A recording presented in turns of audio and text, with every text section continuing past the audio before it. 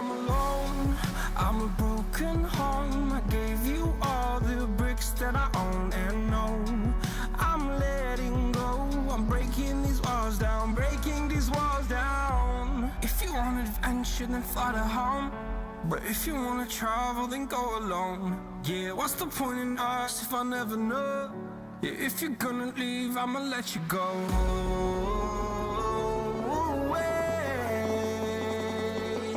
I'm tired of the pain. Go away. I'm tired of yesterday. Harder.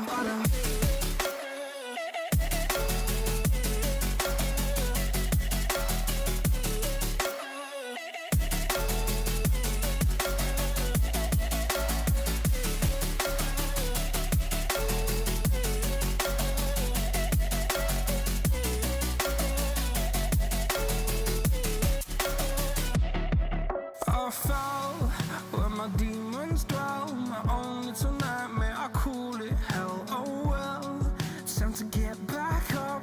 Climbing and climbing, I'm done with this ride, is what I tell myself, so I could feel something else. Yeah, I guess I had my bad days, but it doesn't mean I lost myself. Darling, where were you when my heart was on the ground? I thought time would prove that you would stick around. I guess time starts still, a king without his crown.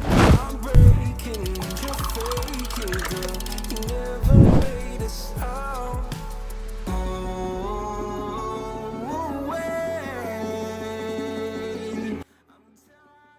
Hello कैसे हो मेरे प्यारे प्यारे भाइयों and भाइयों के बहनों। हम वापस से आ चुके हैं अपना वही पसंदीदा गेम वैलोरेंट की watch party VCT Pacific stage 2 की वॉच पार्टी लेकर। और आज मैचेस हैं टैलन वर्सेस जेटा, पहला जेंजी वर्सेस RRQ। तो सेकंड मैच बहुत ही तगड़ा है। पहला match I am supporting Zeta, let's see कौन जीतता है। सीधा गेम की ओर चलते हैं। थोड़ा सा बताऊंगा क्या सीन है। मतलब मैं सोचता हूँ हमेशा टाइम पे आऊँ, बट ना कुछ हो जाता है। आज सुबह उठा तो एयरलॉक हो गया भाई मेरे को, तो I was in a bit pain and थोड़ा एक्सरसाइज स्ट्रेचिंग करने के बाद अभी आया मैं।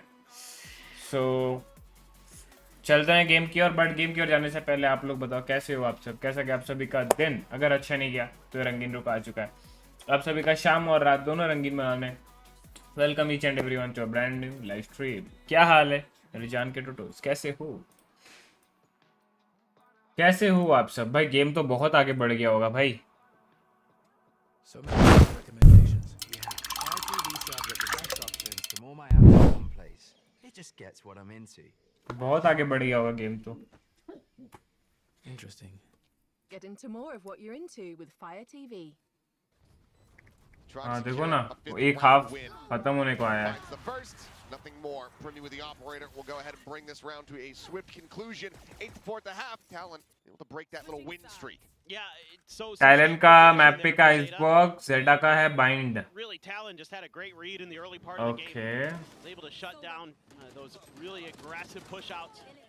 You know, kind of these death ball stacks. मतलब टैलन भी अच्छा है भाई। Primmie They're trying to assist the swing. But let's see Zeta भी 10-10। Well, I mean, I think there's as good as those 4 rounds in a row were. That last round was kind of more reminiscent of what you saw in the beginning with the lack of coordination, just sending XDL out to die for nothing to try to prevent the lockdown. I mean, you have to really assume that that's going to be heavily guarded by Talon. You know, and if you have a lockdown of your own, and that's going to be your play, is to throw the lockdown in to, you know, get ahead of their Hunter's Fury grab on that, or then fine, then just back off. You don't need to try to clear their lockdown. You're just basically stalemating each other anyway. So I don't really see the value out of that decision. And just kind of these big picture ideas still a little bit shaky for ZETA. Some good shooting though. Saw some really nice moments from Depp. XDL had some really nice ones. What they really need is for 10-10 to try to come alive, especially now that you pivot over onto the attacker's side. Need him to be that tip of the spear. Absolutely. I mean, you bring him in to be your duelist, and he looked damn good, you know, at the end of stage 1, so gonna need more of that. We know he's got the talent, just haven't quite seen it. A few nice shots there. That up pick was nice at the beginning of one of those rounds, and That was a third of his kills. yeah. I mean, let's call a spade a spade. It's not been a good performance, but also he's wearing a mask on stage, so we assume that he's feeling under the weather. Probably.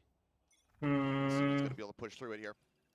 As it's going to be clear on that one. Cruz should have been spotted on the jiggle peak. भाई ये वाला भी lineup सीखना है भाई. Shots. It is a Sova triple का stack though.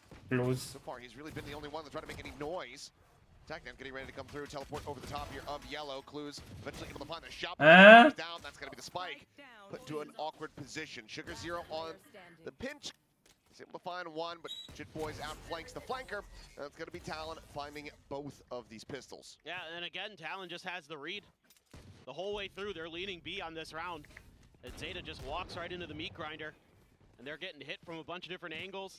Clues trying to get on top of the box, is reloading as he drops down, and he's just got TLN players staring him down. Like, thanks for the free kill. And a nice opener from Primi. Two players were watching Clues trying to drop down there. Jit finds that timing through mid. I mean, they just had him read from the get-go.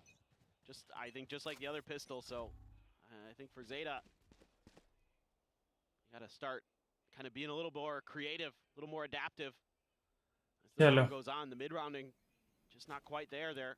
Done. Link डाल दिया Instagram पे. Be blocked by the toxic screen. ZETA scaling forward pretty quickly. A nano to delay just a little bit, but should get the plant through. Yeah. Okay. Forward, spike planted. Everybody from TLN, though, quickly called over. And they have a good amount of firepower. Smoke, 10-10 going on the push. As just getting the ping reveal onto one. Push forward, though. Primi instantly able to find the shot. It's on the enemy. Chet looks for the pivot. Clues does manage to come away with that kill. Grabs the vandals, trying to backpedal, but not able to find that. Depth Sugar Zero starting to get involved. Here's Kahlua. Two great shots with the Sheriff. It's going to be damage dealt. Two weapons can be recovered. TLN will get up to 10, but overall, decent little effort here from ZETA Division. Yeah, some really nice ideas in this round. You know, trying to put those classics in positions where they can do some damage, and you can try to scoop up the guns off of Talon's bodies as well. It almost works, you know, but Talon just quick enough there. Kahlua, great 2K. Nice reaction there from Primi. Oh my God. But it's Kahlua from above. Oof, that second one, nice turn. And just classic at range there. Not a lot that XDL could do. And obviously, remember the bonus was converted the last time out. ZETA cannot afford to have that happen. Essentially be map over. Bite for now, holding them back. And you can see TLN, I mean, it's just a full stack, basically a boiler. Link काम कर रहा है कि नहीं check करते हैं भाई. Hit very quickly. हाँ काम तो कर रहा है. This is not looking great for ZETA, to be honest. You have a turret behind you to check, but in theory, you're going to be having to deal with 3 different angles.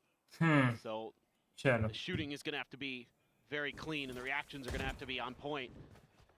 You're probably going to get the plant down. Turret either picked up or cleared. Not sure which on the backside. Ring reveal out, 10-10. Take it down. Look at they're trying to double face, and Kahlua, I mean, able to wreck 2 of them. Tie going to be noted here on the back, but now Jit Boys joining in, swinging out a little bit wider. Keeps them in with the advantage. Collects the weapons. Firepower and numbers here on the side of TLN. Clues tucks back into the smoke. Sugar Zero trying to collect that elimination, but now he's all by himself.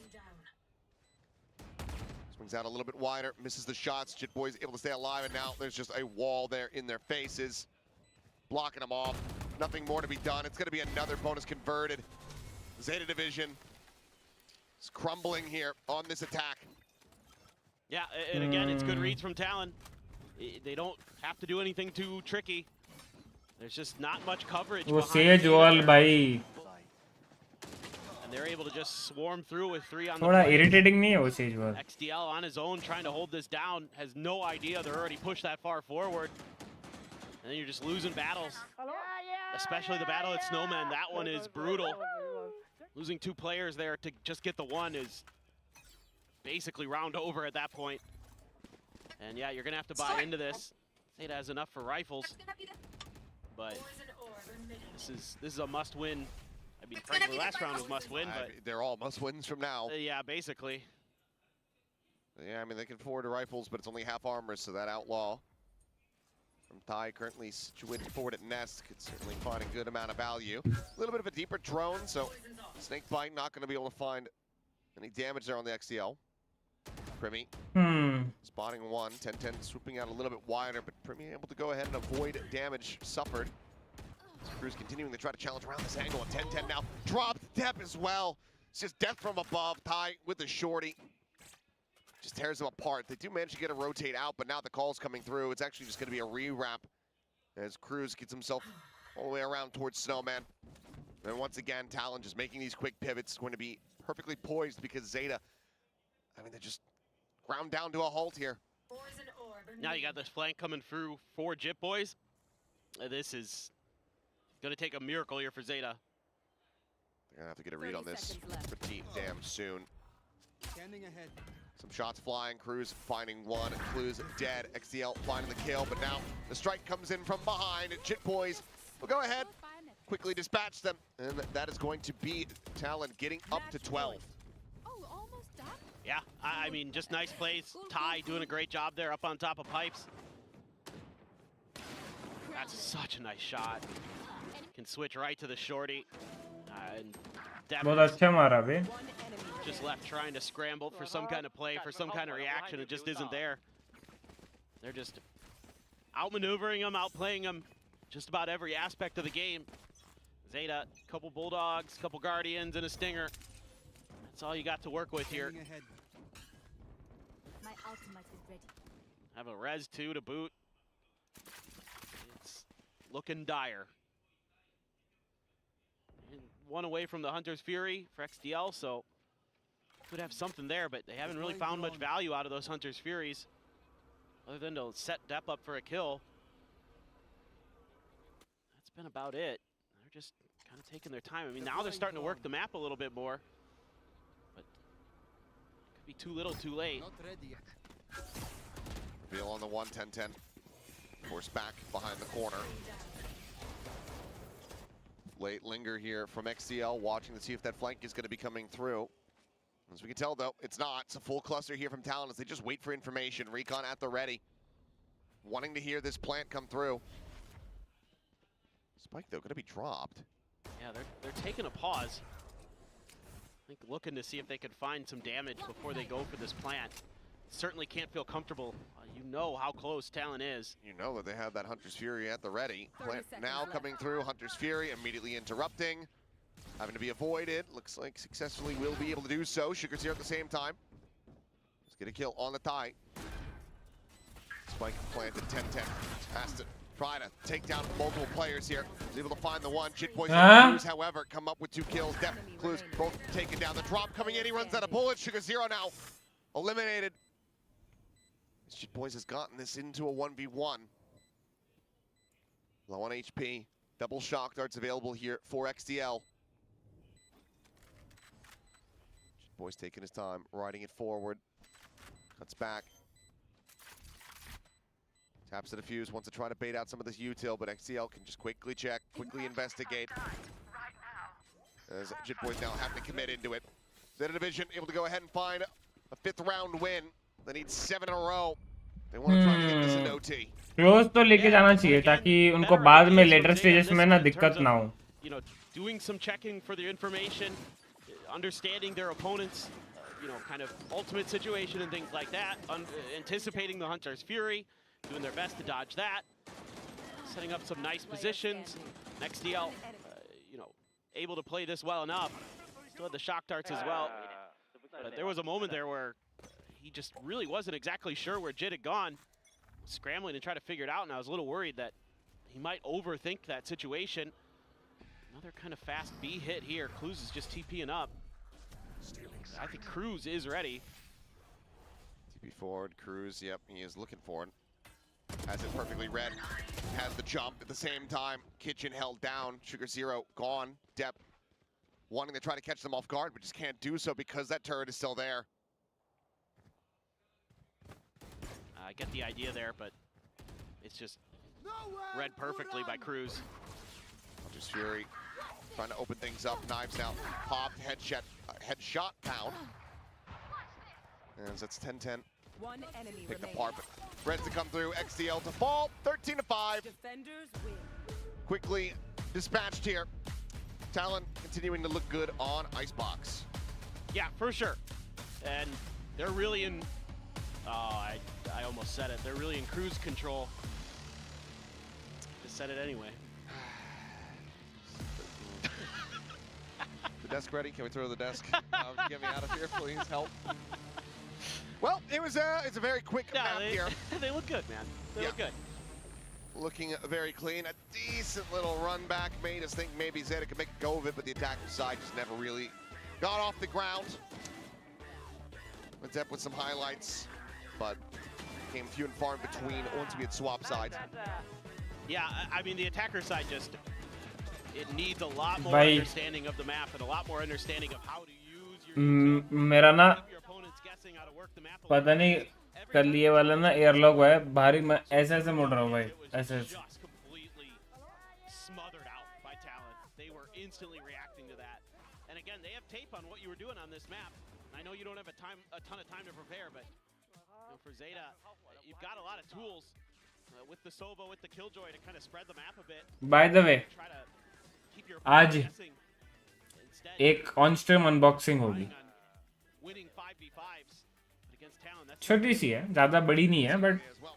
Now we're gonna have Bond होगी coming up next. ZETA Division needing to find the win there to try to push us all the way to that third and final map. We'll see if they're gonna be able to do it, but for now we will in fact go ahead and send it back over to the analyst desk to break down all the action from Icebox. I was personally hoping for more puns from Paper Thin about Cruz and the rest of Talon, because Talon was fantastic on Icebox, and they continue to show that this was not a one-time fluke.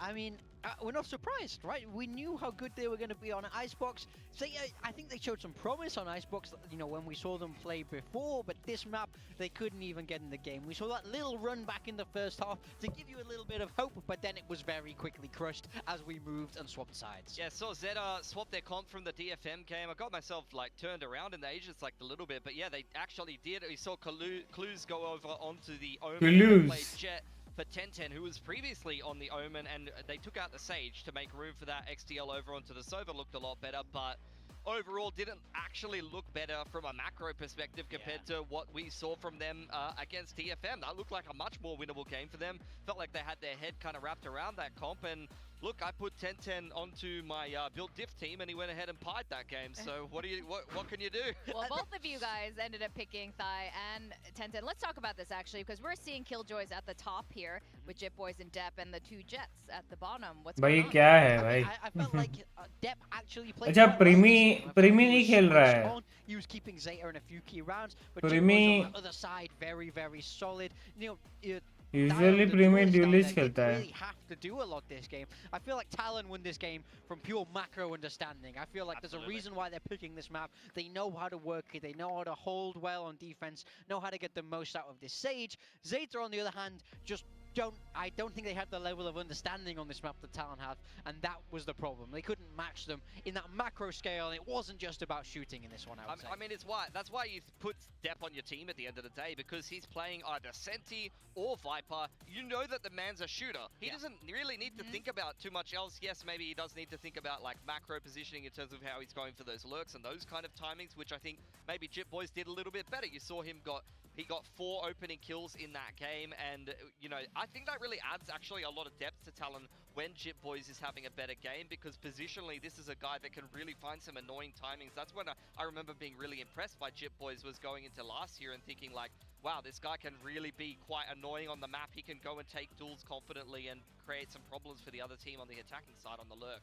And what this also tells me about Talon is that they really worked hard during that break before stage 2. They refined their macro even further, but before any of that, they won all of the pistols. Yeah, I mean, they've been absolutely flawless so far here in Stage 2 on the pistols, and that's the nicest way you could possibly start any map. And then we look at it here, 4 out of 6 of those round 3 conversions have come through. So when you're starting every half with such a big advantage, it's easy to look good. And when we talk about winning those bonus rounds, one thing that I love from them in this game is repetitive use of the Marshal and the Outlaw on the anti-ecos. This is very deliberate, very rehearsed, and very, very smart economy management. Yeah, very long lines on Icebox as well, so you can really just chill back and try to hold some of those angles. Killua had a fantastic game as well on the Sova, which just tells you how well-rounded Talon is at the moment. There are just so many shooters on this squad right now, and we kind of touched on it, looking at Dai at the bottom of the scoreboard. Wasn't needed to do too much because everybody else on the team can lift their weight and perform their role and you know, put up the numbers when needed. Yeah, I mean, honestly, watching this game, you know, Primi gets a lot of the talk, right? Primi was doing a great job, but then you'd see a pop-off round from Jit Boys, and you'd kind of be like, oh yeah, I forgot they had Jit Boys. This guy is great. And then watching Killua play, I was like, oh yeah, I forgot they had Killua. And I think this roster is like secretly stacked, you know, and I think that this is a team that's going from strength to strength, and yeah, Jit Boys takes the map MVP there, just very dominant performance on that Killjoy. So a lot to be happy about if you're a Talon fan. Great map 1 from them. Yeah, I think Jit Boys as the MVP is a good thing to see as well, given what you're seeing from ZETA's comp, because they're playing Jet Omen on defense. That's a hyper aggro comp. They're going up rafters. They're trying to isolate the lurk. They will go and try to find you on attack and kill you. So the fact that he's found 4 opening kills and had a good game just tells you that they really weren't able to catch him off very much. Positionally, he was very sound, and if anything, he was doing more damage to ZETA than they were doing to him. Yeah, Jet Boys is one of the more experienced players on Talon. He's been on the roster the longest alongside with Cruz there. And I remember at the beginning of Stage 1, we were very excited for Talon's new roster, this full Thai squad that we've been wanting to see, because we know Thailand has some great firepower. Pilski, you were on about this, and it was absolutely true, but then we were a little bit disappointed, obviously, even with them qualifying to the international stage, you know, in the past. But this is more like it. They've definitely worked on something here, and they're looking really convincing. With Bind being the second map, are you guys feeling this momentum's going to carry forward? Oh, yeah. Honestly, like, they've already had to play Bind here. You can see it's gone very well for them. Honestly, Talon is recycling and reusing a lot of the ideas that they'd had from kickoff back when they had Governor and Ban in the roster. They've thrown Thai over onto that raise. This is the same comp that we've seen from in the past. So they've got ideas going back to January. They've further improved and worked on that, and they have opted to start... Yeah, ZETA Bind खेली नहीं है. Here. I mean, this time you do see it's ZETA's pick. Once again, Talon has gone great. We're going to start attacking side of तो मतलब कुछ surprise करने वाली है. In there, double satcheling every which way, and you've got the double in it. It's a very fast, punchy comp, and then once you get into the post plants, that's where the Deadlock and the Astra Stars come in, and it makes your life very difficult. They're not upset at all that ZETA have picked this map, but for me, for ZETA Division, you know, दो ही नहीं खेलते हैं ये लोग. Bring out here, so show me some answers, show me something a little bit more unique, and especially because in theory should be counterable, right? Because it does play so different to those kind of traditional bind comps. So I really want to see what ZETA have got cooked up for this map, because they haven't been able to show it yet.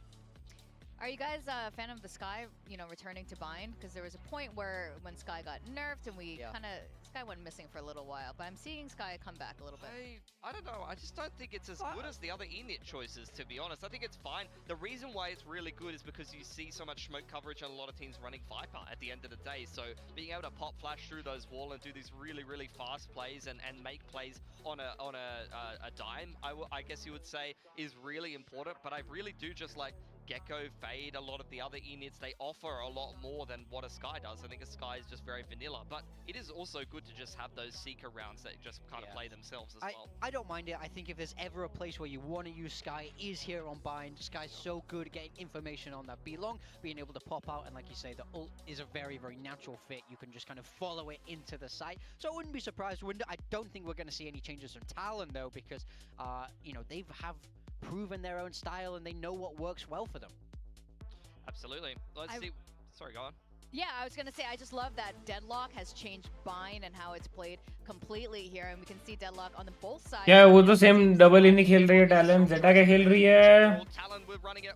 Double Sentry, Now the Revenant is rechargeable. and Talon are quite happy with that. They went up 9-3. भाई प्रीमी का role change हुआ है. In the first bind game they played this stage, so they are feeling very comfortable going into the attack. Primmie duelist छोड़ दिया है उसका role, मतलब Also adding in deadlock vice, this 10 जैसा यूज कर रहे हैं उसे भी. approach here. I like it. It's just, is it going to उसका अग्रेशन को सपोर्ट रोल में कन्वर्ट कर रहे हैं ताकि Absolutely right. Well, समझ रहा हूँ. we're not seeing Crow, but we're definitely gonna have a good bind. We're gonna send it back to our casters Achilleos and Paperthin. Thank you very much. Yes, here we go. Zeta Division needing to really level up their performance. This is their map pick, so should be feeling a bit more comfortable. But Talon, of course, as we're talking about, this is a comfortable map for them. Always kind of has been. For sure. A couple hiccups in the road, some strange comps and everything like that. We know that they have multiples, but running something that's a bit more standard, a bit more steady. Yeah, I mean, you're running pretty different comps in a lot of ways. Nobody running a Viper here. 10-10. Gonna grab the orb early. Jit was just watching to see if there's any further aggression. You know, looking to see if Zeta's gonna play a bind like they play Icebox, where they are hyper aggressive on the defender side. I think you could kind of make an argument that, you know, for Zeta trying to show some different looks to their opponents, but you know, compared to the old Zeta, which used to be well known for dragging the clock down. The damage going to be exchanged here. Dizzy up over the top. Thai looking to try to go on the entry. Primi things open, finding the kill here on the 10-10. Dep as well. Going to be taken down. Barrier mesh now up and over the top. Plant to come through from the wingman. Zeta getting themselves into position for the retake. Plenty of damage suffered here on the side of Talon. Should make for some decently easy targets. Clues able to go ahead and get through that barrier mesh. Net going to be thrown through. Gets the hit. Jit Boys just there around the corner. Not looking to remove this, just looking to try to play this quietly. Swing coming in though. Clues able to find a timing.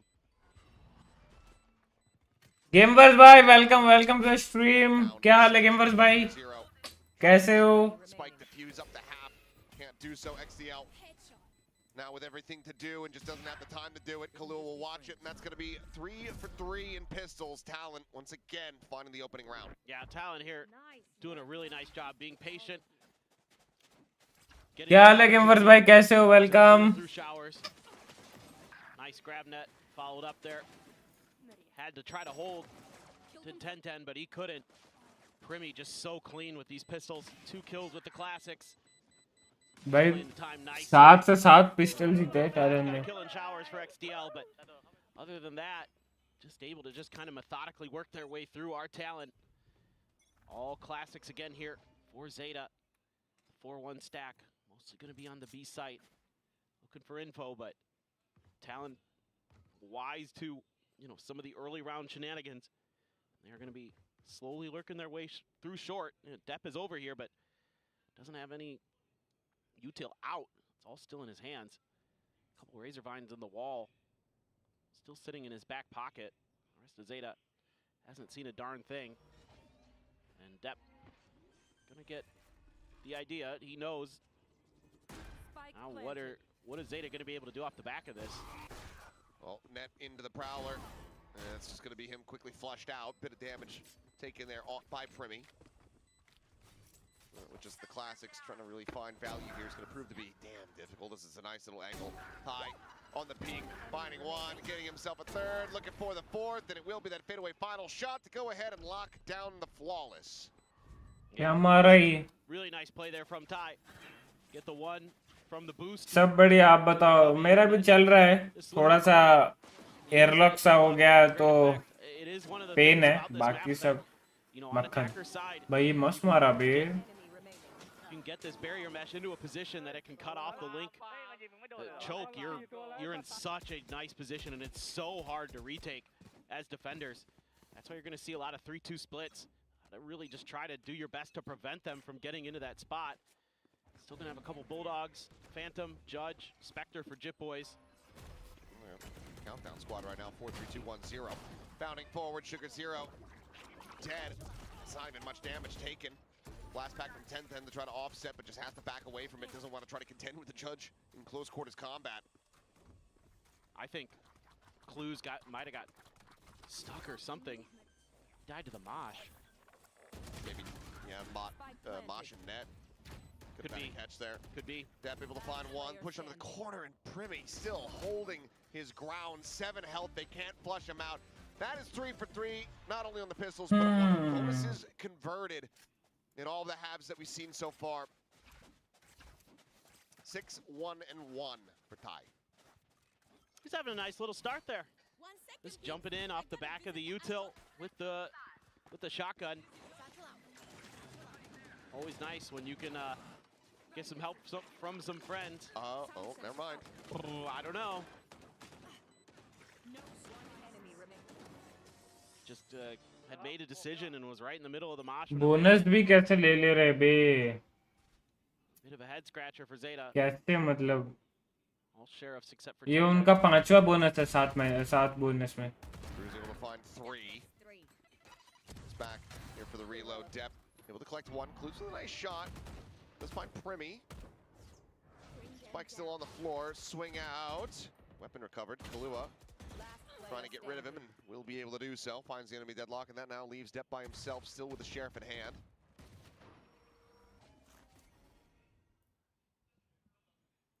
Well, not the easiest round here for Depp. Again, hanging on to all of his util. Didn't put any of it down in the early part of the round.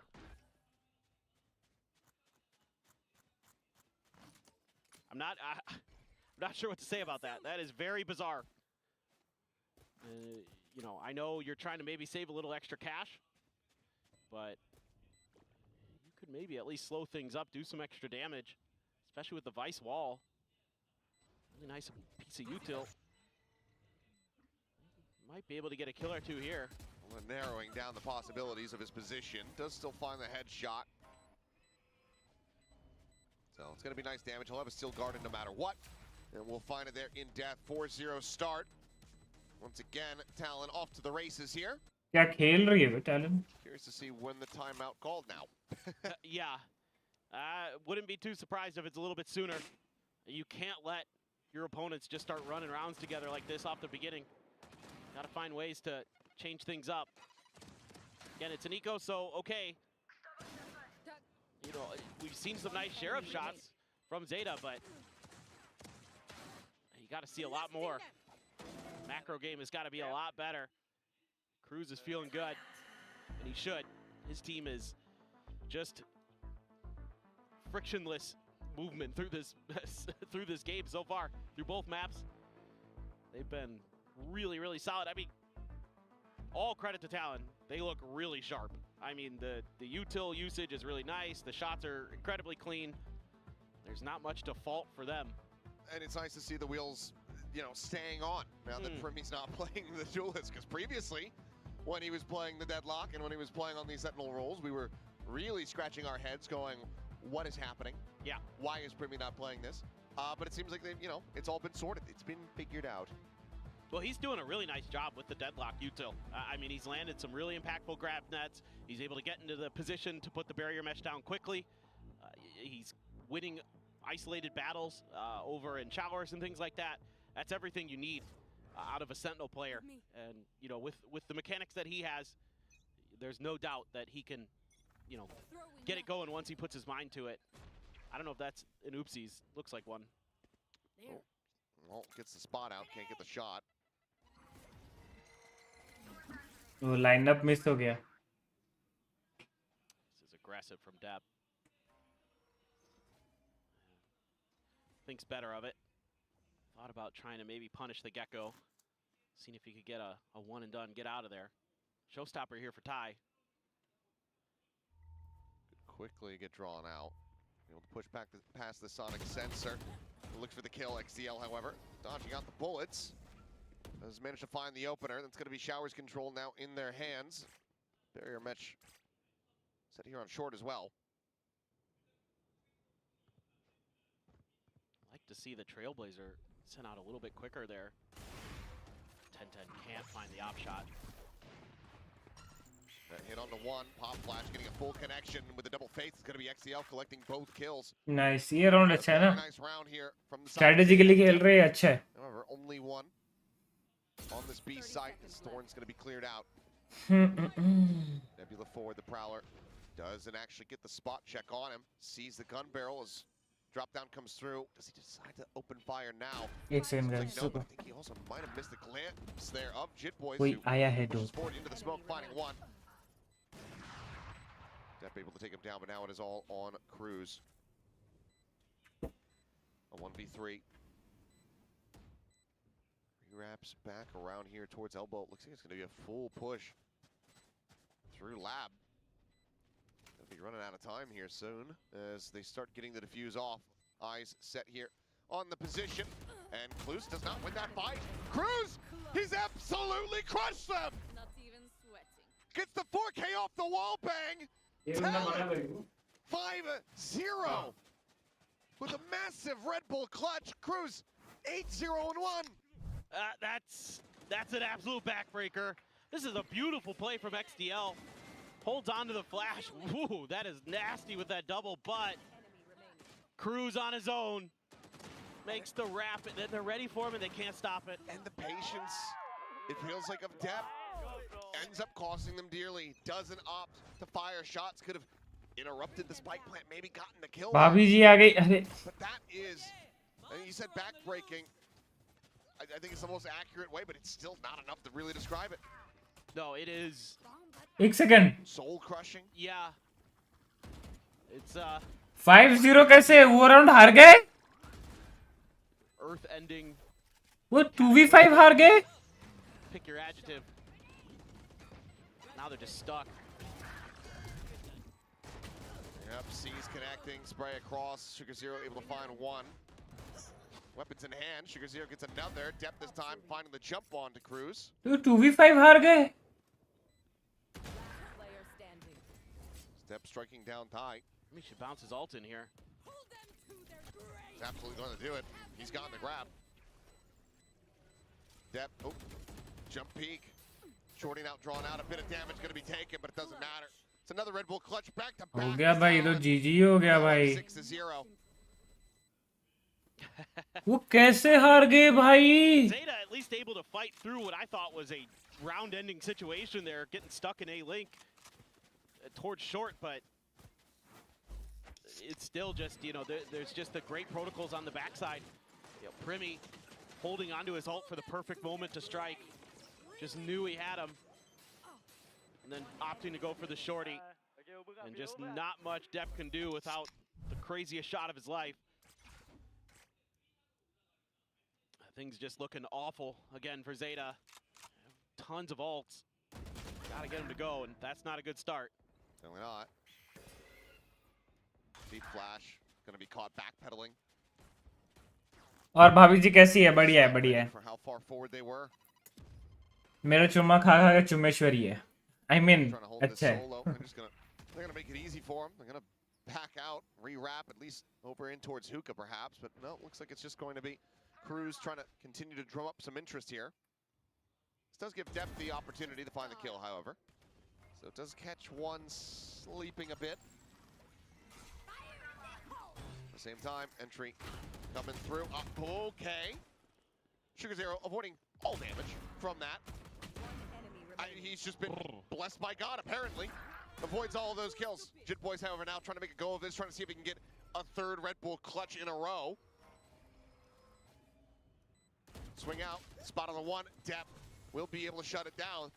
I'm not sure what the hell happened with that showstopper. But Zeta will get themselves on the board here. हाय भाई का UC हो गया भाई I thought that was just another GG go next, but for Zeta there, I was looking at all their ults. I'm like, well, they have actually a pretty decent shot to do this. It must have slightly flicked up and sent it into the back corner. That's what I think happened, yeah.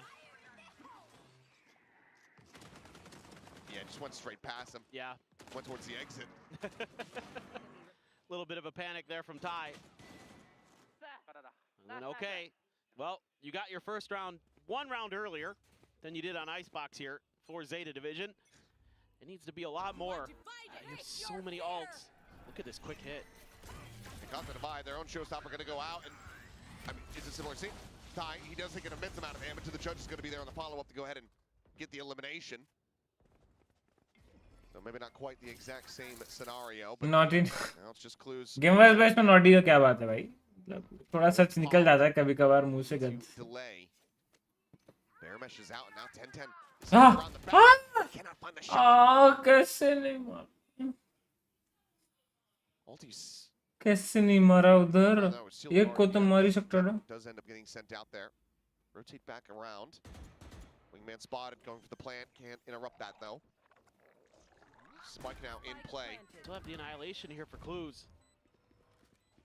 He's got it popped and woo-hoo, barely survives. 11 HP. As that does give them the player advantage for the moment. Mosh at the ready, going to be lobbed out here. It's on a bit of a timing. Primi similarly, nearly flushed out by the Molly. Kahlua has an immense amount of work to try to do here. Finds the first, cannot get the second. Jit Boy's now in around the back. The defuse held it to half. The swing coming through. Finds the first. No. The fadeaway shot! And Clues will barely Oh. hold on to this one for ZETA Division as they pick up a second round win. भाई वो My भी God, लो था भाई. comes at such heavy costs. It does. And so another kind of whiff showstopper. I mean, in part because of the dizzy. 10-10 there just gets timing. Had just pulled his gun out, had an opportunity, but gets beat to the punch by Primi. Depp, 2 important kills there. That is crazy good stuff from Jit, but Clues barely able to react, and a sigh of relief there. Starting to get their bearings a bit. Gonna have the operator for 10-10. Out of ultimates. Killua is gonna have the thrash. So, a lot of ability to clear space. He's gonna rip it early. 10-10 can't find the shots. Depth. Checked. Oh my god. Finding one. Trailblazer in around the back as well. Slows up the further approach. Oh, nice shot. Easy shot there on the Jit Boys. डेप अच्छा मार रहा है. Flash him. XTL. They just missed each other. They literally just backpedal around each other. And then Cruz is able to find him at the end. Oh boy, things are getting silly. As Sugar Zero find one timing. Molly here at Cruz's feet. 10-10 on the off angle. Has the op shot. The fuse to come in. Zen and out 3 in a row. चलो, nice What is comeback. happening? I don't know. That's a great question. Nice It is comeback. getting really wild. I mean, Zeta's trying to push the pace. Playing aggressively through the TP there, sending the Ow. Trailblazer and then sending Clues through. भाई ये airlock मेरी गाफ मार देगा भाई. Battle to talk about. I don't envy you there, my friend. Doing the best? Yeah. We can. Yep. I mean, Depp's been hitting shots today. There's no doubt about that. But you've got all of Talon firing pretty well. This is just a madness round. I mean, Sugar Zero gets caught with his Molly in hand. I mean, the whole thing's just a mess. Good news for ZETA here. You're able to set Talon's economy back far enough. 10-10 finding one. Depth there on the second layer. Able to find the kill on the thighs. So gets it traded up. Spike dropped. Spawn on the Jit Boys. Fake on the Nebulous, and Depth going to be forced away. So Spike can be recovered. They're going to leave that op on the ground there. Couldn't be recovered. So slight upgrade in a way. Just depends. They can find the opportunities to use it. Now is ZETA, you have to be ultra aware of that. Airlock क्या होता है? Don't give up हैं? the top angle gamers easily. भाई आपको airlock नहीं पता क्या होता है? क्या Around the बात corner कर there रहे to हो? check for depth. There's a guiding light that just came out ahead of him. But he's going to tuck back in towards the teleporter. This is a great read from ZETA. Getting that little bit of extra information there from depth. Lets them lean towards A, and he's going to be able to make a fast TP over. So this should look pretty good for ZETA. Barrier over the top. Looks like XTL. Yep, able to avoid getting. एक second guys, boxed mummy का in. Call आ रहा है. माताश्री का call आ Down रहा to है. the plant. Now committed to. 30 seconds left.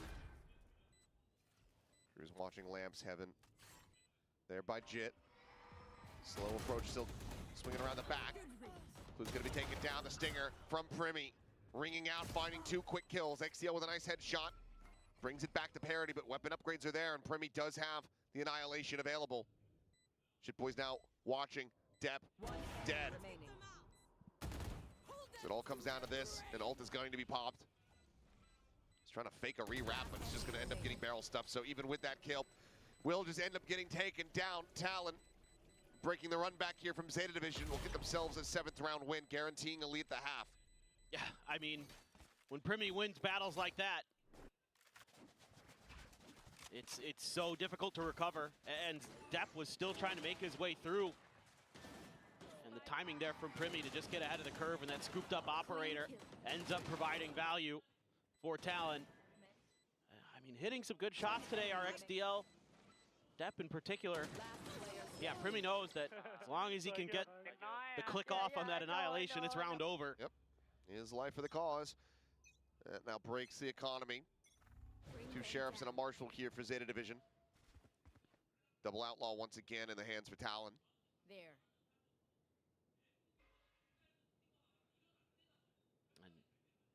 And 10-10 pushing out with a marshal. Might be challenging Jit here in a second. Actually, Jit Boy's pulling back, so Ty just gonna hold. As Zeta, you have to anticipate that they're gonna be bringing out some of these snipers again. I was worried for a second there, Depp. He's going to. Oh boy. Gonna try to flash him in. Shots end up going wide though at the same time. It's gonna be Sugar Zero eliminated. Depp trying to backpedal, is able to do so, but already heavy costs. Flick to the side, clears the dizzy. Ultimately not much more to be done here. Clues having to back away. The Mosh there. आ गए guys, आ गए. माता जी का call लेना बहुत जरूरी होता है. किसी और का कॉल ले ना ले, माता जी का कॉल. स्ट्रीम हो, कुछ भी हो, चाहे टट्टी पे बैठा क्यों ना हो, माता जी का कॉल लूंगा. बताओ, नहीं पता. अरे वो कैसे समझाऊं? वो एक वन टाइप ऑफ सिचुएशन होता है जो बॉडी में हो जाता है, जिसमें आपका वो मसल या वो एरिया पे बॉडी मूव करना या बॉडी पार्ट मूव करना बहुत दिक्कत हो जाता है.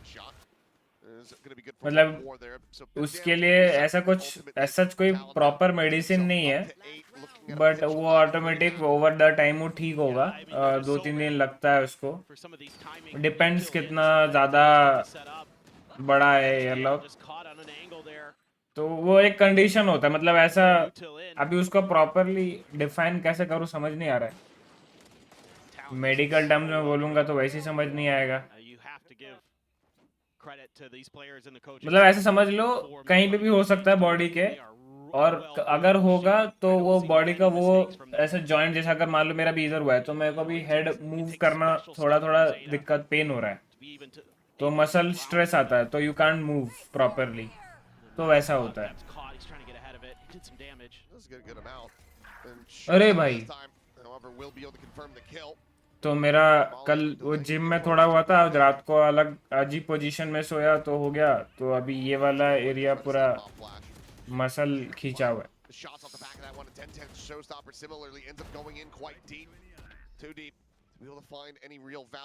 यहाँ पे मारना पड़ेगा क्लूज को एक. That's pre-firing the angle. I thought for a second was going to give Glue the opportunity. As Annihilation bounce into the corner, is able to find the kill. It's going to be Spike now, dropped under their control. As Cruz now falling, and there's the final kill. So, 8-4 once again here at the half. I mean, the thing is Zeta eventually figures things out, but you can't afford to drop, 5, 6, 7 rounds in a row at the beginning of a half before you're getting these reads, before you're able to kind of steady your macro game and your decision making, which you're finally able to do here in this round. Clue's playing a nice pushed up position the whole time. He's taking space at showers in this round, while Talent is busy trying to make their way into B.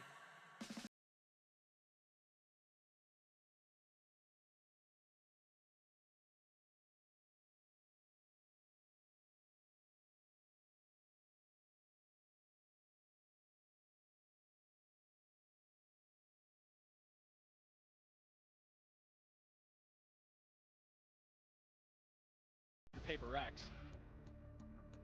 That's about the only team I've ever seen come back from like multiple bonus losses to win a map. Zeta fans here trying to show their support for XDL. Picked up some wingmans. Wingmen? Not sure how you should pluralize it.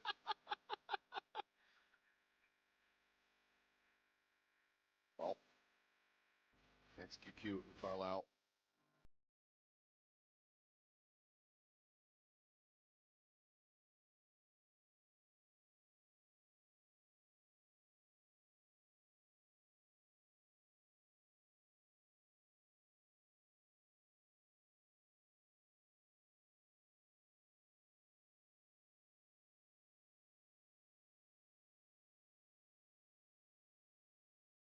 able to find any pistol round wins. Getting one here very much could jumpstart the run back for them. Oh my god. Okay.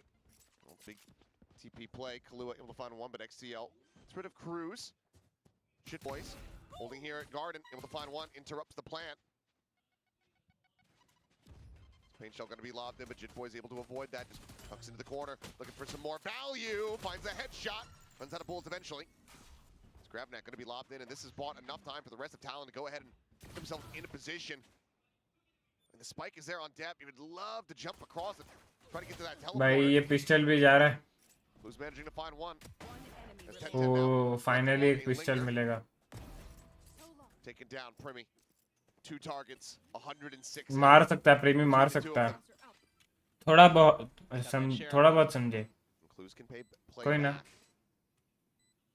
Google पे search करो, क्या पता आपको समझ As में आ the net जाए. here at the ready. Primi about to have one of his own, but for now, just trying to keep things nice and quiet. Slowly creeping up. Gets a spot on the first. Net's gonna be traded here. Time starting to tick. Primi finds the one. Looks for Depth. They both run out of bullets!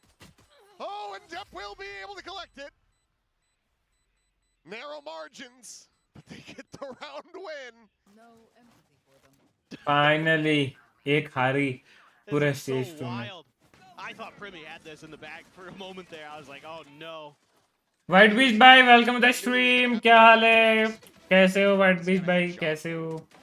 But as soon as he clipped him through the wall, I was like, ooh, okay. Now it's anybody's game. Yeah. Obviously, a little bit faster on the reload for the Ghost. Both players at least having some smiles. They're having fun with it. That was a hell of a grab net from Primi, by the way, that caught him in the octagon. Yeah. Well, that's 3. And it's 2 kills found now for Talon. 10-10 able to find another one before getting taken down, but they are about to get thriftied. I mean, the spike is dropped. Not like this. Cruz is the Vandal, instantly has the headshot, and well, those smiles previously seen very quickly dissipated.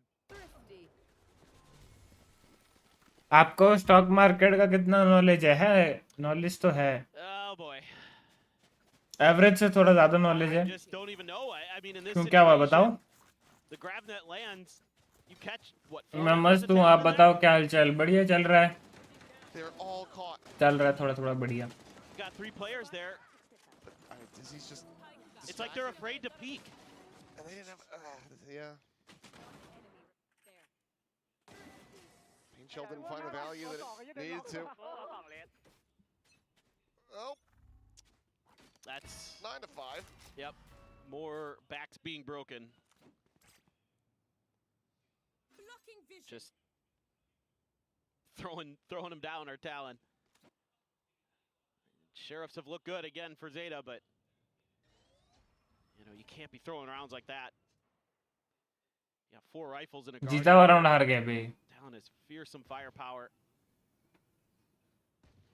Gonna need some good util to break open this B side, especially with these rotations coming through. I mean, that paint shells gives away the game, and Talon is, well, they're backing off. This has taken long enough that they're second guessing themselves. They didn't use any util themselves to confirm presence, so actually this is going to work out for ZETA. I thought this might. Well, you say that. Okay, good response damage here on the Cruz. Puts him to 15. The rotation's now starting to come in. But he's buying himself time for this haunt. Trying to put some pressure on him, though. I like this from XDL. Oh, nice one, Clues. On one today. Bear mesh quickly going to be cleared out. Haunt sent, nothing spotted. Oh, no. I mean, he's just absolutely screwed. Paint shell on one side, Mosh on the other. Clues struck down. Bit of clip damage there on the अच्छा मारी बे. Weakens him up, but it's just depth with that Marshall. Can only find the one. One casualty. As Interrupt the wingman, push him off the spike. I'm sure Sliggy gonna be enjoying that one. जीजे से launch होने वाला है तो क्या आपको लग रहा है कि रॉकस्टार का शेयर प्राइस लेना चाहिए? In this a 2-0 set, Zeta Division white बीच भाई देखो ये मतलब for a real buy round, I suppose. वैसा सीन हो गया ना, इन्वेस्टमेंट का सजेशन हो गया ना. Yuto combo so nice. Knowledge मेरे को लगा जैसे आप कोई उसके बारे में इंफॉर्मेशन जानना चाहते हो. This is not information, this is Yup. You want suggestion. And investment suggestion देखो कई बार ऐसा होता है, मैं अभी आपको बोल दूंगा भाई ले लो, फिर अगर कुछ हुआ भगवान न करे लॉस हो गया आपका, फिर आपको ऐसा लगेगा ना यार RyuK भाई ने बोला था यार, फिर आप मेरे को ऐसा वो सोचोगे यार क्या RyuK भाई वैसा, समझ रहे हो. और अगर मैं बोला कि मत लो रिस्क है, और अगर प्राइस ऊपर बढ़ गए Oh no. तो समझ रहे हो, फिर बोलोगे Happening in slow motion. दोनों सिचुएशन में ही फिर आप मेरे को Transfer hits. It would have been miraculous. Investment suggestions तो अपने पे होती है यार. आप देखो अगर आप अफोर्ड कर सकते हो अभी लेना I mean, तो ले लो. हाँ अगर अपना आप देख रहे हो पॉकेट शॉर्टेज हो रहा है ऐसे तो मत लो. to just end your day and हाँ मतलब कुछ ऐसा 1v1 against वो चाहिए, इंफॉर्मेशन चाहिए तो I can provide, I can guide you, but या इन्वेस्टमेंट सजेशंस मैं नहीं देता किसी को. damned if you do, damned if you don't position. Because किसी के बातों पे आके आपको खुद इन्वेस्ट नहीं करना, चाहे वो कितना से भी कितना बड़ा इन्वेस्टर हो जाए.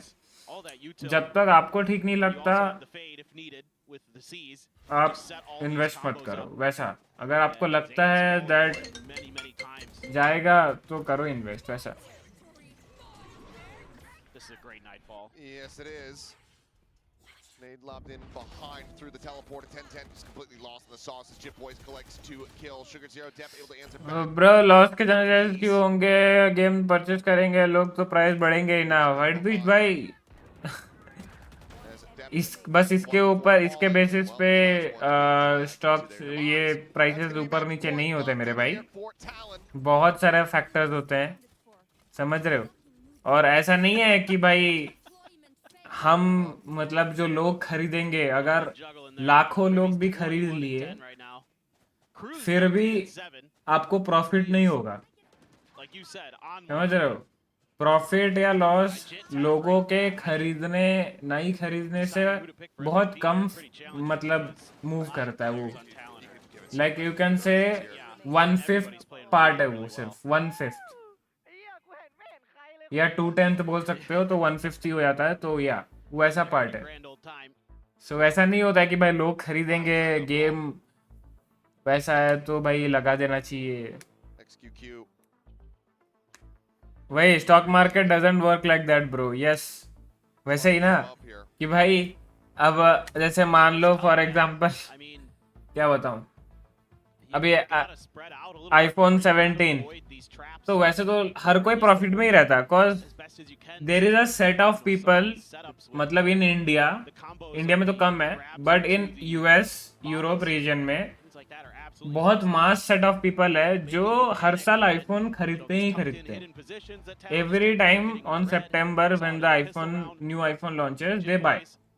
तो वो लोग तो फिर वही कर सकते हैं जुलाई में भाई, जब हाफ क्वार्टर खत्म होता है, सेकंड क्वार्टर, फिर खरीद सकते हैं मतलब उसके स्टॉक्स, क्योंकि सितंबर 2 महीने में उनका फोन आएगा तो लोग खरीदेंगे तो प्रॉफिट होगा. Showstopper. तो everyone Too guarded. Could have been in the profit margin ना. वैसे नहीं काम करता भाई. Seeker as well as the It doesn't work like that. Try to- भाई बहुत कम भाई, सोच रहे हो बिलियंस ऑफ बिलियंस रुपीस रहती है भाई. इन्वेस्टर्स इन्वेस्ट करेंगे कि नहीं, स्पॉन्सर्स रहेंगे कि नहीं, बहुत कुछ फैक्टर्स रहता है. Some info. तुम्हें क्या लगता है भाई 4,000 रुपए, अगर लाख लोग 4,000 रुपए का गेम खरीद लेंगे तो उससे ऊपर नीचे हो जाएगा? कुछ नहीं है भाई. वो मतलब जितना इन्वेस्टमेंट होता है ना उसका वो 1/50th भी नहीं होता होगा. अगर लाख लोग, मैं बोल रहा हूँ ना 5,000 का गेम है, और अगर लाख लोग खरीदे, 1 लाख लोग, वो 1/50th भी नहीं है जितना पैसा होता है, लगता है या सब कुछ, समझ रहे हो.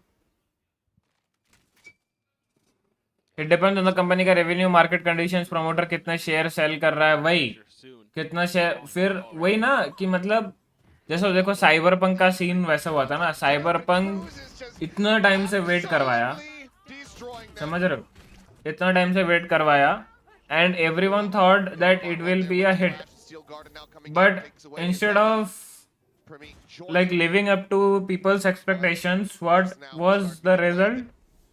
भाई इतना फकअप गेम हो गया, बग से भरा गेम हो गया कि लोग बोले कि भाई तुम एटलीस्ट 1 साल और ले लेते, बगलेस गेम तो बनाते.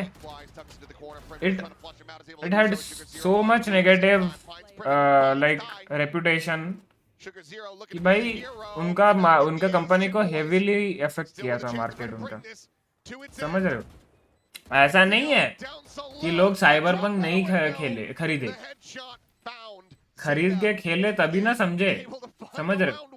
अब वहां पे सिचुएशन समझ लो, तो लोग साइबर पंक भी खरीदे, उसको खेले, तो खरीदे तो उनका तो प्रॉफिट होना चाहिए, फिर लोगों का लॉस क्यों हुआ, कभी वो सोचे हो भाई.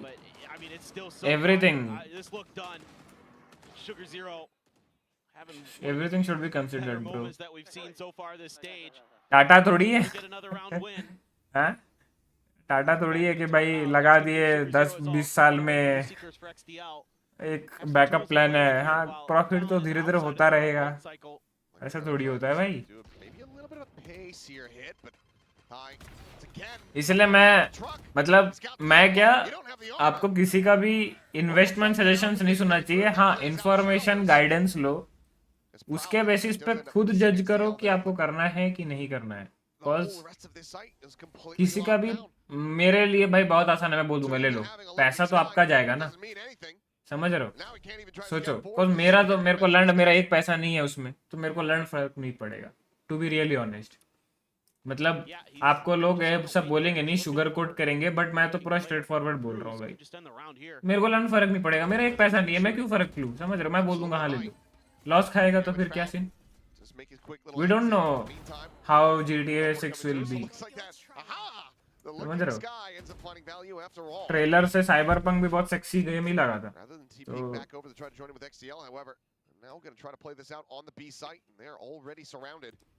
एंड बाय द वे, इस बात में तो मैं भूल ही गया, Selva Jones buddy, welcome to the stream. If you are new to this channel, make sure to like the stream and subscribe the channel, and thank you so very much for coming, thank you for joining. Break things open, but needs to push forward into hookah, gain control over that position here very quickly because now हो गया, जीजी हो गया भाई. जेटा क्या खेल रही भाई, 10-10 क्या खेल रहा है ये. And this round, this map, this series is over. 13-6, Talon looking. भाई ये लोग प्रीमी का अग्रेशन परफेक्टली समझ गए भाई. उसका ड्यूलिस्ट लोअर से जो सेंटिनल रोल पे उसको शिफ्ट करवाया ना भाई,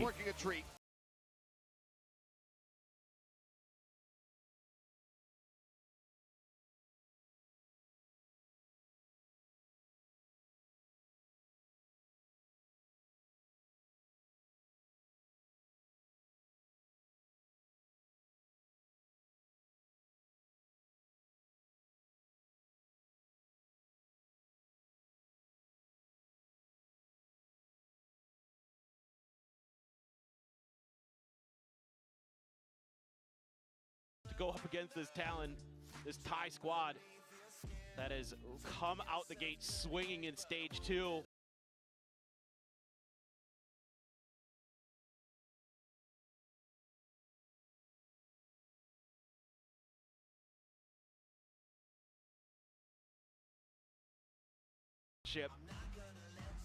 A very rough day for 10-10. We're hoping that he's going to be feeling better soon because clearly things have been off.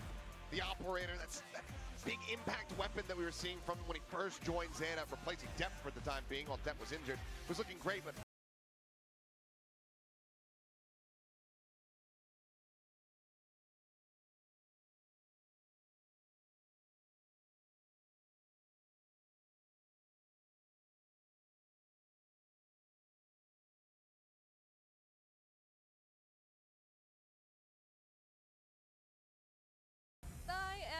Which one?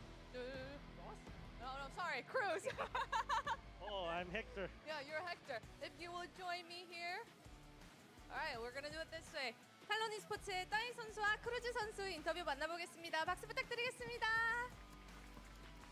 Frost. You're now Frost.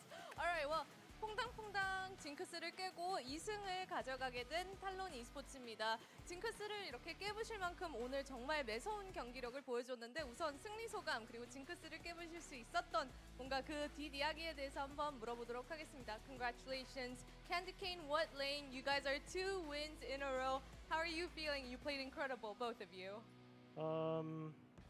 हाय इतना late stream गोटी streamer Even though we play the same maps twice, and even though they tried to anti-strat, we still came out on top. I think our performance has been really solid lately, so hope it. Guys मेरा ना and we ये right hand ना बहुत be in good shape. Okay. वो etch कर रहा है 두 맵 다 itching हो रही 이렇게 है 안전하게 플레이를 할 수 있어서 मम्मी कहती थी अगर तुम्हारा राइट हैंड इचिंग होता है ना तो ऐसा है कि तुम्हारे हाथों से किसी के गाल लाल होने वाले हैं बहुत 크루즈 선수가 이야기를 해줬습니다. 요즘 탈론 समझ 선수가 रहे हो 되게 और 꾸준히 पापा कहते थे कि 이런 आपका बहुत 것만 पैसा आने वाला है 계속해서 경기를 치른다면 좋은 तो 결과가 있지 않을까라고 मतलब 이야기했는데 पैसा तो आ रहा है बट किसी का गाल लाल हुआ नहीं है तो लगता है गाल लाल होने वाला है किसी का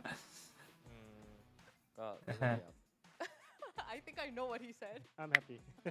따이 선수는요 했는데 답이 너무 짧아서 예상했던 대로 아주 기쁘다고 이야기를 해줬습니다. 따이 선수 이번 스테이지 2에 들어와서 이전에 프리민 선수가 맡았던 타격대 롤에 이렇게 변신한 거를 볼 수 있었는데 본인은 역할 변경에 대해서 좀 어떻게 느끼고 있는지 혹시 부담감은 있었는지 물어보고 खुजली हो रही पैसे आ गए 따이 on the duelist, पैसे तो आ गए बट किसी का गाल लाल नहीं हुआ है तो सोच रहा हूँ किसी का गाल लाल करूँ any pressure, filling in Premier shoes. साला शर्म करो शर्म मतलब एकदम शर्म बेच खाए हो क्या ก็ตอนที่รู้ว่าจะได้มาเล่นด้วยก็กดดันอยู่ครับเพราะว่าเหมือนเป็นพรีมี่ด้วยแหละที่แบบเล่นมาก่อนอะไรเงี้ยครับก็กดดันตรงที่แบบกลัวจะทำไม่ดีเท่าคิวอะไรอย่างงี้ครับแต่ก็ทำงานอย่างหนักครับเพื่อที่แบบให้ผลงานตัวเองออกมาดีในตำแหน่งดูเอลนี้ครับ So I was a bit pressured in the beginning because I'm filling the shoes of Primi, which he knows that Primi is really good,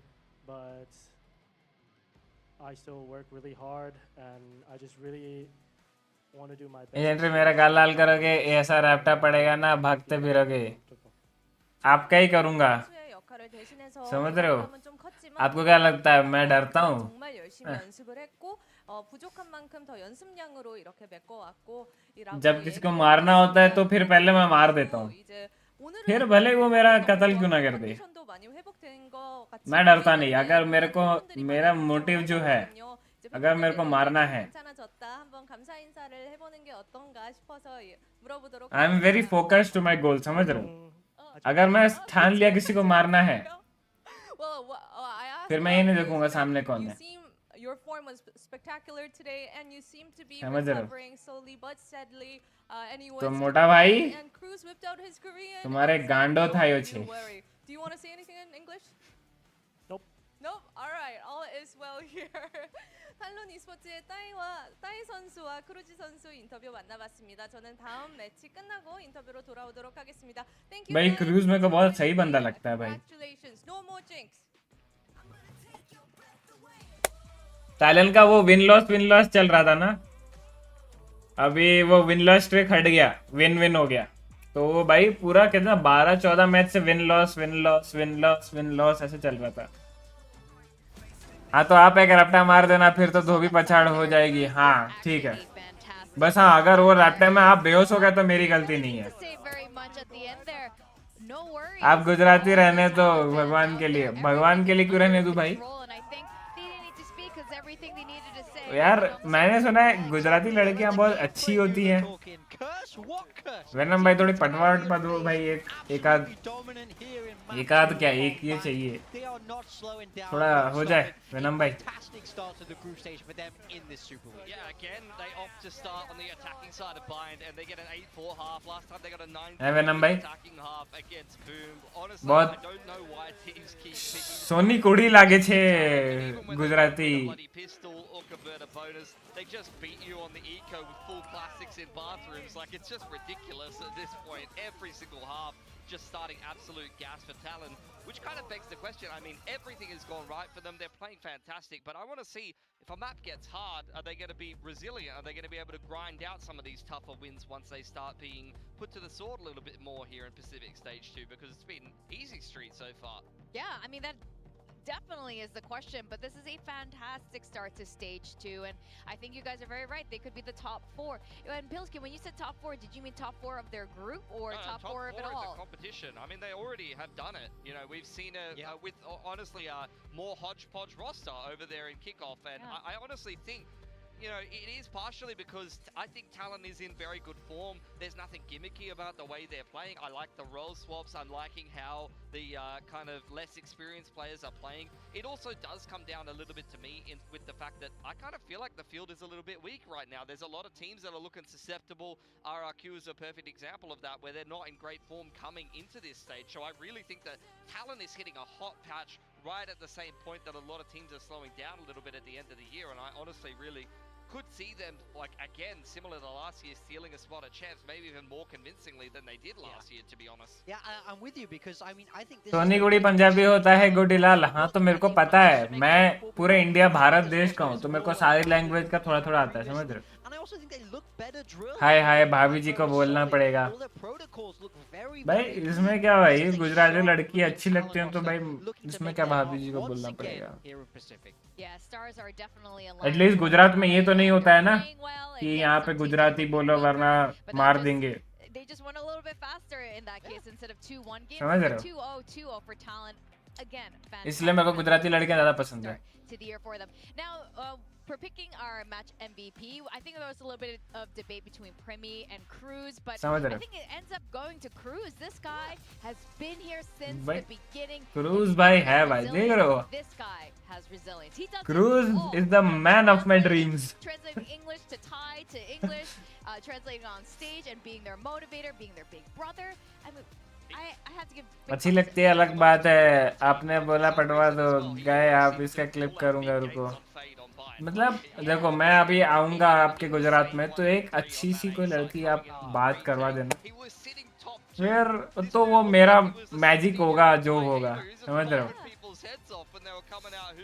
आंखों में मेरी है अजब सी अदाएं, समझ रहे हो? ओ आंखों में मेरी है अजब सी अदाएं,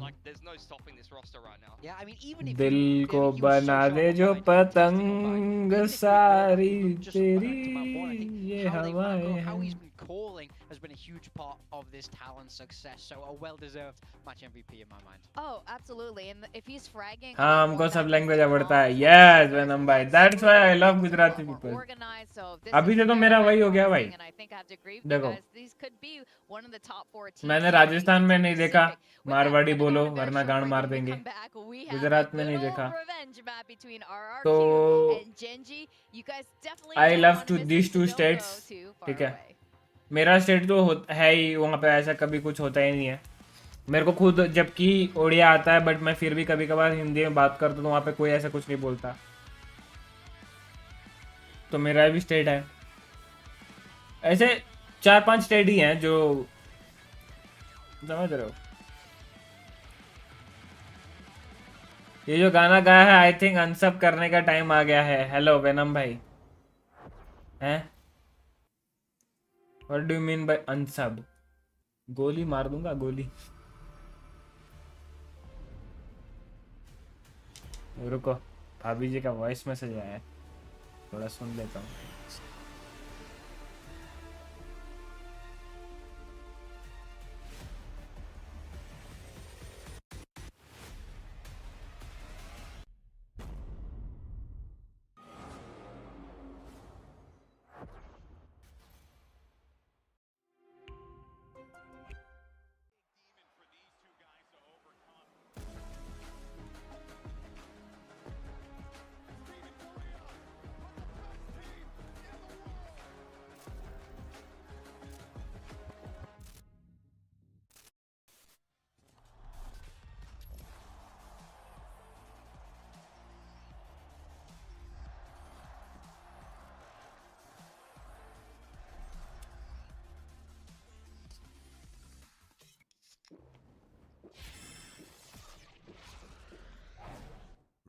gives you wings.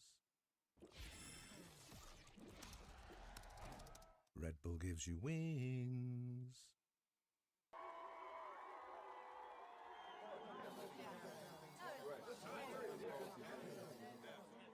आ गया गाइस, असला हम भी रखते हैं पहलवान।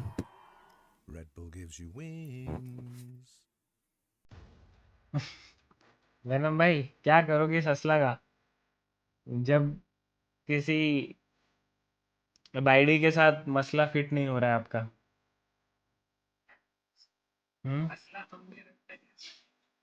गुजराती में बीवी को बाइडी बोलते ना। तुम्हें क्या लगा हमको नहीं आती Gujarati?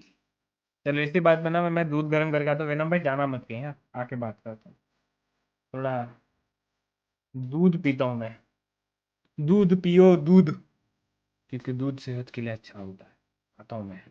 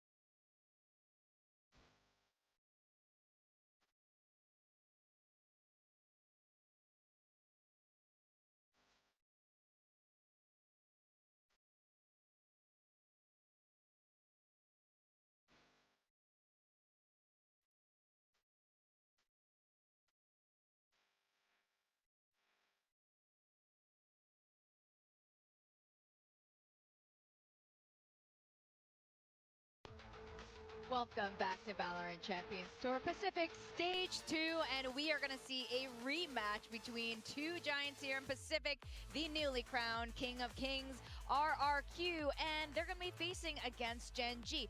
Now, RRQ, they look in fantastic form, especially as we neared the end of Stage 1. They made it to the Grand Finals, but ever since then, things have started to look a little shakier. Oh, absolutely. I mean, they are on a bit of a loss streak, especially in best of 3 series. They've lost 5 of the last best of 3 series in a row. They've only won 2 maps compared to 10 map losses if you go back from the last 12. So RRQ undeniably in a bit of a slump. And look, the cherry on top of that is Global dispatching of them in the opening game of the group stage there. Pretty one-sidedly, I might add. So RRQ, they've got a bit of a hole to dig themselves out of right now. I mean, to say that they were doing well in Stage 1 is a massive understatement. They were dominant in Stage 1. They were the best team. Jemkin was touted as probably the best player in the world heading into Masters Toronto, but now it looks like an entirely different team that we've seen, especially previously this week against Global. They just could not get the ball rolling against that Global Esports team. Yeah, and I mean, Jemkin really was the star in Stage 1. Xfaro, the rest of his team said it too, that Jemkin, they gave him all the credit. They said Jemkin carried us to the Grand Finals trophy. But you know what? I think overall, the entire team was doing great. Monyet as well stepped up. So it's a little bit disappointing, and makes one wonder what is going on with this squad. What's up with Jemkin? Where is that firepower that looks so amazing over in Stage 1? Yeah, they've got to start their recovery now, if you ask me. You cannot afford to start any slower in this group stage if you want to make it out of it. The group is tough. They have to play some really good teams, so going down 0-2 from this initial Super Week would be a big struggle for them. And on the other side, it's going to be GENG. They had the complete opposite story here in Stage 1, where things look completely shaky, but ever since that Grand Final, that very same Grand Final, they have been on the up and up.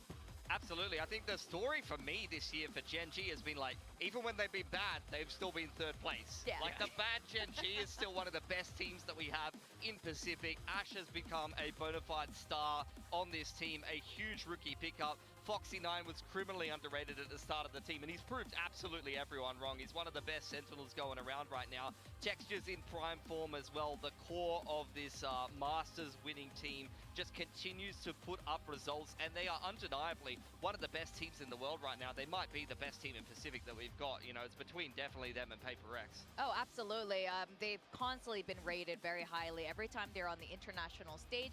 And even if they leave a little bit earlier than expected, like Toronto, they're still very highly rated. And here are the results from the finals and the last few international events these two teams were at. Yes. And like you said, even if RRQ qualified to all of this and they won the trophy in Pacific, still, we have our eyes on GENG. Yeah, look, Jemkin had a monstrous, you can see it there in the grand finals, a monstrous performance. 20 plus kills over anyone else in the server. I think he went 26 and 12 in opening duels. Like, he was ridiculous, and he definitely was the carry force for RRQ. Texture was just okay, and he's just been okay in a lot of Pacific, but even Texture being average, he has a well enough rounded team around him to still get the results. But over in Toronto, he was the best rated player in so many statistics, including clutches. So you've seen him since he's gone overseas to Toronto and come back, become one of the best duelists in the world right now, and that is very scary news for anyone playing GENG. It's a Swiss Army knife. There's nothing he can't do. I think he's been a rock-solid anchor here for this GENG roster. Even, as you say, even when he's bad, he's good. Yeah. Not to mention, I mean, I can't tell. It looks like a traffic cone to me, but I'm hoping that's a birthday hat for Texture, by the way, because we're talking about him a lot. He's been fantastic, and it is his birthday today. But for Jemkin, I mean, I'm looking for him. He's playing Yoru a lot. That is his signature agent. But lately, he's been moving away from the Yoru, to be honest. Like, the thing is, you've been seeing him play more Waylay. You've been seeing him play more Jet. But I don't know why he ever stopped playing this agent. It is still very good. And I don't know, I feel like he's been amazing on Yoru, and then he stopped playing it for no reason. Yeah, he actually mentioned, and I think there has been some debate from what we understand about Jemkin. We thought he likes to stay with an agent and just stick with it for a long time. But I had a chat with him a couple weeks ago. I'm like, whose idea was the Waylay? And he was like, he said, it's my idea. I wanted to play the Waylay. So it's all on him. I think he just got bored of, you know, acing multiple times in a row. He got bored of winning. He was too good. I want to challenge He had myself. to self-nerf. But speaking of self-nerf, or almost seemingly self-nerf, Texture, moving on to that Neon, I think early on when he first started doing that, we were not convinced by it, but I think that's completely changed now. Yeah, he looks solid on this agent. He's really, really good. I think it suits him. He can be a little bit silly, a little bit fast, and I think that's really nice. This GENG team love to fight, and Neon lets Texture do that. Just putting up numbers there across the board. Yeah, I think the main thing I want to highlight and make clear, and that makes this matchup quite unique, is the duelist matchup is not straightforward. Actually, Texture's agent pool has more overlap with Monyet than it has with Jemkin, if you're looking at it. You know, GENG is the team, they're not really going to play double duelist at all. They're more so going to play double init, double senti, double controller, whereas RRQ, definitely a team that does like to play the double duelist and does like to throw Monyet more so on the Neon or the Rays, whereas Jemkin will more so play Yoru, Jet, and maybe a bit of Waylay, but I hope not personally. Come on, maybe third time's a charm. But looking at the map win percentage data here now, with your analysis of how the overlap with the duelist roles are, how do you think this is going to play into the map picks today? Oh, I mean, I think GENG have always been rock solid in what they like to pick, right? They have a specific style. We know they love Lotus. We know they love Haven. And they're pretty good at Icebox as well. I think they're going to take this veto in the direction that they take every single veto, because that's just where they're at their best. Yeah, not to mention the fact that they are both teams that have been busy. They've been booked and busy. These guys have both been international, so they will want to just probably play the high percentage maps unless one of them is going to take a little bit more of a risk. And okay. Early on, I mean, GENG, I would say Sunset might be a bit of a risk for teams that didn't play internationally after stage 1, but both of these teams have got their Sunset reps, and I can see why GENG is going for Sunset. They've got a great record on this. They've only lost to Wolves. They've beat some very, very good teams on Sunset, whereas RRQ, I mean, I'm not taking a win over Titan as a convincing win on Sunset. I watched that game, and I wasn't impressed. And Haven is the map 3. I mean, if anything, I felt like Haven was the map that GENG could have also picked over Sunset. So that being a map 3 for them, they're not going to be upset about this. There's a rock-solid veto from GENG in my mind. So I do think RRQ on the back foot a little bit even more after looking at this. Well, I do want to talk about predictions very short. Like, you know what? I want to talk about it now. Let's just talk about it now. Sure. I think it's almost everyone has picked Gen G today. I decided to swap in the middle of the night. I like told production. Had a dream. You had a fever dream. I'm just gonna swap. But this is before I knew it was Texture's birthday. And I've asked all the the global talents, they don't believe in the birthday buff, but they never seen Pacific's birthday buffs, and it always works. In fact, Texture's giving out little stickers here. Nice. Celebrate his birthday. Put on, remember to hydrate. Happy birthday, Texture. Some water. Our favorite birthday. Korean jet. There you go. Thank you. So there. yeah, you guys have picked Gen G today. Is this because of the recent performance? Do you think RRQ maybe has figured something out since? I mean, for me, it's entirely based on the birthday. I actually think they're the much worse team. But You didn't believe in curses. I'm joking. I think Gen G are, of course, the favorites heading into this matchup. They're so consistent, so rock solid here in Pacific. RRQ have been on a downward trend since that Teo nerf, so for me, it's hard to get behind them. Yeah, I think Gen G's the more informed team. I feel even more confident after seeing the veto that they're going to probably have a pretty easy day at the office here. But it's up to RRQ to step up to the task because they दूध गर्म हो रहा है guys, रुको. G2 in this group after losing to Global. Yeah, they absolutely do. And at this point, every championship point, every point towards getting that playoffs is super important. I'm very excited for this rematch up against Gen G and RRQ coming fresh off the international stage.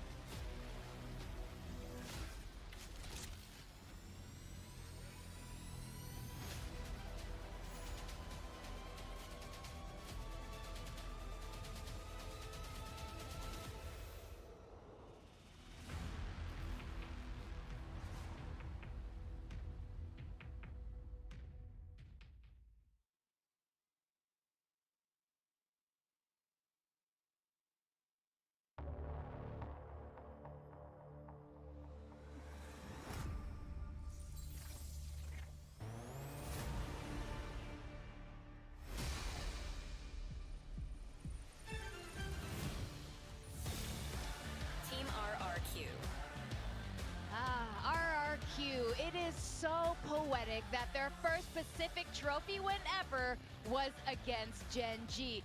But we have a lot of concerns for the Indonesian squad since things have looked less certainly lately. So what's it gonna take for Jemkin to be back in form?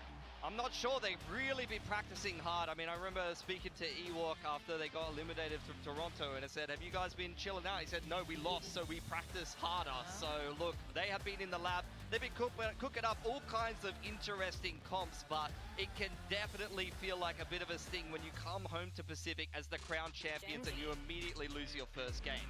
Definitely, and you're gonna have to reface against Gen G. Not only is it Gen G, it's a Gen G who's found their footing again. They look so good once more. And Texture, not only is he fragging again, it's his birthday. Sengil Tukahapnida, Texture. That's a perfect Korean coming in from me. But this team are Goliaths here at Pacific. They're so well known. I mean, they're rock solid. They're consistent. And for a long time, they've had RRQ's number. And they're looking to make that continue again today. Yeah, up until that grand final of Pacific Stage 1 there, Gen G has won this matchup more times than you can count. Both teams absolutely stacked in terms of coaching staff. You got the Korean legend Solo and the brains trust there of both Ewok and Warbird, some of the best foreign coaches that we have in Korea. I'm back. Very experienced, but they are definitely got they've definitely got their work cut out for them. लेकर आ चुके हैं हम अपना breakfast. मतलब दोपहर के 3:30 बजे मैं ब्रेकफास्ट कर रहा हूँ guys. Life of gamers. 1 banana, they're and exactly the same squads, and they have the Oatmeal. ability to beat the other team. All we have समझ to रहे do हो is kind of reach down within समझ and रहे हो कि नहीं find, समझ रहे kind of fix हो that देखो ना ये mental लंच state, सेट को get back देखो to where वेनम they भाई were before, to beat Genji one more time. But this is वहाँ so पे दूध hard किसका knowing, लिखता है just knowing that आपका Genji दूध is पी so रहा हूँ confident today. I mean, I hate to add pressure to him, but Jemkin has to step up here. He did so much for them. भाई in ये stage one, as I said before, stage he one was out finals of का the rematch हो रहा है heading into Masters Gen Z Champions. बदला ले Many, सकता है myself और आरआरक्यू जैसा फॉर्म में है not shown that form since. He तो जेंजी has to जीतने find का it, चांसेस he ज्यादा has है to get back to where he once was if they want to be able to challenge Genji, because Genji show no weaknesses. It's what they're so good at, is being consistent. I mean, totally agree. I feel like lately the better players on RRQ have definitely been Cushy and Xfero in particular. Xfero, I feel like, has been a big game player for them, and he's been forced into more clutch situations than he normally would be, because usually someone's getting a little bit more done on the front end. So I think for RRQ, they're going to have to reach a lot deeper than GENG, who should be feeling very confident on the form factor,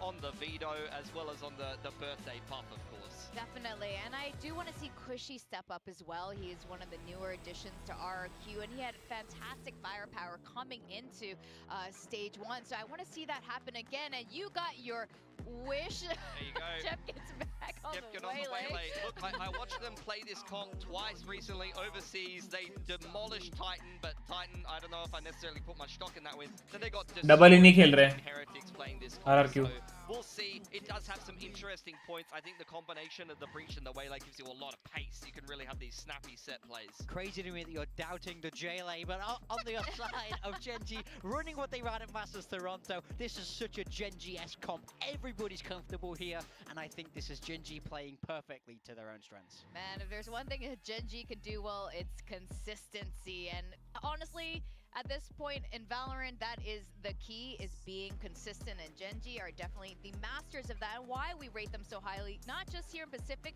but globally. But let's see how both of these teams fare today on the very first map. It's going to be Sunset, and to cast us through it, it's going to be Achilleos and Paper. क्या लगता है आप लोगों को कौन जीतेगा guys Here we go. It's the 10th time. It's the 10th time that we're doing this here in VCT. These teams are always just destined to square off against one another. Desk was talking about it. GENG have widely come out on top. 2 losses to RRQ all time. The most recent one, obviously, the one that probably stings the most. No doubt about it. I mean, for RRQ here, though, you need a big bounce back. You lost to GE in the previous matchup. It didn't look that great. I mean, they still seem like they haven't been able to recreate the magic of stage one. You know, Jemkin not really able to frag out like he was, like they've been talking about. He was the best player we had in Pacific, and since then he has really fallen off, and it's going to take a tremendous effort here, because this GENG team has looked sharp throughout the offseason. I mean, coming into the playoffs of Toronto, everybody thought this might be the best team, this might be the team that is contesting for that trophy. It ended up being Paper Rex, but you know, GENG is really in good form. Everybody top to bottom is playing really well, and on top of Munchkin just being a tremendous IGL, getting great reads on his opponents. And this deadlock comp they run here on Sunset has been mostly really effective. They've taken down quite a few opponents, including Paper Rex, on this map. So this is scary for RRQ. Makes a lot of sense why GENG would want to lean into this early in this matchup. And the waylay going to be sliding over towards B. As it's going to be Munchkin on his trademark Viper. Gets a peek from Monyet, can't find any damage. So just a peel back from both teams. That's going to probably allow RRQ to continue this lean towards B. या तो RRQ 1 side ले जाएगा नहीं तो 2-1 होगा मेरे को तो लग रहा है GENG 2-0 mid push up for Gen, but it's got a good crossfire that it's going to go up against. Crazy guy watching, but just dying. Ash, immediate with the headshot there off the ghost. Does eat a good amount of damage, down to 45. There's Haunt re-clearing into mid. Jemkin tucked in behind the box, smoke now blue. केला खाओ guys, केला. Ping reveal onto 1. As they're going to look to try to push out of this one. Saturate going to be sent in. Oh, Jemkin! Now going to be dropped. Contributing to get to the 1, and that's going to be the cleanup coming through. Big round from Jemkin. Goes back over to the waylay, and immediately scoops up 3 kills towards that convergent path, and RRQ find the pistol. Yeah, this is, again, another nice trap set up here from RRQ, anticipating that GENG is going to want to get aggressive. Even though this first one doesn't really work out. वो मारा भाई Ash. Little push out from Ash. But the follow-up here, an immediate saturate lands, and it is a great combo there between Monyet and Jemkin. It's just GENG falling for it. You know, they get that spot onto Xvero, and they think they can continue to take space, take players. Instead, they're the ones who get taken out. Texture with the Sheriff as per usual on the ecos for GENG. Camera set up. Not being toggled quite just yet. Xvero dialed in with the ADS for the time being, so the smoke dissipates. जेमकिन बिल्कुल मेरे जैसा मारा एकदम GOATed. He's widely just going to be keeping that cam hidden away. Seems like Foxy really wanted to try to find out where it's at, but they don't get the retoggle, so they can't try to take it out. So that's going to be a lot of comfort on this B side of the map here for RRQ. Yeah, it should be. You would think they'd be leaning a little bit more towards the A side now. Jemkin going to be the one to re-clear the space with the Outlaw, but nobody's home. GENG seemingly being given a little bit of space to operate. It's just how quickly is RRQ going to crunch. Now they're starting to make their moves over. Crazy guy on that breach. Going to be in place to potentially land some util. But let's grab on the 2. Karan fully blinded up. The push forward, but now striking. Cushy does get taken down. Xvero similarly falling. Texture lurking here within the smoke. Just being watched a moment there by Monyet. Trying to drag it Oh, across. Foxy. Cannot find that second kill, and Monyet now immediately has to reposition. Bounds into the back. Finds the elimination, but does eat a headshot. Texture pushing forward. Barrier mesh holding down the street access. Forces them both around. इतना close तो चले गए. Through the defender's spawn side, swing in. Jemkin gonna be good for one. Little refract back, keeps himself alive. And RQ are able to go ahead and rescue this round. yeah, this was looking like maybe GENG was going to be able to get through and find an eco win, but a quick shot there with the Outlaw makes things way more difficult for Texture up close and personal. But a nice idea there from GENG, using that grab net, get themselves into a position where they can start doing some damage. Karan just tucked in, not ready for it at all. Our RRQ, so love that swing there from Foxy9. Monyet able to stand tall. That's so fast from Jemkin. Gonna need more of that. Decent damage done though. GENG giving themselves pretty good opportunities. Only a couple Guardians being able to be bought. Want to have that full armor because the Outlaw normally would be. By the way, वो story goated थी जो कल post की है. मेरा वाला. मेरा story के बारे में बात कर रहे हो क्या? जो लड़के वाला. उसकी बात कर रहे हो क्या? But we know that GENG is going to be able to afford the full armor, so I think ultimately going to be the worst decision making from them. See Munchkin trying to get a feel for the default setups of RRQ. So far he's seen Monyet in that elbow position a couple times. And it's been pretty quick fallbacks from RRQ. Trying to be in position. हाँ वही अच्छा. Rotate. Thank you. Story सुन के एक बात पता चल गई. बचपन से ही हगोड़ी गेमर हो. Hello, excuse me. What is this language? Fragged out to safety. Forward sonic sensor going to be placed here. Looks like GENG now wanting to cut some noise, maybe re-explore back over towards this A site where Munchkin currently is trying to scale forward and get some information. Yeah, you'd love to get an opportunity to use this annihilation that Foxy9 just got off that orb grab as well. They're trying to maybe at least very much sell that this is going to be a hit onto the B site. Paranoia ends up getting expended. They get a saturate out, but now they're going to go for the quick pivot here towards A. 2 players nearby. Monyet and Cushy to try to slow this down. Yeah, they've bought themselves enough space. Oh, Munchkin though gets just destroyed by Monyet. It does. I mean, this Annihilation's not going to be able to find a damn thing either. Ends up getting sent very early on. Triple push out now in towards tiles. Ash around the back to try to intercept here, but as he continues to swing, he's about to be met with a multitude of players. There's the first, gets the transfer. Oh! That is clean stuff from Ash, picking up where he left off in the previous series. Texture is able to find Monyet. Okay.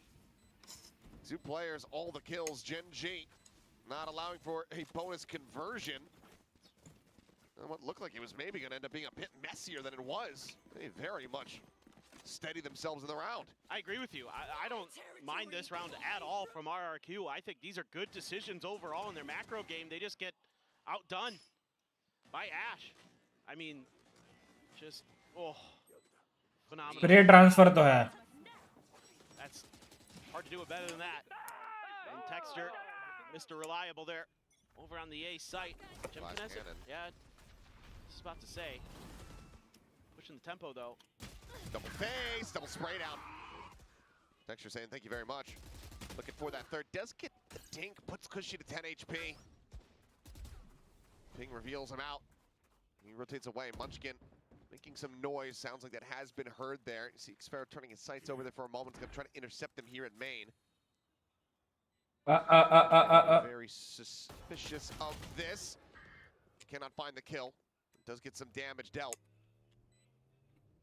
Given the HP between two of these players, having that operator in play, this makes a very, very messy retake here for RRQ. So weapon going to be passed over. Cushy now with the op. Foxy plays back, Paranoia, pushing them into the corner. Xfero now going to be taken down, swing onto the corner. Foxy 9 finding plenty of damages. That will be the retreat sounded now. Just 40 HP between the two of them, needing to hold on to these weapons. GENG with 3 surviving will go ahead and tie things up at 2-2. Yeah, I mean, it helps when you have Texture who's been playing out of his mind, playing Foxy. It's okay. Not the best, but anyway, I mean, Texture has been one of the best players on the planet in the last couple of months. Ever since Toronto started, he has been just ferocious. And he's just doing so much damage in this round. I mean, 290 damage in that round alone. Maybe more than that, depending on the shields and stuff, but and he's feeling it, that's for sure. Him and Ash off to 4 kills apiece, 1 in each round, averaging. Sonic Sensor going to be put in the mid here, so looking for that lurk, kind of a counter setup being called by Munchkin. A little bit of help here from Monyet, maybe trying to deal with Munchkin's little push-outs that he's been doing. They're going to be a little bit more aggressive. Sop still a threat. Checking on the angle. There's the swing. There's the kill. Texture dead off the rip. Always going to be a very good sign for you. Prowler getting the spot here on the Munchkin. He's able to tuck back through the one-way fast enough. Stay safe here for the moment. Well, Munchkin calling for the rest of his team to wrap back around across towards that B site. Yeah, they got to check and make sure that there wasn't a lurk from Xfero. They had given up a lot of space, so just being aware. That's the right play. But with all that contact that Munchkin had over at A, he wants to try to make a go of it on the other side of the map. Challenge Xfero's Cypher setups. Cam dealt with. Tripwire not going to be anywhere. Stop and execute. So a deep wall there for Foxy. Should be able to get the plant down, you would think, here. Yeah, Drone gets the spot onto 1. As well. Manya not ready for that one at all. Munchkin. See if he's going to be ready, though. Rap is coming. Jemkin finding 1. Cushy with a good catch. अरे भाई. Munchkin not reading at all that they were actually going to push back through a main. Virgin paths. Sent. Dodged. Just the 2 players remaining. Bash finds 1. Would get him a Hunter's Fury. Sends out the recon, but it's quickly cleared. They have to start spraying and praying now. The smoke will fall. Ash, this time, not going to be able to hit any kind of crazy trick shot transfer. Will just get taken down, and RRQ will go ahead and reestablish a 1-round lead. Yeah. चलेगा. Getting that opening pick on the Texture, really pivotal. The smoke from Karan was set up to enable. यहाँ पे बेकार में एक pick उड़ गया, देखो ना. ये मंचकिन मारा, यहाँ पे मंचकिन को मरना नहीं था वहाँ पे. Jemkin's just happy to leave that angle open for himself. Take that kill. 2 players out there. Foxy have been caught by the C's. RRQ getting themselves reestablished here. Some pretty decent map reads, but a nice counterplay to take out Texture, or excuse me, but take out Munchkin from Cushy. Now you've got some huge ults across both sides.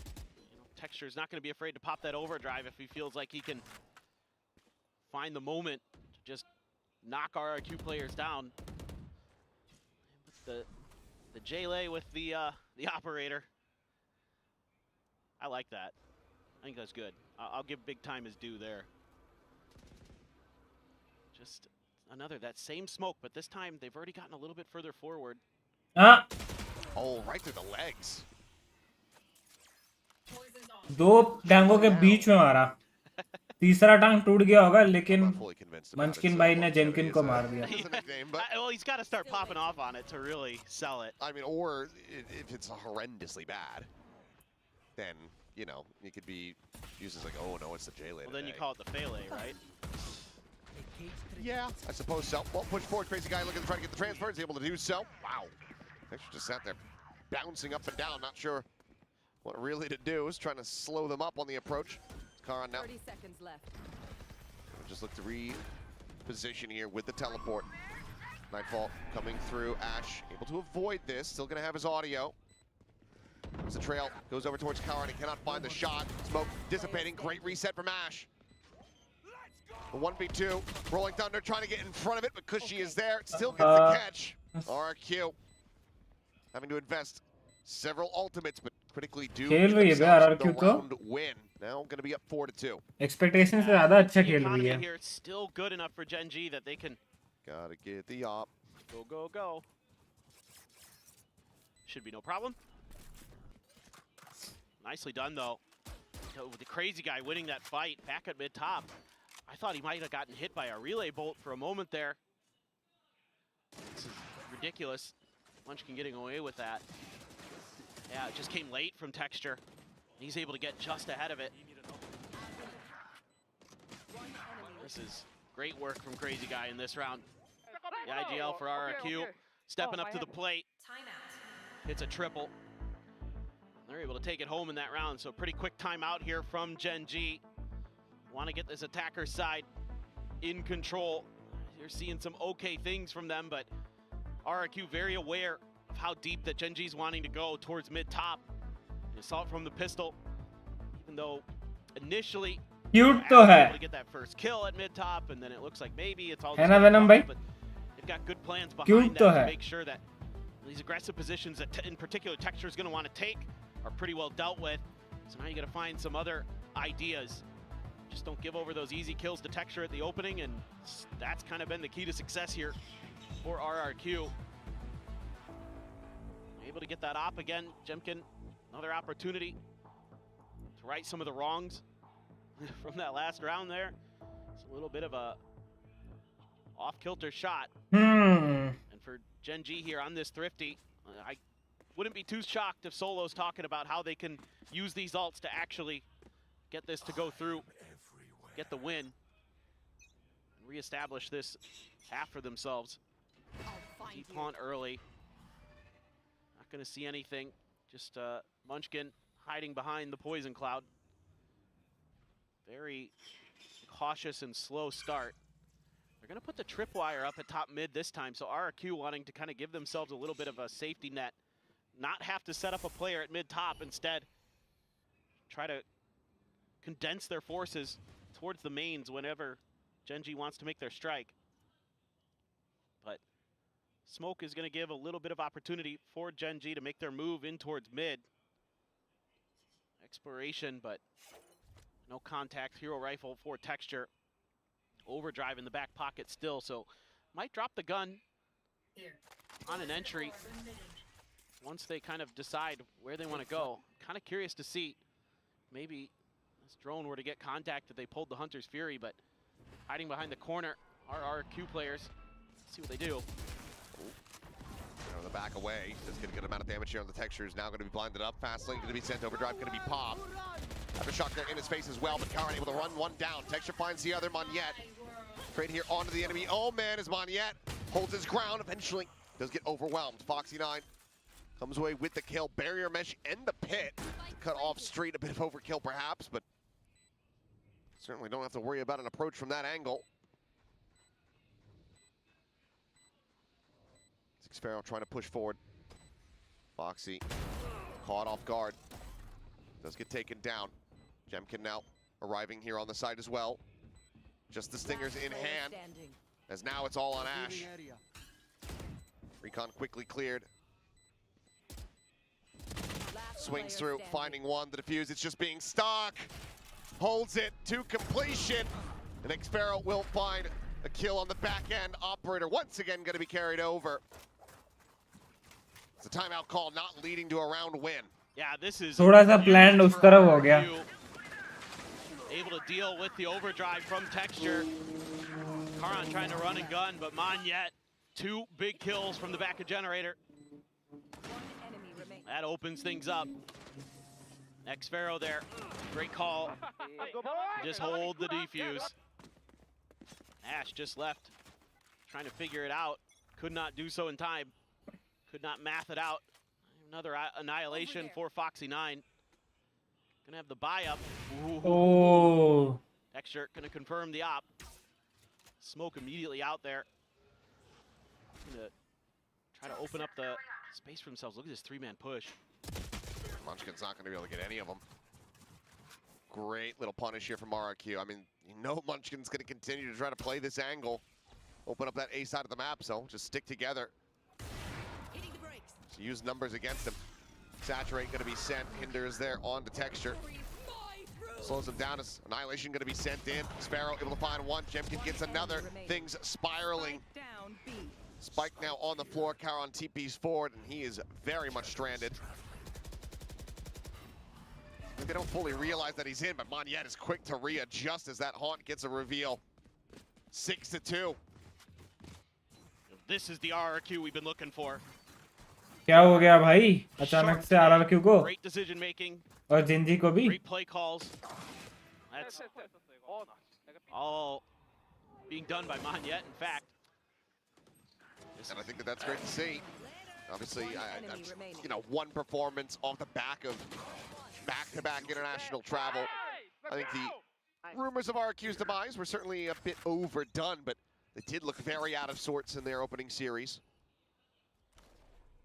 It seems like with just a couple days more of rest, practice, they are feeling and looking right as rain. Yeah, and they're just not really giving up too much on the map, and when they do, they've got plans behind it. You know, again, you're going to create space at elbow. Jemkin right there to punish. You know, if Munchkin tries to play that solo angle again, I don't think our Jemkin's going to miss another one. They've got backup now. See what they want to do. There's going to be any U-tilt to clear this elbow corner. Oh. Gets the hit. And Munchkin still just gets out in front. Jemkin not registering that he'd continued pushing forward. Does end up getting caught, but 5 HP remaining here for the Viper. Munchkin going to be in a bit of a rough spot. Decides to pick up the operator. As Texture is going to be the one going on this lurk, but re-clear in towards mid. It's a good readjustment. Nice. Texture able to avoid the damage. Foxy9, the instant headshot as Texture Nice. as well. Sliding forward, spraying frantically. Xfero able to hold his own for at least one, but not much more to be done here. It's just going to have to back away. Personal Cash in a rough position and already has his ult online. Get some damage in. Let's see if he finds him. As Munchkin checking in around their spawn. He's not going to find him in time. Round should end before anybody finds Xfero, I believe. Oh, wait. A little more time. Oh, Ash reads it well. Fails the headshot. Nothing carried forward here from RRQ. GENG breaking the enemy's win streak. Yeah, but this is kind of one of the things about GENG that's so good is these little adjustments they're going to make, and that's to tuck Texture in the outside of courtyard. Even though it's read by Cushy, goes for the wide swing, and Texture just makes a little micro adjustment there to get his spray under control. Ash, really nice, yeah. It's so difficult against this GENG comp if they can get to that post plant with the way that they're able to cut off so much of the map. Makes it really hard, and especially if you're controlling those flank angles like Texture did. This could just ruin any hopes of a retake coming through. Haunt, I think it landed right in the middle of that poison cloud. Just checking if Munchkin was going to be. हमारे में अगर ऐसा एक बंदा के पास stinger होता और एक बंदा ऑप लेता तो क्या बोलता? यहाँ पे एक बंदे का इको चल रहा है और एक बंदा ऑपरेटर लिया हुआ है. Texture does get caught by it.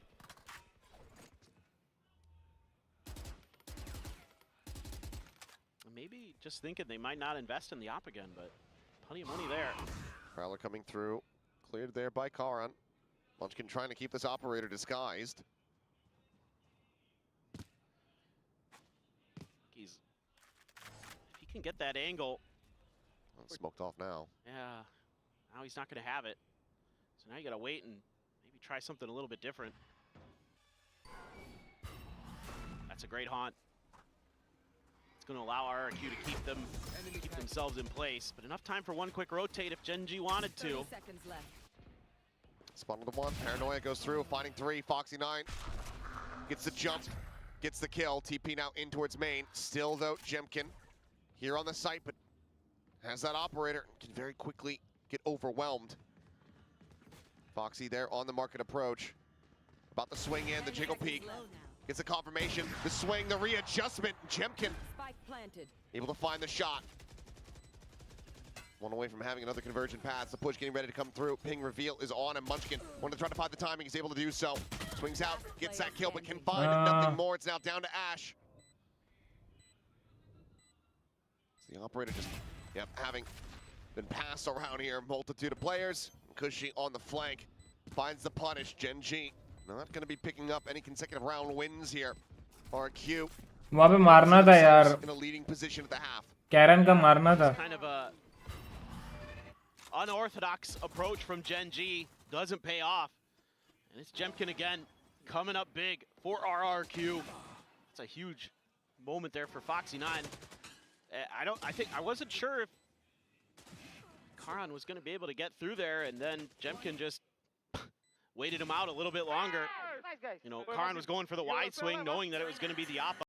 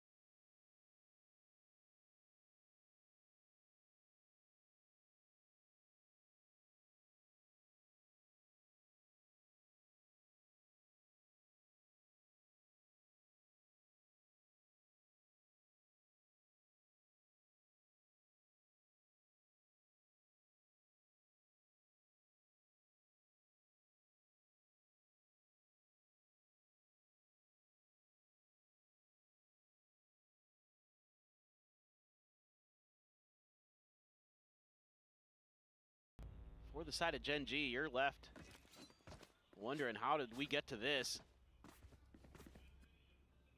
Stinger for Ash.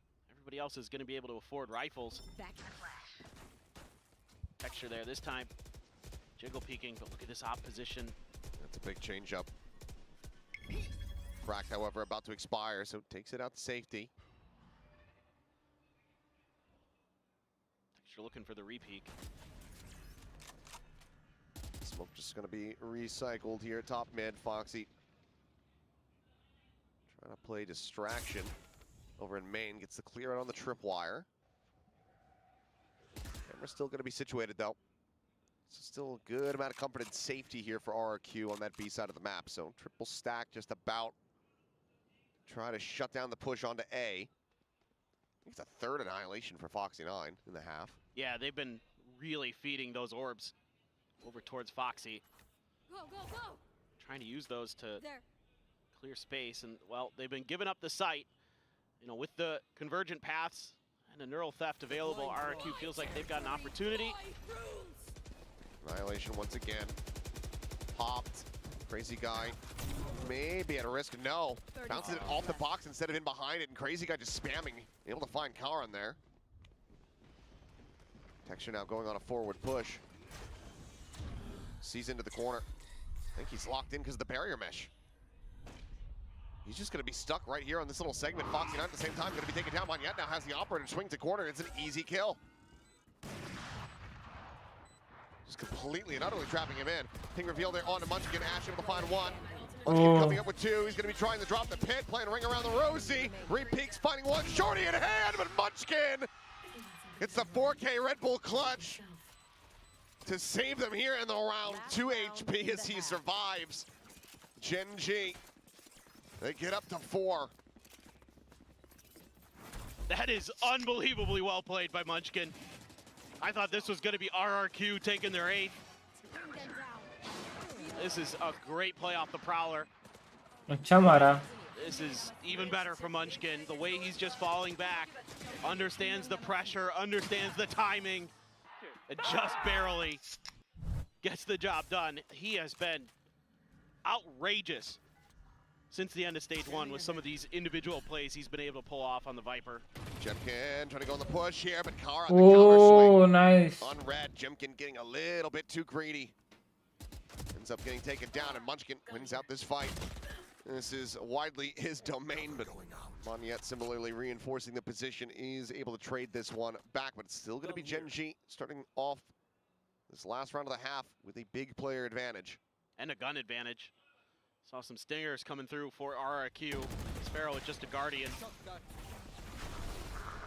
So this is looking good for GENG, but quick rotation here. Monyet over with his ult. Trying to bail out his teammate. Sparrow still there in the corner. Sat there, netted, pinned to the floor.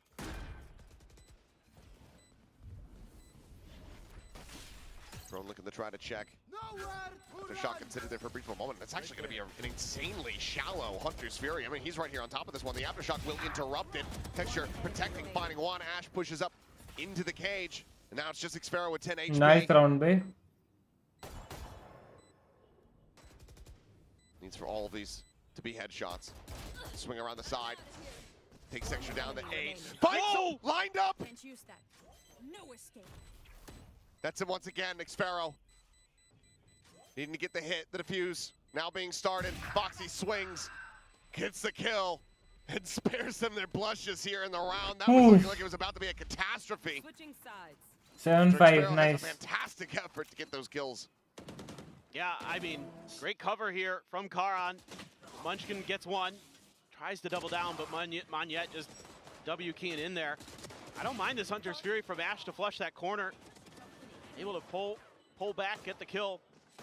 Oh, it's the collat. That is crazy. That was mega close.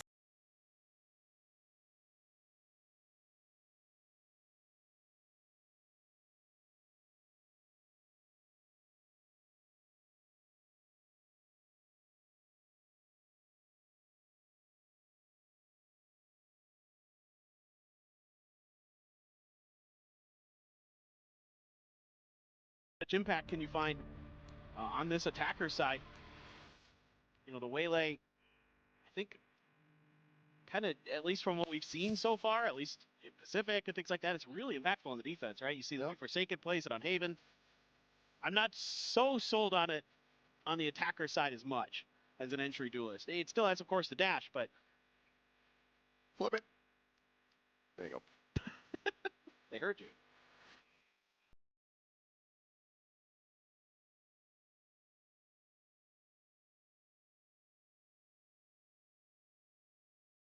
GENG के लिए Looking like it was going to be. Rogues from Munchkin very much leading this into 5-round wins here for GENG. Heavy stack though, about to be potentially very large fight around A main. RRQ looking to get themselves another pistol round win. Net going to be dropped down. Ping reveal does manage to spot him out, but Jemkin just able to go ahead and hit the shots. Texture quickly overwhelmed and dealt with. Trap not springing the way that they wanted. Yeah, just barely able to get out there in time. Smoke's falling. Munchkin only going to be good for the one. Tiny bit of damage onto Xfero and Monyet, but now needing the rest of his team to really carry their weight. And you use so much here, util there, to try to set up that quick hit. Xfero working forward, jumping forward. Karan kind of baiting here, drawing the attention. They're able to find one. 3v3 now. Foxy elbow going to be spotted. Ash nice. pushing in on a perfect timing. Just finding the shot there. Jemkin going to be struck down.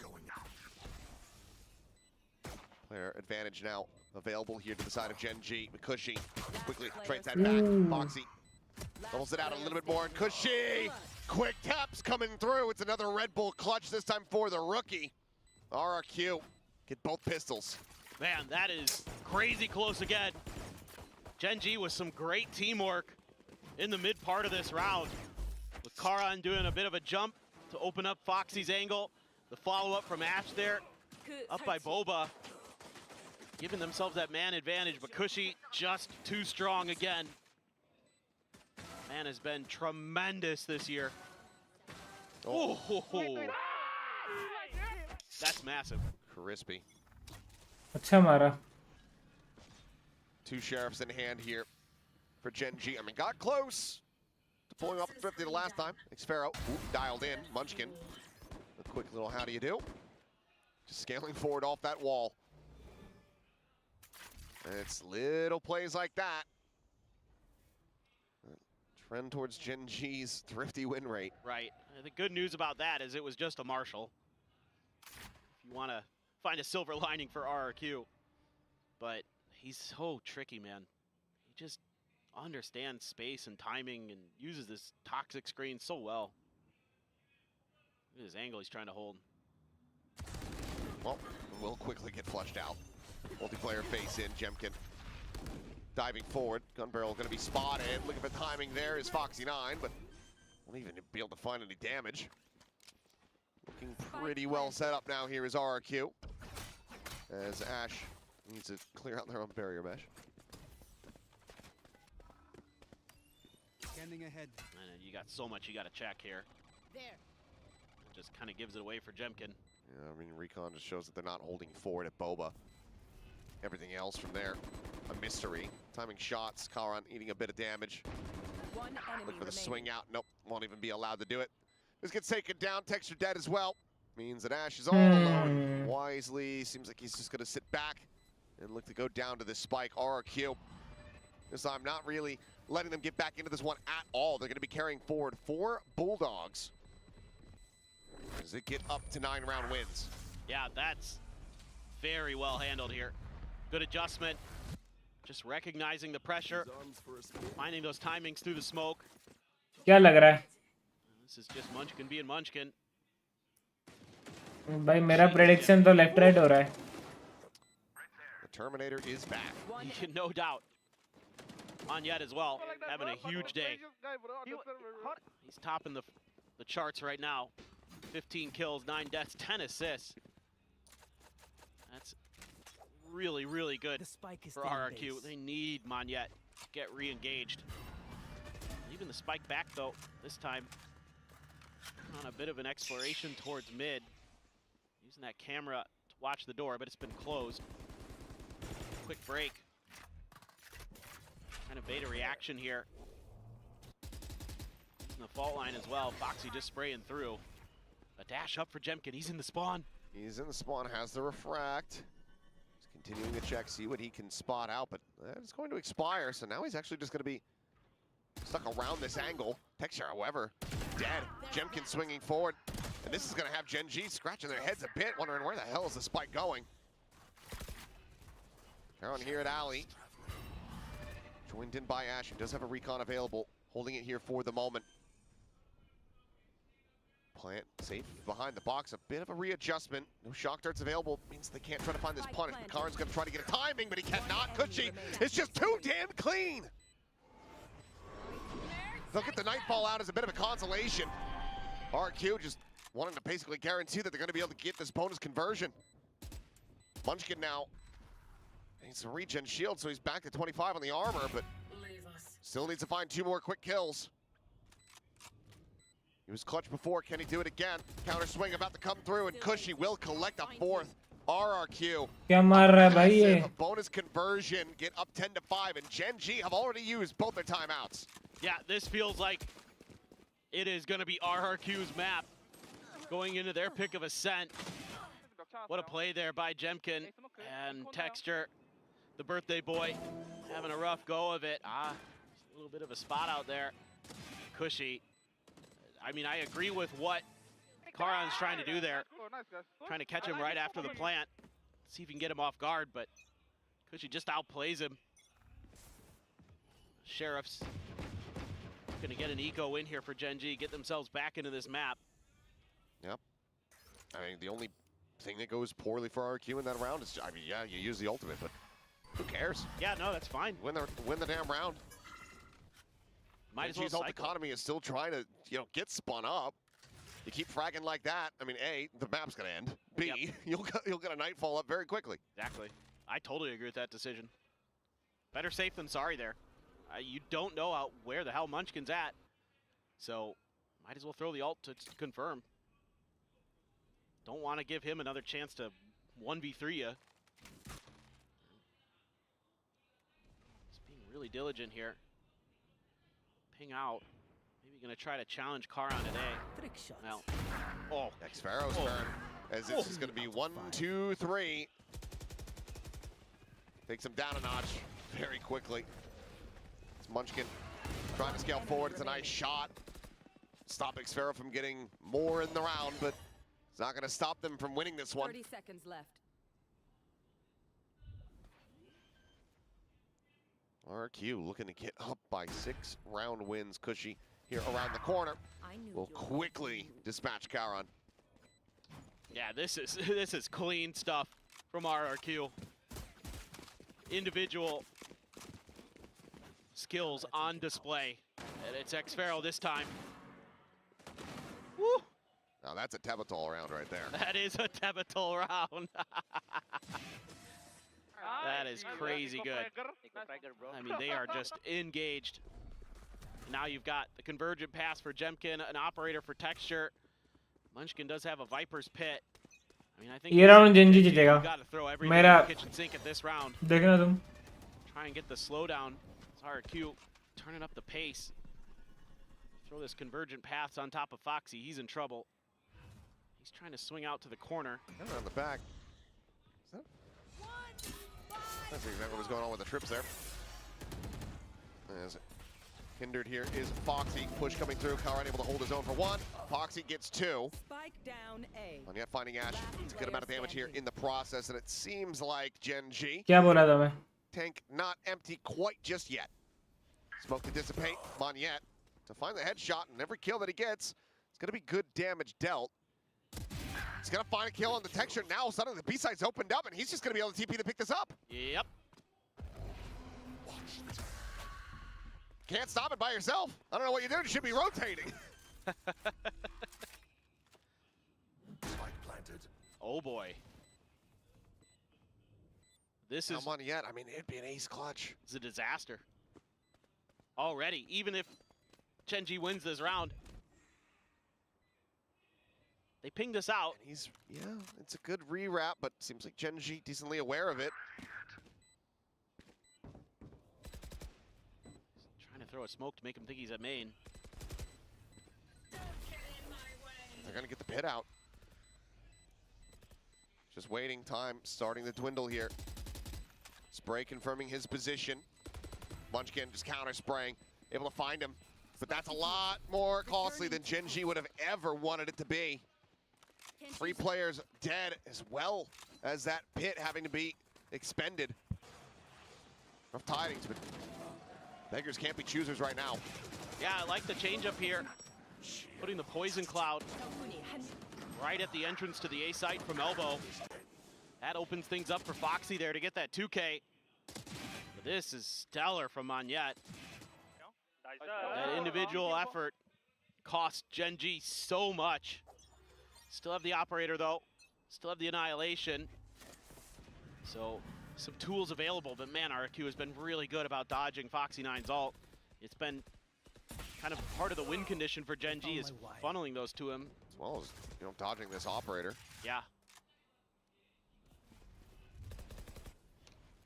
Texture just going to be situated here. B main, camera. Just jiggling around, looking for the check. Nothing going to be spotted out there. Karan forces a backpedal. It's a little bit late on the send here, but Karan does manage to escape with a paranoia. Refract being used to just try to get out to safety. Texture now trying to scale forward. If that can, yep, there's the toggle.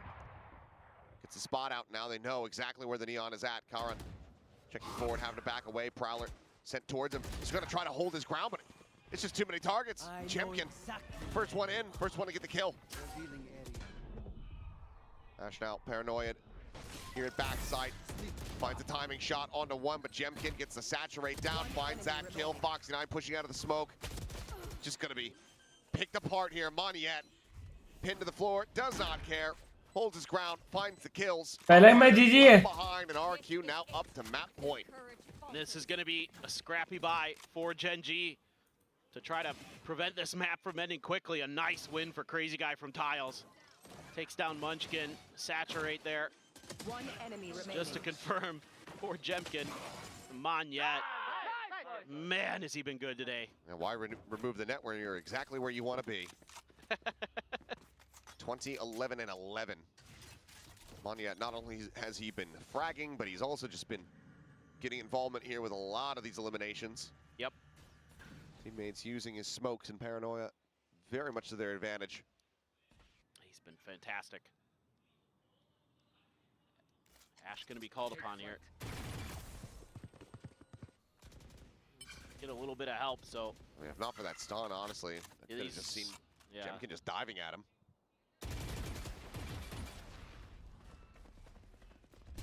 Break on the market door, Munchkin seized. Oh, what a combo. Gonna be Sense trying to grab him, can't do so. Hunter's Fury now gonna be opened up, and Foxy9 gonna be taken down. The Annihilation not gonna lead to anything. Jemkin finds Munchkin. The rotation still getting ready to come through. The Hunter's Fury, I mean, doesn't even get a tag. Paranoia sent just to try to escort them forward here. As the overdrive now popped by Texture. Out of the open, and Monyet just wins the fight. Xpero finds Karon. And that is going to be it. 13-6. GENG's map pick goes the way of RRQ in dominant fashion. ये form अच्छा हुआ भाई, global के सामने नहीं था. Seemingly finding their footing once again. That was phenomenal stuff. In particular, Monyet. 23 kills, I think, at the end of that. That is stellar stuff. That util dump there, using the aftershock to pin Munchkin in right behind that pillar.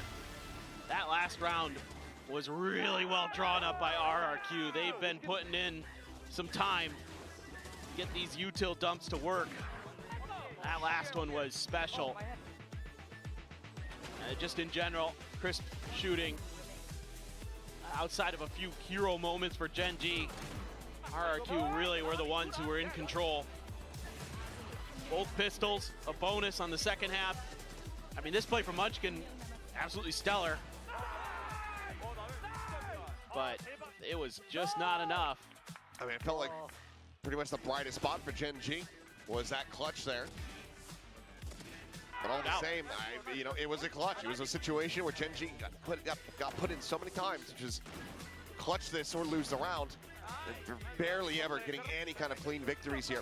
And now they're going to have to try to get a win on Ascent if they want to send this to a map 3, if they want to be victorious in the series. That's going to be RQ's map pick, and it's going to be coming up in just a bit. So for now, we'll send it back over to the analyst desk. RRQ doubters, please sit down, because RRQ made the waylay work on Sunset.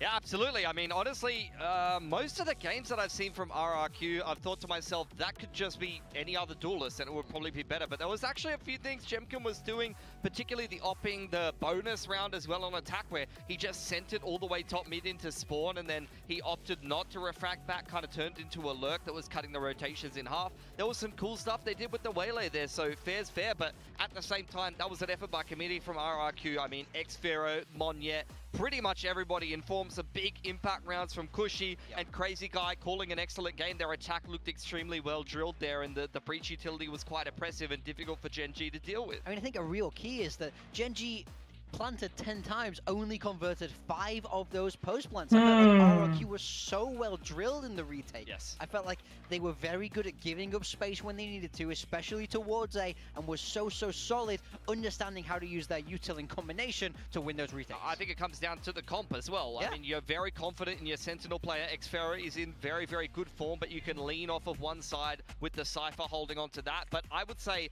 the reason for the retakes being so clean is the combo, definitely, of of the Fade Breach. It's a classic combo. The Prowlers really help you kind of cut down a lot of those tight angles, especially on a map like Sunset. It's why you see Fade being very popular on Corrode as well at the moment. And then you can really more accurately place a lot of that util on the retake from both the Breach fault lines as well as the Paranoias and just get a really, really clean hit on a bunch of that important util. Yeah, I'm really glad that we're seeing what RRQ actually wanted to do on Sunset, and that came to fruition today. And but let's talk about GENG and what Munchkin was doing on that Viper. Yeah, absolutely. I mean, I want to talk about Munchkin in general, how he likes to play the Viper, just how impressive it is on the map. You see the Viper wall in B main as well as the A main orb there, and this just denies so much information to the other team on defense and sets the stage for a lot of potential executes and as well as control over the mains, and this is a perfect example of it. Half buy here for GENG. They're able to rip a bunch of ults, and you can just see them use that orb to potentially walk up into and just complete this pop on towards the A side. I will say though, when it's good, it's very, very good like this, but there are times we saw him walk forward and just kind of get domed by RRQ. This is kind of the flip side of Munchkin. Is I do think the way he uses util is very smart, but he loves a little aggro walk. He loves to kind of move forward, take his chances. So when it doesn't work, it can struggle. I mean, you see him picking Jemkin in 2 different rounds here. This time he goes for the jump peek, he gets legged, and then just post up on the angle. Despite being hindered, he's still able to punish Jemkin on the repeat there. So you can see Munchkin, he loves to get involved in those opening duels. I mean, I don't have the numbers in front of me, but I can bet just from watching the game, he was involved in most of the opening duels in that game. He loves to just play hyper aggro. Honestly, if there was a player in tier 2 that was playing like Munchkin, I'd call him stupid, but you can't argue with the GOAT. You cannot argue with the GOAT. That's right. With Jemkin, though, I know you guys had a lot of question marks around Jemkin playing something other than the Euro or the Jet, but he finally made this Waylay work. Yeah, I mean, I felt like he was so dominant with this operator. I mean, especially towards mid. We saw him kill Texture, 3 times like this? Just finding that opening pick, it's so clean. This is the Jemkin we've been wanting to see. And then I also have to shout out Cushy. Round 13 in this pistol, a huge 3K. And then the bonus round, round 15, he comes up with this fantastic 4K. He wasn't, as dominant as someone like Monya across the scoreboard, but he won 2 massively crucial rounds. And this is why, for my mind, Cushy's still in contention of Rookie of the Year. But so nice to see Monya back in some form. Oh, absolutely. I mean, Monya is a player that's kind of been struggling. He has a tough role to play in RRQ. He has to divide up his attention between playing that controller role, playing the Omen, and sometimes even flexing into things like Astra, as well as playing that secondary duelist. But usually you're flexing into the secondary duelist, you're thinking to yourself, oh, I'm going to get myself some frags. He plays the sacrificial, hard entry secondary duelist, creating space for someone like Jemkin and some of these post-plant late round players that are always clutch like Xfero and Cushy to follow up. So I think for Monya, he has a really, really tough role to perform in RRQ, but when he has a pop-off game like that, it's very unsurprising that they're able to put away one of the best in the world like GENG very cleanly, 13-6 on their map pick there. Yeah, I'm actually delighted to see Monya back in form. I think we were a little concerned, to be really honest, the last couple matches they've been playing in general, both Monya and Jemkin just weren't, weren't getting the shots that they normally would get. So this is great to see RRQ have figured out what was wrong and adjusted a bit. But as we go into this next map of Ascent, which RRQ was one of the best in Ascent in stage 1. Yeah, they were really, really great back in this Teo meta. Since then, we did see them play in Masters Toronto, swapping back to that more default comp, but sticking with that Cypher. So I'm curious if they're going to stick with this. This is, of course, RRQ's map pick now, so GENG have it all to do. They do. They'll start out on defense, and they do like to just play the meta comp from back in the day. And, and you saw a similar thing from RRQ recently, internationally, whereas I felt like they were one of the early adopters of Ascent in stage 1, bringing in the Teo meta and playing the Yoru very nicely on Jemkin in particular. So we'll see what they're going to be bringing here on Ascent into this particular map. They've got to be feeling very confident coming into their map pick after the clinic they just put on Sunset. That's one of the better maps I've seen from them in a while. 2-0 होगा या 2-1 होगा बताओ. Congratulate them for sticking to their guns. I mean, I wasn't a fan of the Sunset comp. I thought they might swap it out, but they said, no, we'll run it again, despite the fact that it didn't work so well against Heretics. And you can see that, a lot of their ideas actually came to fruition this time.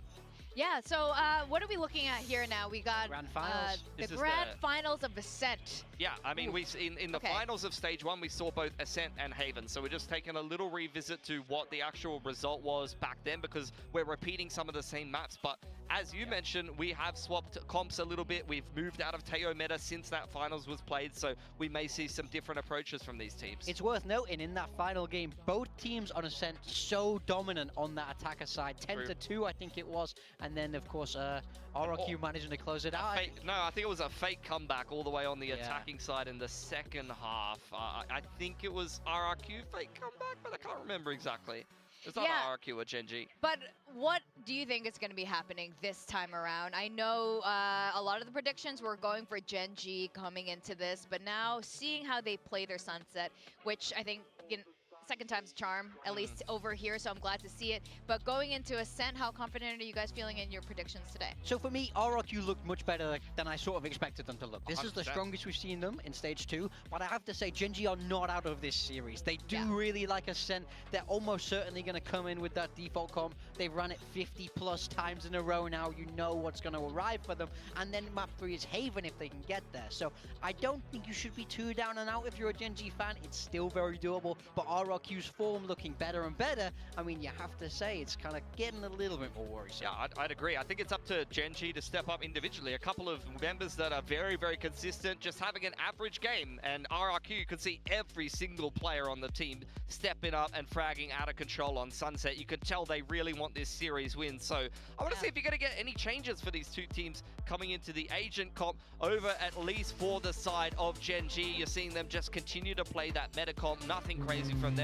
We're going to see Texture. If he has a big pop-off here on the Jet on the defensive side, gets the op going early, that could be problems for RRQ. RRQ running the kind of new meta, Cypher and Deadlock. It's a wonderful composition. Most importantly, Jemkin back on this Yoru. Love to see it. This is where he's at his best. I'm feeling good for RRQ. I love this composition, and I think they have everything they need to make it work.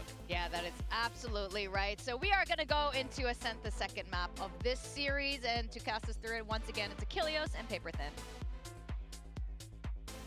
Well, quite the artwork there for Texture. But yeah, rough tidings so far here on his birthday. Sunset, bit of a blowout. RRQ looking to steal the glory, blow out his candles. For sure. Feels like maybe a little cake to the face for Texture there on Sunset. See if he can get that map put behind him. Come out with some big performances on the Jet. But yeah, a pretty big change up here for RRQ. You know, they had, after the Tejo meta had switched to kind of the regular Ascent comp, except for a Cypher instead of a Killjoy. Now you're running that Yoru with the double Sentinel. A little bit more of a modern take here. And RRQ had been so good on Ascent in the lead up to Toronto and then faltered. When they got there, they lost to Wolves. They got obliterated by Fnatic. 0 point going to be held. Would tell the whole story pretty much. As okay, well, 2 going to get caught up by that one. This doesn't fully identify all of the forces here from RRQ. Send them re-wrapping though. Quick little exit back to Gelato. Still a ton of time here for RRQ to figure out where exactly they want to go. Nothing too outrageous or unusual for the side of GENG, playing this pretty default. So you're just going to have to win some battles. Munchkin holding close, spotting one. Swing in, the second shot connecting. Cushy going to be struck down. Continuing to jiggle in around the corner. Paranoia now going to be sent. Looks for a little bit more. Wow. Crazy Guy and Monette both able to come up with the goods there. 45 health here on the Sova. 30 seconds left. Seems like RRQ going to be considering a re-wrap. And Foxy9, does he read this at all? Peek in, no. Both players not realizing, not getting any real sights nor information. Last player Peek out standing. Foxy9. Looking like he's trying to make up for the shortcomings of the squad on the previous map there. It was you. Nothing more for Crazy Guy to get done other than to die. GENG find their first pistol here of the series. For a moment, I thought RRQ was going to turn this round on its head. Some great shots initially from Munchkin. A great Paranoia. I'm pretty sure it hit both players that are in short here. I think it had just avoided hitting there onto Moniette. That could be. Still a great response. Foxy just kind of winning the timing battle. And then no choice but to go for it. RRQ gonna lose their first pistol of the match. Tuck it into the corner here. Karan, Paranoia at the ready. Sends it out. Considers the fragment. Reads it correctly that it is going to be the Omen here in the corner. He wants to try to get this kill. Just trying to fake out that he isn't still pushed up. But Moniette not falling for it. Great patience. He's able to just get away from this one scot-free. They're really trying to hide this position. Yeah, shot sent him back. It's going to be a double swing here in towards mid. Ash able to come away with one. Karan fully blinded up, trying to just backpedal here towards Gen. Moniette swinging in from tree, able to find that kill. Eventually, Spectre does go ahead and get recovered. Counter spamming back through as the door gets shot. Player and weaponry advantage here in the hands of Gen G, but not by much. Yeah, it's going to be slim margins. Certainly a lot closer than they would prefer. Grab net gets thrown. Press on the one. The dash forward. Ash filling in that space. Texture guides them in. Crazy guy finding two. Looking for a little bit more. And my God, does he get so damn close. Munchkin eats a headshot, falls to 46. Will be able to get the defuse and get this 2-0 start, but they absolutely had to work for it. Yeah, this is just tremendous patience from... They're carried over, that's it. It's not great, but it's great patience from RRQ in the beginning of this round. Moniette biding his time. Continues to just play so well today. Dash here from Texture, shut down, and it looks like maybe this is gonna go the way of RRQ, but Munchkin just barely finding that important round. And yeah, you have that Spectre, you're gonna be able to get a Guardian and a Phantom. Stinger for Foxy. It's full rifles for RRQ, and the last time these two teams played, it was a attacker-sided affair. Let's see if that's gonna continue now that we're past the first couple rounds. Crazy guy looking for a little bit of info here with the recon dart. Scanning ahead. We don't see much. Ash gonna counter with one of his own. Trying to check close. Alarm bot there as well at the entrance to the bottom of mid. For now, RRQ being very patient. Two players here at short. It's about to be four. Yeah, they're reading this well, or Gen G. Blown. Going to be cleared, turns from that one, sprays down on the Jemkin, tries to go for the timing here to get that nade out, and Cushy, he has just mowed them all down. Gets himself on the board with the 3K. Barrier mesh now set up. Foxy9, the only one playing on this side of the map at the moment, has just a stinger in hand. We'll be able to go ahead and collect the Guardian. Barrier mesh there in his face, looking to try to clear this out. You know, arriving at heaven. Smoke going to be cycled through. Let's get stunned up. Xfero being mega patient over at Tiles. Not that many rounds remaining here for Foxy9, 14 in total. Picture now starting to go on the push. Foxy able to find one as Cushy tries to jump up, get a spot check onto heaven. Picture now, work cut out for him. And just a little wide swing from Moniette is able to find the headshot. Overall, not too bad here in the anti-bonus. RRQ get themselves on the board, and they keep 3 weapons. Yeah, just a crazy good spray down from Cushy. Gets the reveal there. And he's just able to hold down M1. Make the magic happen. Breaks the site open, and that's basically round over. And then I think you're leaving Xfero out there to look for the exit frags. Trying to make sure that if there's any attempt to save a rifle or something, it's handled. Munchkin card hai. Looking real good. वहाँ पे खुशी करते हैं. RRQ was of course the bonus for Gen G, but it's been very, very slim margins. Revealing area. Still that early recon dart, looking for texture. Oh, Does get cleared. Crazy guy Johnny on the spot with that one. Karan and Munchkin once again trying to hold things down. This time it's going to be Karan who's coming out with a multi-frag. And I mean, bit of a blink and you miss it around. RQ kind of just getting found. Some nice kills coming in from Ash and Karan. And that just brings it to a very swift halt. So GENG maintaining the lead.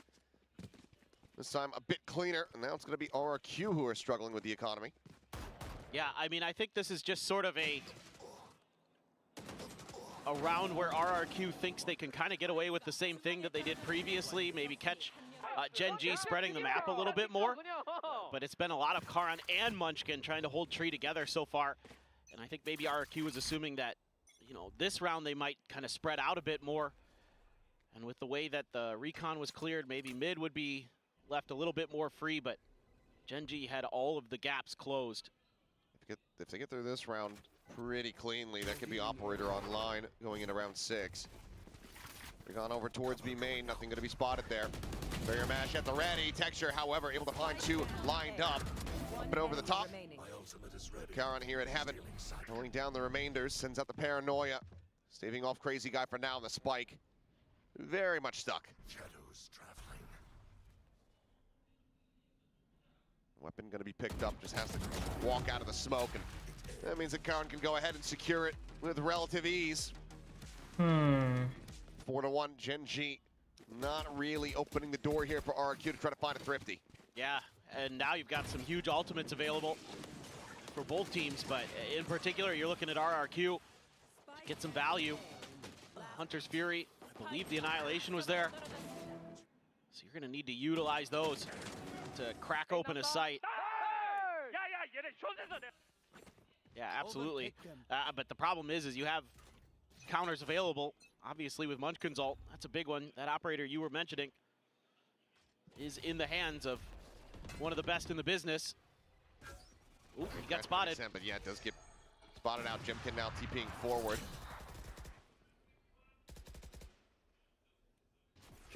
Curious how and when Munchkin's gonna want to utilize the ult. Going over the top. Looking to try to get the catch, but बच गया भाई. slide back to safety fast enough. So Annihilation avoided.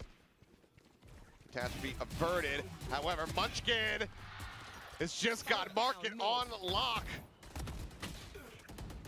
Ends up getting taken down here.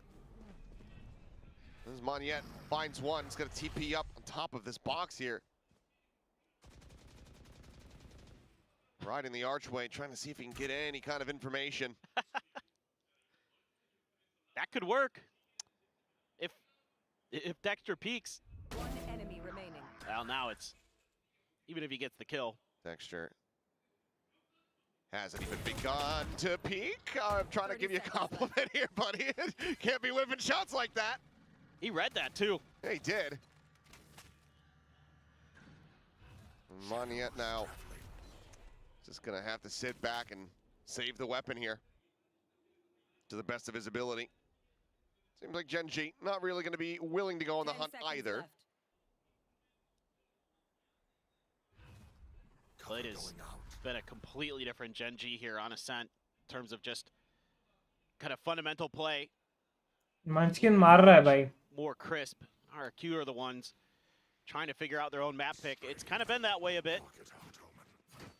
A lot of teams coming into this stage seem to have kind of misreads on which maps are strong for them, and this is nasty for Munchkin. Yeah, I was just about to point it out though. Like,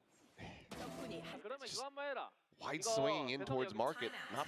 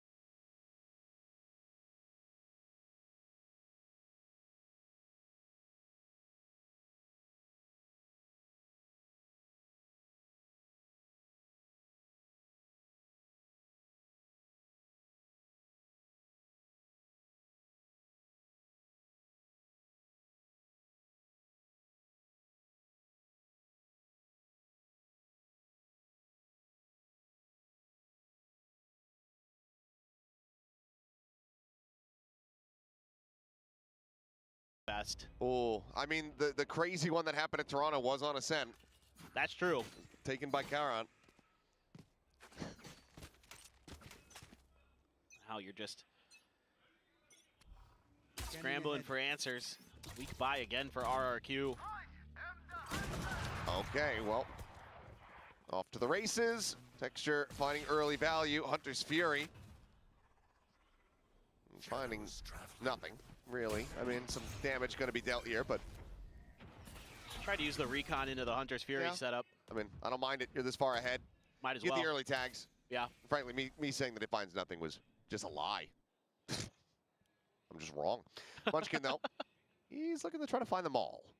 They're worried about this potential push, but now noise starting to be made, and Munchkin, which way does he decide to go? Looks like it's going to be over towards the spawn. Can he swing out fast enough? He absolutely can. And now the spike is out into the open.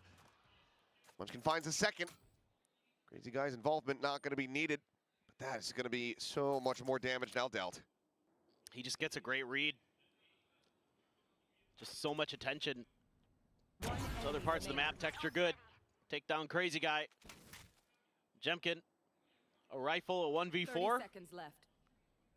Stranger things have happened, but this feels pretty undoable. Yeah, it just looks right past the clone. Big round, 3K here for Texture. 6 rounds now for the side of GENG. Timeout call. Likely setting up for this round, though. Plenty of ultimates available to the side of RRQ. Another full buy. Needing now to try to get that second round win in. Like that tricky little setup over at B main with Foxy9 and Texture. Get him set up for that first kill with that kind of forward placed turret. That's going to be kind of in the back of RRQ's mind, but they're setting up for some kind of, this looks like some kind of big execute. They've been going a lot of A, haven't shown much presence at B, so Munchkin going to be tested, and he's going to get a lot of info off that knife. That's everybody spotted. And that is going to be them quickly evacuating Texture, though. Oh my god. He needs just backup. immediately slotted forward here into the spawn. That's a catch on a cushy. The spike's not down, but still a huge kill to be found. Swings out, gets another. Could this be the round? Is this the one? Can Texture find the remainders? For the moment, they're playing away from him. But RRQ immediately, they have to be considering just going for the save here. Trying to push, trying to find a timing. Try to get on top of Ash there while he's droning. But क्या हो गया भाई अचानक से? He's in position for the punish.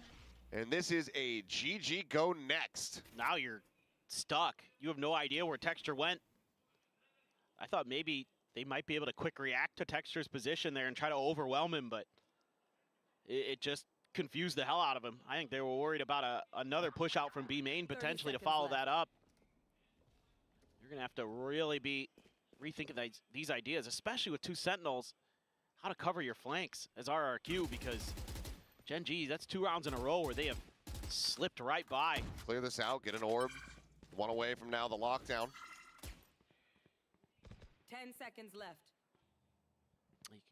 They're checking. Monyet, he is in danger. 1 enemy remaining. Just watching Spike down, mid. Texture silhouette as he jiggle peeks. We miss Monyet dying. Sparrow able to hold his own for 1. Paranoia in from the back, and eventually the spray will connect. Munchkin able to find them both. Nothing retained. 13, 5, and 2. Munchkin kind of going crazy. He's being a little different today. He's playing angry. I'm sure that first map frustrated him. Just a lot of, probably bad kind of ideas. He's yelling at him, spam, spam! Get him! Stingers. Well, bye. More damage taken. Lockdown now going to be sent here within the side. Gets a spot on the Munchkin, and Munchkin just counter sprays. This guy's got 1 HP! Lockdown does get destroyed. Cushy able to find that. Shotgun's lobbed in. Cushy finds a little bit more as well. As Foxy9 does get taken down. Given how this started, I mean, now it feels like RRQ might be their best chance to get a second round win here in the half. It's true. Weapon's already been passed over though. Munchkin going to be taking the op. Immediately Dead. I mean, he's in the corner, but there's no cover, so won't really be able to get the res. Texture got the spot out because she's got the covering fire, and now it's all down to Ash. They have the res. And Ash finds the kill on Amon yet before you try to reposition. Now it's all in the cushy, previously noted. Recon, yep, won't grab now. We'll just go ahead and confirm his final position. The time is just not going to be there. The push forward, Shorty will go ahead and get the kill, but cannot get the round win. RRQ find themselves a second. थोड़ा late कर दिए वो लोग आने में. It looked like it was already done before it started, but Foxy9 just misreads how far ahead that Cushy had pushed. It's unbelievable. Just a bit of a misread from Foxy. Opens up enough space there. Then they're able to get that tucked in position underneath the platform here. That's a burn on the ult as well. Yep. Well, 10th clutch. Already. Already. GENG just got his. Yeah. Yesterday. Yeah. And May's like 1 away from his. Or might have gotten it. What a rookie this guy is. Oh, TP forward. It's a spot check onto Munchkin, who's immediately sending a 0 point over towards main here, and that gets an interruption on the ult. Going out, tucked behind the box. Foxy looking to push forward. Xfero going to be taken down. Jemkin able to find himself a second kill. And ends up getting eliminated, and now it's down to Montiette. Avoids the paranoia. Swing coming through. Reads it, notes it, kills it. Picture still trying to swoop around to the flank. Spike just now ends up getting recovered. Drop down the tap. Looking for the spray, but Karan comes away with a headshot. RRQ denied any kind of follow-up round win. GENG now up to 8. Yeah, just trying to double dip here, RRQ. Seeing if they could catch GENG sleeping. And it looked like maybe they did, but the trades are right there. I mean, Munchkin, Ash, and Foxy9 all combining, finding their moments to swing out. Just really well disciplined in terms of who needs to peek when and where. And that's tragic for RRQ because they're back on another eco. And it's another wasted ultimate because the 0 point just steals it away. Yep. Just interrupts the annihilation. It's just Munchkin is having a great map. I mean, honestly, one of the best performances we've seen from him on KO, and we've seen some good ones. 3 players pinged, and Karan now taking Munchkin's favorite position, which is here at tree with a judge. Collects 3 quick kills. Munchkin swiftly swoops back through. Ensures that nothing can be collected. Foxy now watching in mid, but Crazy Guy, I mean, you gotta die. भाई अपने अपने map में क्या कर रहे हैं लोग? What he's gonna look to do, just a peek in towards Gelato. A little tag there into Munchkin's shoulder, but Munchkin not gonna be denied the kill. 9 rounds now here for GENG. RRQ looking to try to see if they can secure a 9-3 half. Ah, yes. The judge around the corner. And that's basically round over. He had a shorty behind that as well. Did he really? He was trying to troll the shorty when Montiette killed him. Just a full shotgun player. That's so funny. As okay, last round of the half. Ash has an Odin. Oh yeah. Spamming across the way in towards Styles. Nothing going to be seen there. Can help you clear out those barrier meshes pretty quickly. If they make this execute go through, they're gonna be walking into 3 different barrels. GENG has pointed in this direction, but it seems like something about this has them trying to change direction. A little bit of noise made there. Yep, there's a spot. That's not a ton of info, but you're kind of expecting the deadlock to be with the main forces of RRQ, wherever they're going to be thinking about the execute. However, you send out a drone here. Now things actually a little bit tricky for GENG to read. It's going off the clone. Turret gonna be cleared. Nano 3 cleared बंदों as का well. Read तो मिल गया है. Opens up the entry a bit, but yeah, this is some rotation. Munchkin now tucked in here at 1. Well, I mean, if they're suspicious about this, they do have the net. Scanning ahead. 30 seconds left. it's great patience to wait out that recon. They're running the clock down, though. 22 seconds, and still an Odin. It's Munchkin looking for the transfer, finds it. Spike now down to the floor. Spike down A. Has his own flashes, has a fragment, It's over. and he has the round. 10 Says, yep, you can't get into the site. Swings in, finds himself a third, because why the hell not? And that is going to be enemy remaining. 10-2. Is GENG rebounding in a क्या खेल ली भाई ये major round? way. Absolute dominance here on Ascent. Switching sides. RRQ, yes, defender-sided composition, but this is one hell of a deficit. Yeah, well, it's wild to think the last time these two teams played on this map, it was a 10-2 for RRQ in the first half. Right. There was a huge run back from GENG. Stage 1 final. Yep, and it ended up being 13-11. RRQ won the map, but yeah, I mean, yeah, absolutely. Defender, you would think this is going to be better on the defender side, but I don't know if it's going to be that good enough. RRQ एक भी time out नहीं लिया Who क्या? knows? I mean, it was looking like this was going to be the fastest night that we've had so far. Right, which we had a fast one the other day. Yeah, but I mean, you know, if RRQ, if we flip the scoreline, we were going to be looking at like a 3.5 hour broadcast, something like that. Seems like GENG decided to show up. As it's just appearing to be another one of those situations where we're just exchanging each other's map picks. And Munchkin showed up. Oh, yeah. He was fearsome on the KO, making some great reads at short early, and then just being Johnny on the spot over at B when he needed to be. Great artwork. That is really good. It kind of looks like the Ghostbusters a little bit.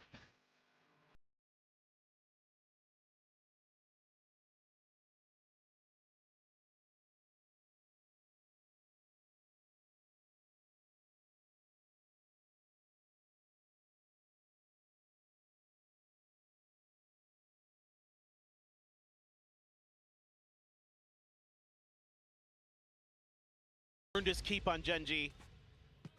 I'd say other than the barrier mesh that he trapped texture in, he's done pretty well today. I mean, honestly, I think that was... Is it intentional, you I think? it was intentional. Could but be. We'll give him the benefit of the doubt. Now, Cushy's gonna take complete control over A main early. Munchkin. Well, how? He gets Jemkin to just kind of give up. He just teleports away. Texture at the same time, though. Taken down. Crazy guy able to find that. All needs to start here from the pistol for RRQ. And Foxy does manage to trade it back. Health advantage, though, for the defending team. Now they're messing with their minds a little bit, our GENG. They're going to try to make a little bit more noise. I think Munchkin's going to stick around and try to sell the fake, but RRQ is read a rotation. And so far they're correct, but there's still enough time in this round that GENG could make another move. Zero Point is really trying to convince them. As a trip going to get cleared out. Xfero on the check, has the kill. 30 seconds And left. we'll see that, okay, Munchkin operating by himself as he often does. Doesn't matter if it's the Viper or not. The recon, the refacing towards tree. Damage suffered there by Foxy9, but gets the shot through the wall. Moniette taken down. 3v3, but now 3v1 as Karan cannot stay alive. Jemkin, some much needed kills. It's RRQ, a third pistol overall, and takes that first step towards running back this ascent. Yeah, it's just great awareness here from Crazy Guy and RRQ in terms of who's going to be where and when, and not falling for any of the shenanigans that Munchkin's trying to create over on that B site. And a great play by Xfero, a little bit of a hesitate off the clear of the tripwire. And then he just catches Munchkin looking the other way. Just fight. Makes it a lot easier. And yeah, indeed, that was a really nice fight. A great win against Ash out in A main. That just seals the deal on that round. 3 Bulldogs, a Spectre, and Sheriff for Xfero. As it's going to be Jemkin with those flashes available. Going to be the one to ask, you know, to kind of fill in for what used to be KO's job over in Tree. Munchkin looking to try to get himself the no command available as quick as possible. Jemkin. Oh. Same spot this time, able to find it. Foxy9. Just turned.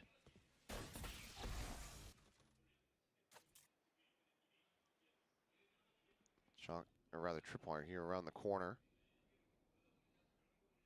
Cam set up on the exit. This is going to be a bit of a rough go of it here for Gen G to try to take the site. Revealing area. Might be able to try to overwhelm. TP into the corner and a TP for it, and hello. Does get taken down. Dash up into their face, and everybody's just running a crazy guy, and he's like, I'm not sure what you guys are trying to do, but I'll allow it. 30 seconds left. I'm fine with this. As long as there are bullets in this magazine. Just having a whale of a time. It's got to die at some point. Looking like a flawless. See if he can get one. 10 seconds left. No, we cannot. So there you go. Flawless going to be locked in. RRQ. Very nice 2-0 ये round start. जीतना है. 6 rounds to go to try to tie it up. Yeah, absolutely. If you can run the bonus here as RRQ, you're going to feel good about a comeback being very doable. The attacker side for Gen G at times can be a little bit shaky on this map. One enemy. 10 seconds left. Crazy guy. Just like, okay, guys, keep coming. I'm ready. So you're able to, oh, you're going to get an outlaw here as well. That means 2 players on Gen G. Foxy9 and Texture. Actually going to be one tap. Scanning ahead. Sending out the early dart. Lands right on the back of the arch. Does force out Jemkin a little bit, but did get hit by the 0 point, so sticks around. Oh, it was one tap. Like, surprise. Not going to be missing those. Quick kill, quick little reposition. Gate crash sent over towards A in case he needs to reinforce that. As Foxy considering trying to get the nano there on the corner, find some damage, but just has to back away. And now you've got Jemkin set up. This time the shot goes wide. Otherwise it would have been Foxy's demise. Ash had the spike there. Yeah, bold. Have him be the one pushing forward, trying to clear out the market door. At least. Spam in from Moniette, and that's going to be a good amount of damage taken. Karan down to 63. Foxy again trying to poke and prod, find an opener. This time Jemkin does find the kill. Sonic sensors, both on the tree and the site entrances here. Gen G, I think they're just considering a save now. 30 seconds left. I would expect that's what it's going to be. Ash gonna go fishing. Doesn't see anything. बे bonus भी जीतेंगे क्या? Their 2-player advantage, happy to just tuck into corners and take this round to its inevitable conclusion. Left. Okay, you get one. Kind of fine with that as RRQ. Lose out on just the one weapon, stops it from being a flawless, but otherwise not going to be concerned about that at all. Cushy is going to be looking for a little bit more. Pushing over the top. As that would have been a good time for the to be continued screen. Siri play roundabout. Yeah, this is now starting to get, you know, at least in the realm of possibility for RRQ to run it back on this map. And it was a couple Guardians that were saved over for Gen G on top of the one Phantom. It's going to go over to Texture. Sheriff for Foxy9. Ash just stuck with a classic, needs to save up. Has to use this util. Has to be available to find some kind of way in through these defenses. And now you're just tanking tons of money as Jemkin since you've been sitting on this outlaw. Ooh. Timing there. But Gen G able to pump the brakes just enough. Munchkin thinking about trying to get some way into mid. I mean, look at a very far forward Sonic sensor, but Cushy's still taking a bunch of damage. Over there. No surprises. Just considering setting out the barrier mesh now. Deployed. We'll do just that. peek in, and wow, what a shot. Redemption there for Foxy9. That's a difference maker. Weapon not going to be collectible quite just yet. Texture did clear out the barrier mesh, so that it makes this a little bit harder to read for RRQ. 30 So seconds far left. forward now. One yet very wary about this. Footsteps being heard. The attack gets ready to come through. Munchkin going to be looking for the backstab. Shots flying, eventually collecting. 0 point immediately over to try to intercept and get information there on Xfero. Crazy guy now trying to be the difference maker here on the site. Tries to hit the transfer, cannot. Foxy hits Foxy another bhai. belter of a shot. Spike now planted. Munchkin again, lurking, lingering. And immediately repositions to try to get the jump here onto Cushy as well. Cushy into the corner. Looks like a little bit of a misread on it, but they continue to just keep eyes pinned here. They're going to be rewarded with this and ensure that nobody from RRQ carries anything forward. ADS in. There's the spot out from the kill. Damn near flawless. GENG getting themselves up to 11 now. Up the back of Munchkin, just lurking like a madman. He's just, when he's got the reads, it's just unfair, and it helps a lot that Foxy finds this first kill because he knows that the sniper rifle isn't going to be in mid, and they aren't really using a lot of that Sentinel util there either. So that's going to open up the map for Munchkin to push some space. And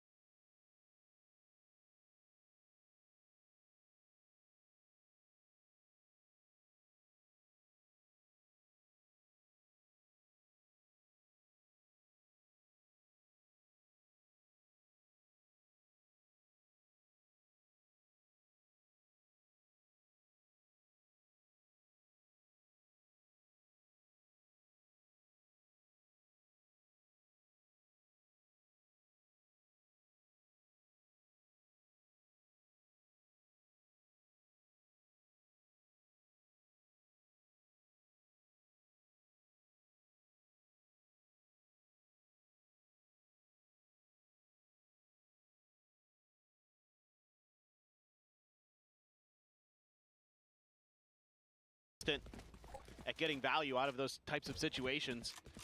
All right, you're bringing a lot of firepower here. Only Bulldog though for Xfero, but Op, Odin, a couple players right out at mid.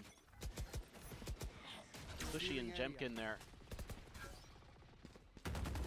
Setting up, but out of the Cypher util, and now you're gonna put the wall down quick. Clear the cam. I love this from GENG.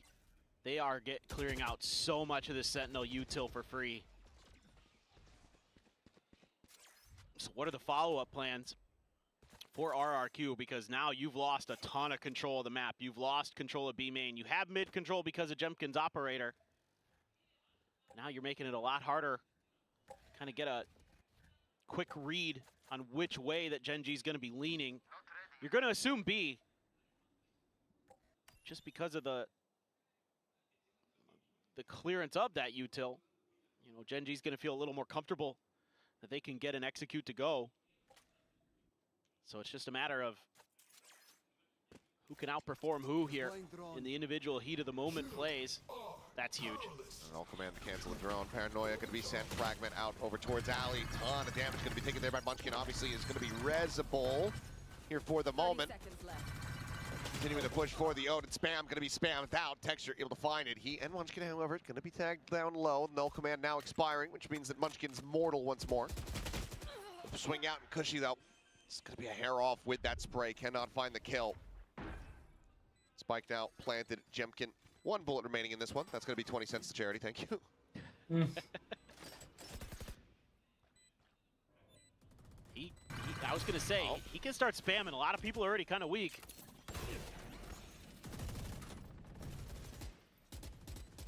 But this, they might have to. I mean, you've got an Odin and an operator in play. It's just too much money that you could lose out on. So, yep, they're just going to have to back away. Even with the kill on the Munchkin, it's not enough. It's not enough comfort. So they retreat, and that's going to be GENG getting up to map point. And again, it's all this early round pressure that GENG's able to create, clearing out so much Sentinel util there. You get the cam, you get a tripwire, you get the barrier mesh. Match point. And you're just able to just kind of do a little bit of exploration and walk right back through. I think the thing that you now have to start remembering is that Haven is the last map. That's a good point.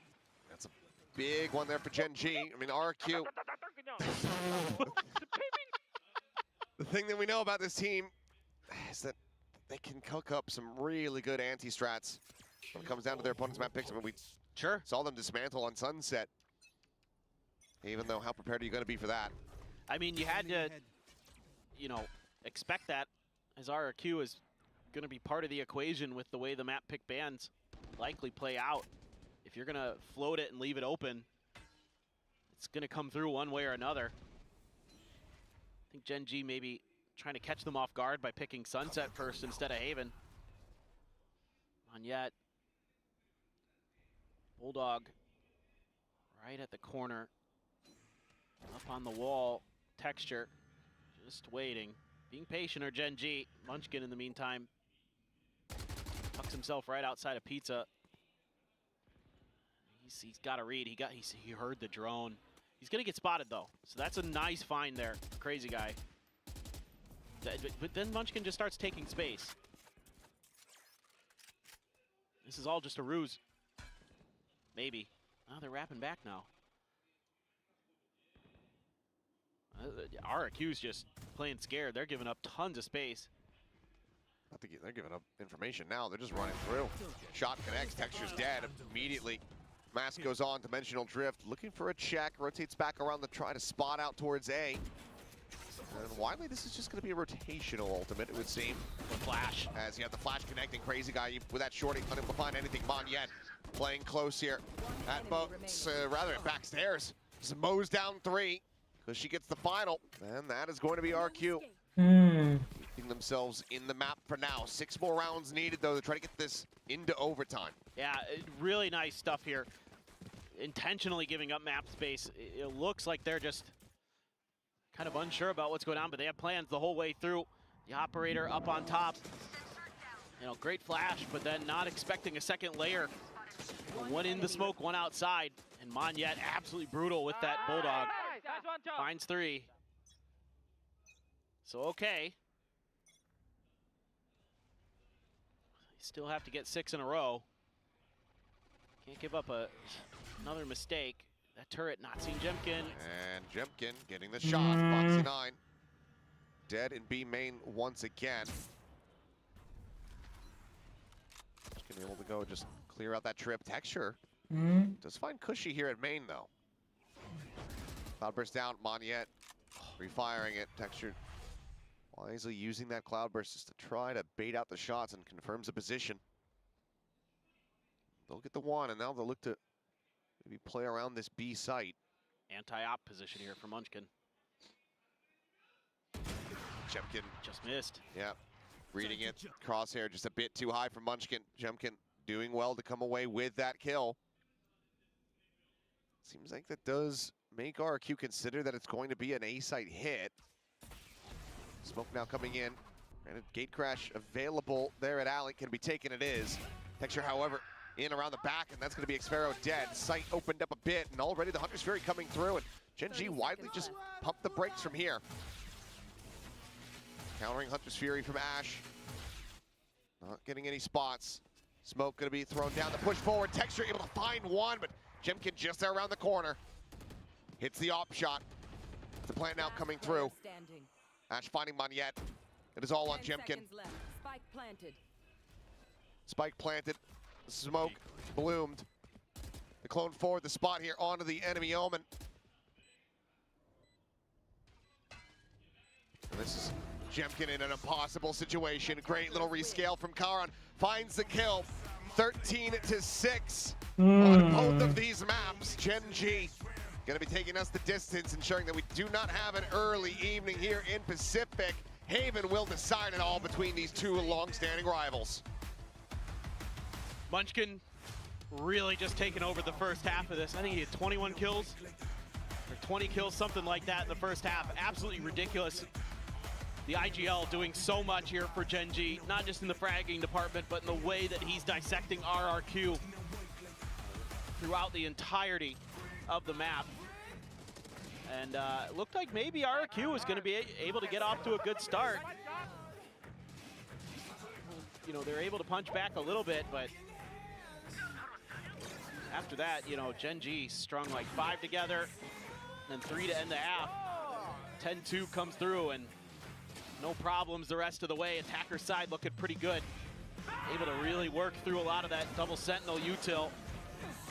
Munchkin in particular, a menace in mid. Now you go over to Haven, which has been GENG's best map. It's a bit of a polarizing one for RRQ, bodied by Global Esports earlier this week. But we're able to take down Fnatic on this very map when they clashed over at Masters Toronto. So who knows which one we're going to be getting if map 1 RRQ shows up. If they have the read, if they have the anti-strat, they certainly can still close out this series for their 3rd ever win over GENG here in the 10th ever clash between these two teams. But for now, we'll send it back to the analyst desk to go ahead and break down Ascent. Well, that was a really exciting way to end Ascent there. GENG end up closing this out. We're going to go the distance in a full series for today. Yeah, I mean, I said before, if you're a GENG fan, don't be too worried because they have been good on Ascent, and they really did show up in this map too. I felt like RRQ just couldn't find that form that they had in map 1. Those key players that we spoke about, like Monyet, like Jemkin, not really present in this map. Yeah, I think it kind of goes to show that it might just be an individual slump, maybe not an agent-specific thing for Jemkin. I've been kind of thinking about like, oh, I want to see him on the Yoru, but even on the Yoru this map, he had a bit of a slower time at the office, so unfortunate there. But when you got Munchkin in this level of form, it's very difficult to play against. I think for RRQ, I don't know what it is about these two teams. The last time you saw a 10-2 half on the opening half, I think it was on the attacking side for RRQ. This time, GENG deals them a 10-2 opening half on defense, and look, that was just didn't look like anything that RRQ could do there. Like Kilios is saying, 10 times these two teams have faced off against each other. I think, and when you're on a map as old as Ascent, I think you just figure a lot of things out over time, and it becomes less predictable as they do this. But like you were saying, Munchkin was really, he just did it all on this map. It was absolutely fantastic, and he has doubled the frags as the next person on his team. I mean, we've seen him do this before, right? Every now and then he just takes over a game and he goes, guys, don't worry. I know I'm the IGL. I know I'm the wise old one, but I've still got you here, and then takes it over. And he's not content with losing 2-0 to RRQ today. Yeah, I mean, traditionally, like in TAC FPS, your IGL is your low fragging player, your player that's setting up the play a lot of the time, that's controlling the macro from the background. But you could see Munchkin, he has such a sick read on the game. It's like he knows exactly what the opponent's setup is because he's studied it. He's in the VODs, he's calling against these teams. He knows exactly what the setup should look like. And you see him in real time testing it. He's not waiting for somebody else to relay information to him so he can make the call. He's reading the setup in real time. He's reading the rotations, and you can see that he knows exactly what the other team is going to do before they do it, and he's just in the perfect position, and he's disrupting things. It's just amazing to watch. Yeah, in fact, let's watch some of it. It's like, it's just too good. We got to see it again. Both maps, he's been absolutely phenomenal. I mean, I think like he dominated that short position, right? That's what you kind of expect from the KO, to be playing around that short position. But then all of a sudden, he's in market. He's on B side. I mean, I really love that he's not afraid to try new things on this KO. He's not afraid to put himself in those risky positions. He's a bloody spawn, mate. Like, this is what a lot of IGLs don't do. As you said, they like to play from the back. They like to have a little bit more info. No, he's a wine. Bang! He was everywhere. This is crazy. On defense. And then on attacking side, he's top mid with a full belt to util. He hasn't used the flash, he hasn't used the fragment. You know, most KOs are like, let me set up the execute. All right, pop flashing you in. You know, come on, updraft dash, get in the side. No, old mate's walked dry through middle to top mid, and he's shooting you in the side while his teammate is executing. That's got to be very frustrating to play against. Yeah. Yeah, he's just... I mean, he's proven why so many of us believe him, and you believed in him today, Pilsky. Of course. In Munchkin. Yeah. You have him on your build tip team, and good pick. He is build diff. Excellent pick. Why? I remember you almost had someone else, and then you decided... Almost had Karam, but then I said, why would I have Karam when I got Munchkin? That's literally what I said. Imagine saying that last year. though. No, last year I wouldn't have said that. Look, Karen's been totally fine, but like you go back through all of GenG's last few series, like Texture's He's the putting guy. up numbers, but it's like Texture, Munchkin, Foxy9, Texture, Foxy9, Munchkin, sometimes Munchkin at the top. Like those are the big three for GenG right now, and even Ash is having some series where he's top fragging. You know, Karen's there just doing the smokes roll, getting stuff done. Like, I think even Karen has more ceiling. We've seen it in the past. He can even get better. And that's where I think GenG might just win champs if he unlocks that as well. That's just the whole team unlocked. Exactly. No, that's exactly it, I think, for them to make it again on the final Oh, stage. bhai, third map. On the global stage there. But yeah, great pick of Munchkin. No, now we are going to be going to Haven, and this map, GenG is so good at this map. But RRQ has a couple things figured out on Haven as well. I mean, so RRQ at Toronto did get that win over Fnatic, as Achilles was saying, but then we saw them play against this global esports team. 13-5, it was absolutely dominated by Unitán. You know, so I have to say I'm a little bit doubtful because GenG have loved this map. Look at this, 5 picks, played 8 times. Yeah. Just 75% win percent. I mean, I was surprised they didn't pick Haven into this series. That's how good they are. Yeah, last 3 or 4 months. I mean, they're 9-2 on it. They're beating G2. They're beating Fnatic. They're beating RRQ.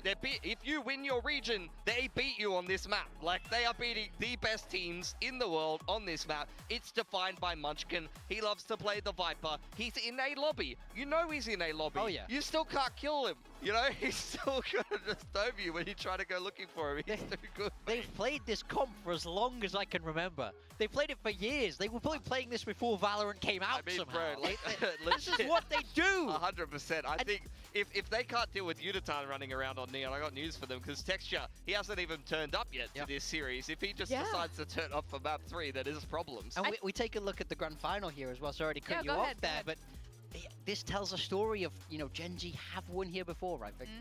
Yeah, no, I just want to say, this could full well go into overtime if it goes that far, and we know how it goes when GenG goes into overtime at Haven. They win. They win. They absolutely just have this map locked down. So what's it going to take for RQ to win? They're playing the double duelist these days, so I think, honestly, Monyet unlocked with Jemkin actually having that map 1 performance is what they need. They need the double duelie boys to be having a good day at the office, but for RRQ, whenever they're finding success, it's a well-rounded performance. It's never just one player carrying, although Jemkin did have a massive Stage 1 Grand Finals, as we've highlighted before. It's more like the Sunset performance. It's a good read, it's a good anti-strat, and it's everyone contributing across the board, because they've got great opening round players with Jemkin or Monyet playing that sacrificial duelist role, and they've got great players in the post plant to come up clutch, whether it's Xfero on the lurks or even Cushy after he's used a lot of that E near util. Yeah, I'd like to see Xfero turn up a little bit, because last map, 4 kills, I think it was. That's not very, very good from your Sentinel. And, you know, you have to stop Texture. We know Texture's going to be on that Neon. He's going to be running at you. So if you're on that Cypher, you have to put a stop to it. But also Monyet, like you say, big map 1, but a slow map 2. We need the individuals on RRQ to really pop and go toe-for-toe, firepower-wise, with what GenG are putting down. Yes. Yeah, I mean, you know Monyet pretty well. He was on your team earlier on 2 years ago. What's it going to take for them to mental reset here? Do you think that's all, like, the main issue? I think RRQ's mental is very good, so it's just about knowing you've beat this team before. You know you can be as good as them. We have the agent picks coming out here, and on the side of GenG, no surprises. This is exactly what they love to do. They don't make these changes. They go, hey, we don't care if you've seen it before. We're the best at this. Yeah, RRQ not making any changes either. Crazy Guy on the Omen is one of the only maps where he does play that controller role for RRQ to free up Monyet to get into the site and get on that hard entry. He's not playing into a Cypher, he's playing into KJ, so he will have a little bit more space to get a little bit freaky with it. That was an interesting choice of words. All right, let's get freaky for Haven. We're going to send it back to our casters, Achilles and Paper Thin. Well, Paper Thin, Desk, you're ready? Yeah. You ready to get freaky? I'm always ready. Okay. Don't like that. Anyway, let's get ready to go into this map 3. See which one of these teams are able to bounce back here. GenG, motivation as well as momentum now on their side. Looking to try to secure the win here for the birthday boy. RQ looking to play spoil. Let's go. It's gonna be tough. Reverse sweep हो गया बताओ. Tremendous read if this is committed to by RRQ here from GenG. Paranoia out, Foxy. Well, something about this guy on this map, on this agent, as Munchkin. Oh, just letting him think that he's going to be able to get a kill. And he's just like, nah. Munchkin looking to just play everywhere. One enemy remaining. And he is going to do just that. Flawless round here. GENG finding their second pistol in the set. Munchkin off to a roaring start once again. An ominous start for RRQ on a map that we all know is one of the best for GENG. And Munchkin, man, it's unfair. He's just so patient out of the window, finds his moment to strike, and then repositions right behind the box outside of mid doors where you can't see him until it's too late. He knows you're going to try to go to B, and he just shuts it right down. Looking for a little early spam damage. Texter going to be tucked in around the corner here with just a Sheriff, actually. GENG loves to do this. It's going to be red. Big reveal onto one, the slide forward, and yep, aren't going to be able to flush him out. Sheriff there for the taking. Will get collected here by Xfero. Manya, even the one shot does fall down to 45, but RQ now just looking to cut the noise. Get the cam forward here in the sewer as Munchkin checking forward, gets the spot out, and that's going to be them rotating now over towards Foxy9, who just has a Marshall, can very quickly get overwhelmed. Shots him out, just going to be going wide. Quick scope in, however, hip fire, cuts down 3, gets the 4th. Oh, and can he find an ace here? Steal it from him. Texture dead go! on the floor. No! They're going to try to give it. No, Xfero will say, no aces for GENG, unless it's Munchkin on Icebox, I suppose. That is going to be them getting the 2-0 start, just the Marshall lost, as well as the Sheriff. That's probably the saddest I've ever been, that Texture's dead in a round. Because he can't be the one to steal it. Because he can't be the one to steal it. My first thought is like, oh, Texture, come steal this. I'm like, wait, no, he can't.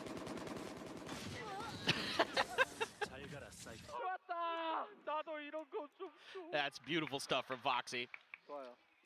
He doesn't have any util there either, and he dodges all of RRQ's util.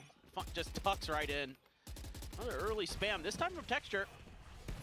Just kind of playing with RRQ's mind a little bit about who's going to be where at the beginning of the round. Trying to keep him honest out of that window. I really thought Foxy was going to have his Aspas Marshall moment there. Right here. He was damn close. You have a judge for him now. He's outside of mid, or inside of mid doors. TP being set up for Jemkin, just in case there was any kind of aggression outside of long A, but so far, GENG keeping it close to the vest. Again, another position that GENG likes to play from. Judge around the corner. Exactly. Munchkin not far off. He's going to try to take the fight here on a timing as the recon goes in. It's Monyet to 48, but will be Foxy getting picked off here. I don't mind that from Foxy. You know, we've already seen in the previous round that RRQ pretty aware some of the tucked in positions that GENG likes to try to run on this map. So trying to get ahead of that, totally fine. Fake being sold here by Monyet. Okay, still comes away with the kill. Munchkin trying to push forward, but Monyet just there on top of him. Gets vision, gets the elimination. Time starting to dwindle though. Push forward, and that's gonna be 2 players now. Melted down, Cushy stunned up there within the smoke. 7 seconds remaining. Texture does fall. The plant, it basically has to be stuck to, as Karan, he just needs to survive, and he has. It's a Red Bull clutch, as he simply does not die. And that's a 3-0 start here for the side of GENG. Catastrophic, brutal. This is so well thought out by RRQ. You even get the kill on the fake side. And then Ash just walks up with a Spectre into your face. And Karan can just buy time. It was bold to even take that fight. I thought he might have just immediately repositioned, because he didn't have full confirmation that the plant wasn't being held. Some double stacking the spray into window. Yeah, they've got some kind of read. But, oh, Karan dead, top of B site. Weapon not going to be recoverable here as Bite just thrown down to try to further dissuade. Clone going through, cleared. Nano just further delaying. Barrier on the door going to be broken down. So that turret to play off. This is a little aggressive from Foxy. Okay. He's going to hear that drone, has the backpedal, just doesn't even have the bullets really remaining. They try to get the catch. Only find a tiny little bit of damage as one bullet connects. Otherwise, Foxy perfectly healthy. Seems like RRQ widely going to try to stick around here in mid. And as Munchkin, I mean, he's just playing every corner that he possibly can. Texture's trying to bait for him there. Foxy now going to be in a bad spot, tries to reposition, but it's just too many targets. Still some decent damage found here, but RQ in a very good position, trying to get themselves a bit of a thrifty win. But Texture now arriving, puts a spike down onto the floor, slides into back. Plaid finds himself a third, will not be Mr. 4K, not in this round. Munchkin will collect the other two, but GENG deny that thrifty attempt from coming through. It's just got to be so infuriating to go up against GENG sometimes. When you are playing the beginning and the middle of this round so well, you're finding these picks, you're isolating targets, and then these two show up and just ruin your day. Munchkin is so fast on this. Crazy Guy just has no freaking clue that anybody could have been there that fast because he's tucked into that corner the whole time. And he's immediately moving as soon as Foxy dies. And pretty much every team will tell you that they hate playing against this team. Bit of a rare whiff there. Texture unable to find the shot. Up and over the top is Karan, just playing on top of boxes. Drops down, sends out the Paranoid to try to slow up the approach. Teleport now forward, and Karan just sprays and prays, gets rewarded. It's an addition that this Viper adds to the defender side is that poison cloud you could throw at the front of C. Combine it with the snake bite, with the nanos, with all this util. You think you can get a decent C push going, and all of a sudden you're getting spammed and chipped down. Texture's reposition here. Munchkin making some noise, trying to bait.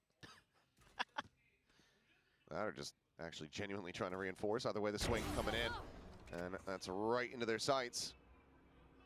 So bait or not, it worked. Scanning ahead. Recon just to try to stop the scale forward here.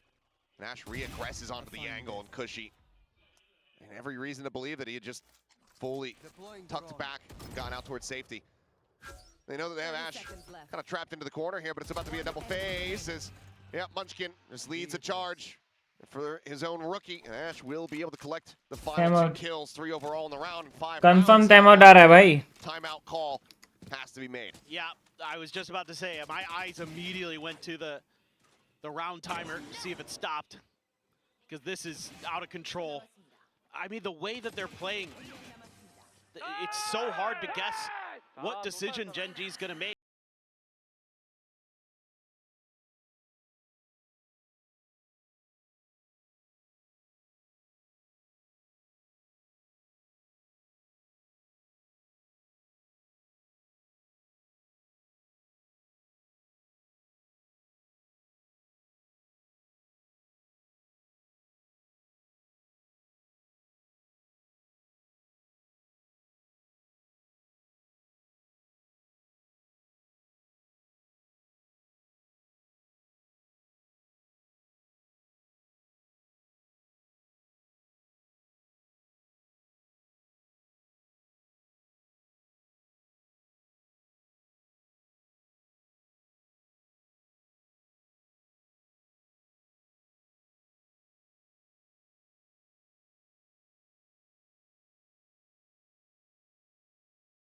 That GENG did internationally, I don't know if there is a safe position at all anymore. It has. I think it just has to be the very last round of the last map. I think that's probably the only way that we can allow it. Yeah.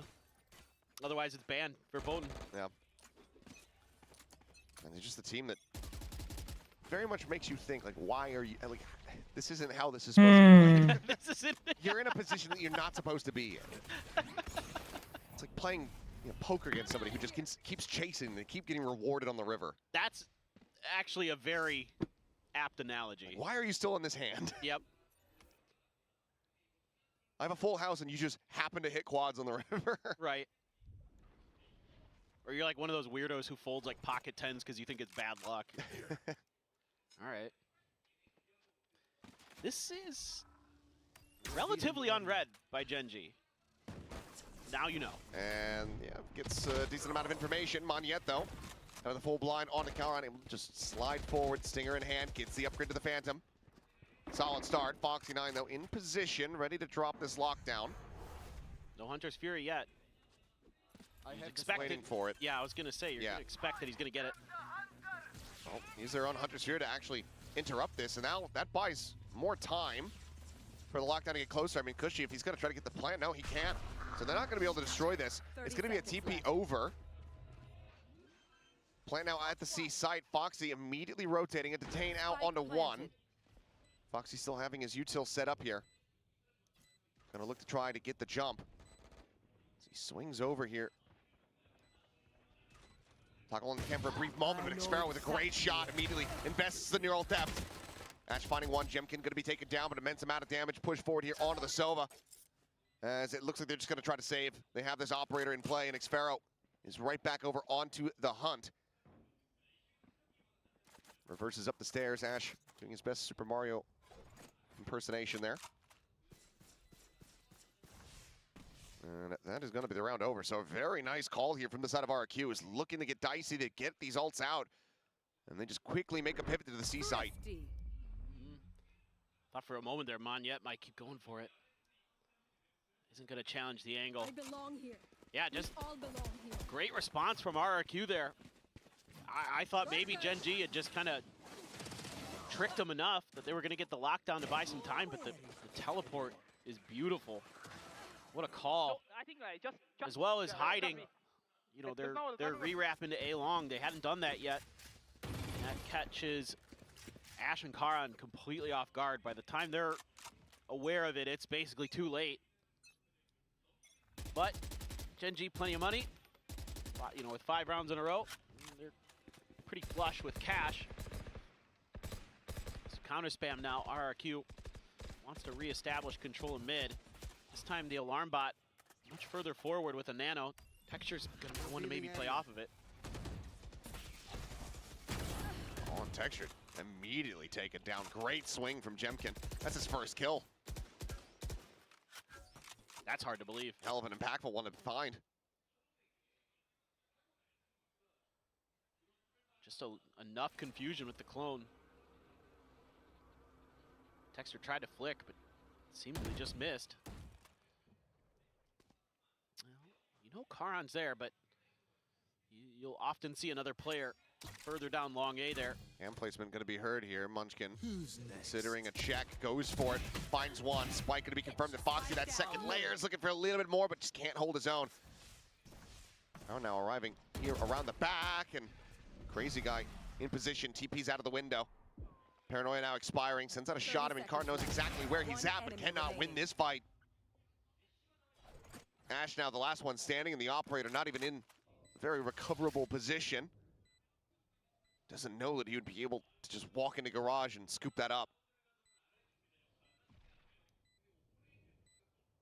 Yeah, he's just gonna have to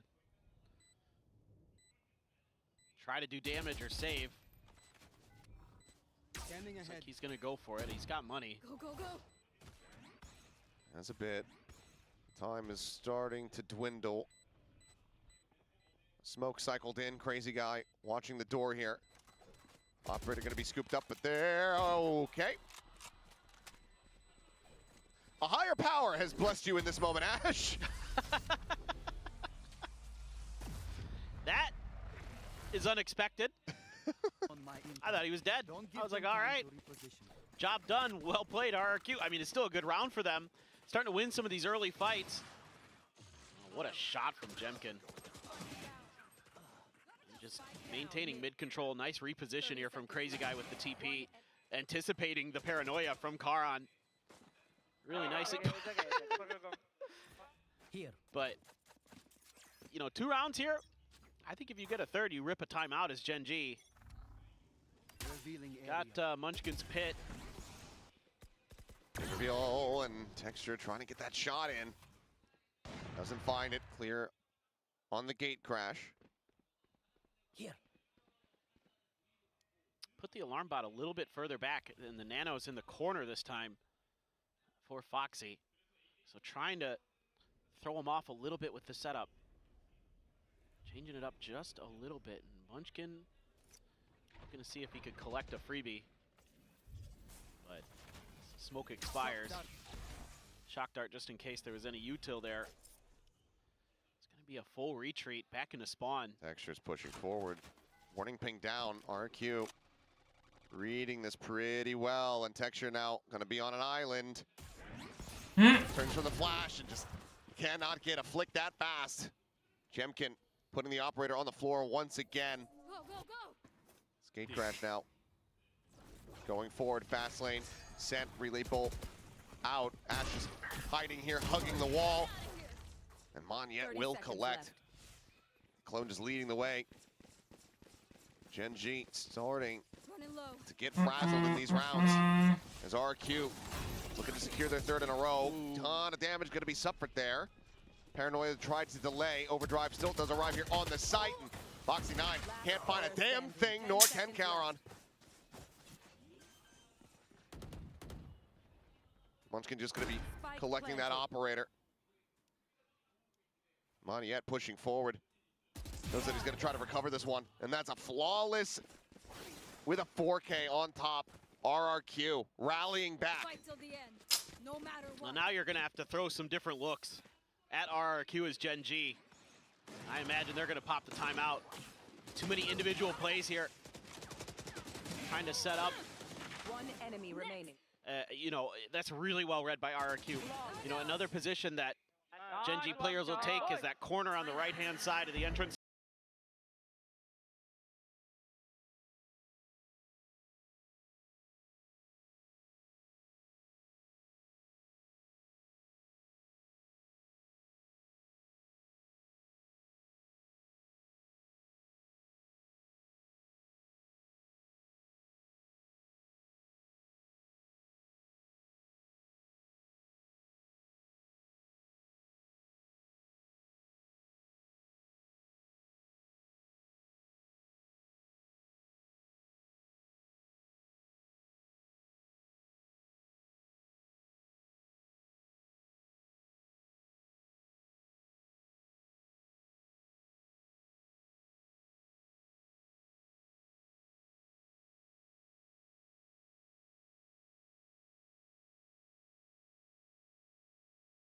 Oh, they're actually gonna, okay. Oh. Couple players didn't have quite enough. They thought about it, but I think this is maybe the wiser decision here. I mean, it's been a little bit whiffy on the off shots. So if you're not getting those kills, might be best to just go ahead and sit it down for a couple of rounds at least. Overdrive is available here behind this Phantom as Xfero playing forward, has the cam set up to be able to watch down into sewer as well as those smokes do dissipate. In the meantime, Munchkin finding one. Monyet dead here, backside of B, but the counter spam from Jemkin is going to be rewarded with a kill. Cowron playing there, could collect the weapon. Try to pass this one over. Recalling my bot. Time to jump. As Foxy will go ahead and grab that Guardian up. 1 for 1. You lose the pit. Not that that's a big key to what. Oh, whoa, Caron. We'll find one, gets a good amount of damage on the Jemkin as well. 3v3. Sphero now trying to lurk forward. As Ash backing away. Shock dart avoided. Push coming through sewers now. Left. Texture. Still having a relay bolt. Just tucked here into the cubby, but the position being read here for the moment. Gun barrel now going to be spotted, and now they stop paying attention to that. Spike down A. Relay around the corner, the slide right up into him. Oh my goodness. Wow. And that is Texture coming away with 3. Listen up. Kill them before they kill us. That is crazy stuff. Great relay bolt.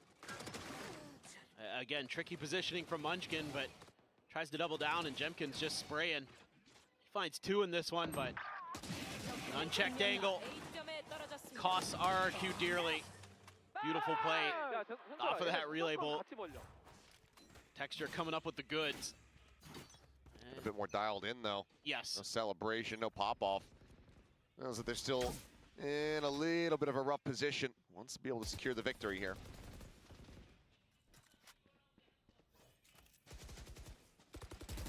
Oh man, you've heard so many guns here. Oh, and yeah, well, now Karan once again on top of the box. Gets a good amount of damage. Jemkin similarly tagged up once more. Door shut in RRQ's faces here. It's a quick TP out. Does get the paranoia though. Take flight. That is nice. Still defined. Yeah, absolutely. Especially if you're gonna really lean into this hit. But Jemkin already down to 17 HP. Just trying to make him think he had actually left. This is kind of an interesting decision here from RRQ. Spreading the map a bit now. 45 seconds left on the clock. And they're trying to create attention at A as much as they can. And I mean, if Jemkin finds one for free, even if he gets traded, that's not bad. Karan. No charges. What can he do here? Timing. Great reposition. Oh, Foxy. Hell of a shot, Karan. Lingering, the double face, the transfer. Strike down. C. Karan takes them both down. 20 seconds. Just Cushy and Jemkin versus 4. One enemy And that's going to be Kara just absolutely gunning them down. 4K for himself. GENG securing a lead at the half. Already up to 7 with 2 more rounds to be played out here. Just classic Karan. Guy is so good at his positioning. This round shows उनका देखो सब मार रहे बे moves from plat over into the smoke. मतलब अभी तक इतना round हो गए 10 राउंड हो गए उनका कोई डबल डिजिट नहीं पहुंचा है It's a possibility. And he's so देखो कोई fast double to get digit it नहीं है 8 8 7 7 7 सब अच्छा basically खेल रहा round है over at that point. Clock was ticking. So if GENG can just hold on, if they can keep avoiding some of these early traps that RRQ is looking for, don't give up that player for free. They can hang on. GENG worried about a fast A hit, but don't need to be just yet. Drone. I don't think it saw anybody. Nope. Onyet had gotten out of there in time. Sparrow toggling the cam, looking for a lurk. You gotta think that Munchkin's itchy to get out on the map somehow. But get a little bit of a response there at A. Do have the alarm bot at the front of B. There's that ping. Did hit Crazy Guy. So it's a pretty good read from GENG. But if it's good execute, that's what they could do. Fast lane through. Relay bolt out of heaven from Texture. Monyet makes his way over to Hell. The drop down attempt. And Texture immediately felled. Monyet finding himself 3 quick kills. It's only Jemkin dead there on the entry. Foxy 9 now. Left alone, rotating around the back. Noted by the tripwire. That's going to have him rerouted. That's just a brilliant setup. Even though GENG honestly reads it pretty well. Oh, Foxy hearing some footsteps. Let's see if he can steal one. Oh, well, does manage to find the kill there, but Cushy quickly in position to be able to trade it back. RRQ looking to try to secure a 5th round win here in the half. Give themselves the best possible opportunity. Already in a rough spot, considering the double duelist start here on the attack. 30 seconds left. They need everything that they can get. Yeah, just that hell position being able to be taken by the Neon for free. A little bit late on the response with the util to try to slow down Monyet, and he punishes them. Nobody's able to really get there in time. And, you know, Texture knows he's down there, and he's at a huge disadvantage dropping out of heaven. A couple scrapes of damage there with the Guardian. Karan. Finding the first, looking for the second, trying to go for the readjustment. Jemkin finds the headshot before he can. Now the neural theft going to be invested here from Xfero.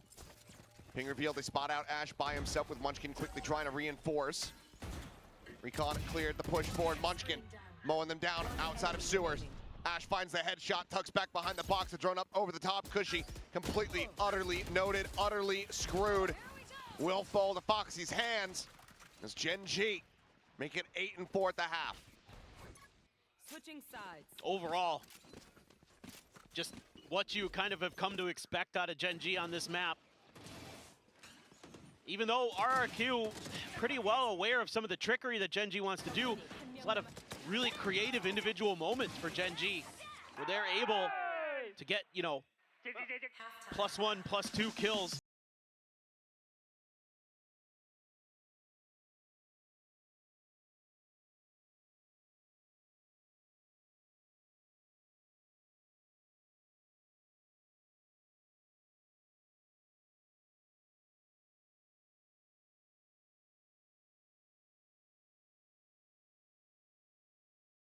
A timeout from RRQ for sure. Able to catch GENG kind of trying to play some ISO on the map, and GENG tightens the screws after a timeout of their own where they start trying to be a little bit more consistent with the reads that they're finding. Works out well. Now coming over to this attacker side, this is generally where they do more damage. GENG is generally, I think in the graphic on the analyst desk, it was like, I think like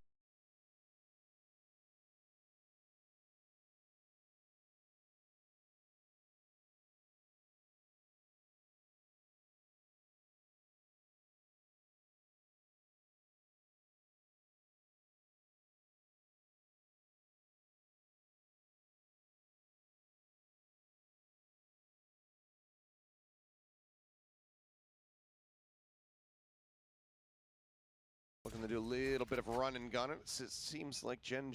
a lot of classics. Yeah, trying to What is this? tackle this garage in mid. Heavy stack from RRQ. Not pushing though. Just gonna wait for them to kind of swing into these angles. This is scary, honestly. They fall for this. This is gonna end up being maybe a little bit coin flippy. There's the fast lane. Piling forward, Jemkin looking to try to get the kill. Moniette just keeping it quiet here for now. Nearly hits the transfer onto the second as Texture just continuing to draw attention. Cushy on the quick peek, finding one, but he's just getting turned around. Sparrow out with a lot of pressure here. They have the two players low on health. Bite still available, lobbed in. Gets him off the defuse here for now. Buys some time for that smoke to try to dissipate. Swing onto the corner though, and Crazy Guy in front of the first. The double face, they line up, and for a second, I thought that might have been them done in. RQ though, will go 4-2 in pistols and bring the gap down to 3 rounds. Yeah, I get the idea here from GENG. It's just read by RRQ.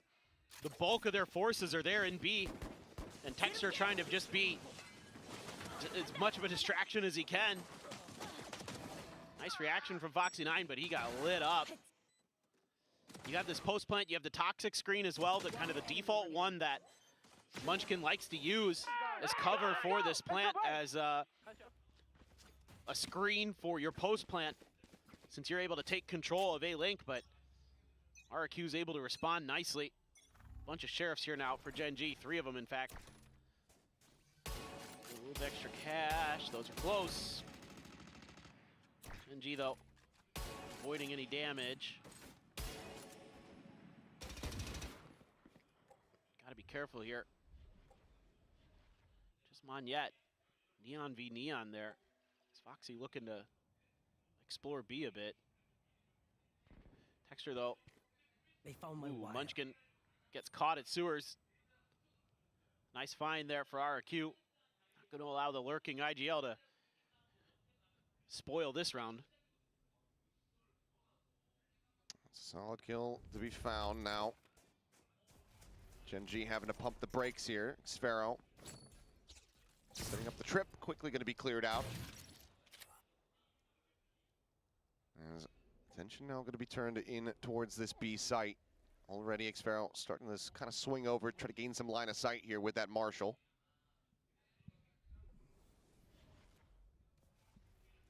Smoke dissipating, Crazy Guy, full eyes here. Finds Foxy9. Sheriff going to be collected by Ash.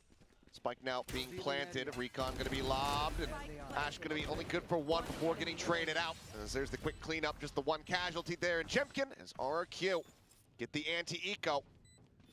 If they can get a bonus conversion, they are off to the races as they look to tie this up. That would be quite the surprise.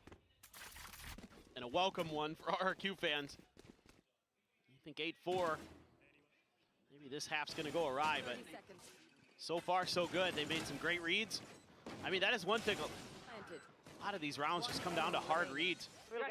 I know even we win, but our position was very. Who can get the better advantage? You're going to have 4 Bulldogs and a Spectre coming into this bonus. Oh, change up. Judge. Actually, it's Pharaoh with the Judge over at window. Seen how well that works for GENG. Sometimes he's going to try it himself. Big push out though at Sewers. Full control here for RRQ. And can't overwhelmed. Yeah. It's a great kill. You know, he's going to be playing around that wall. He's going to be on that A side. If you can get him nice and early. Sets up the team very nicely for the latter half of the round. Check around all of the C site. Nothing else going to be spotted. Foxy potentially needing to be the one to really open things up here. Lurking back is Spike now planted. Double stack around the corner, but Foxy's just swinging back through long, not having any eyes here on this garage position. Jemkin playing it patiently.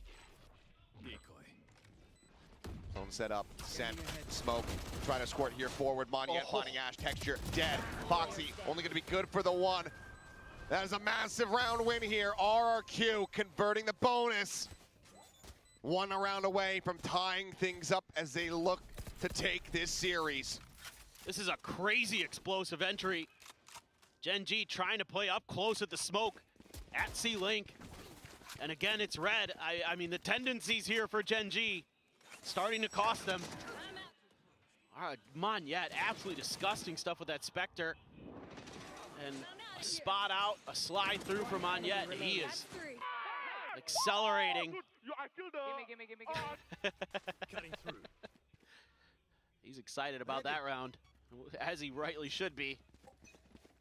A couple Guardians, a couple Sheriffs and a Stinger. That's all that GENG can afford. Playing a bit back, but again, tag of damage. Munchkin trying to see if he can get lucky through the smokes. Do clear the trip.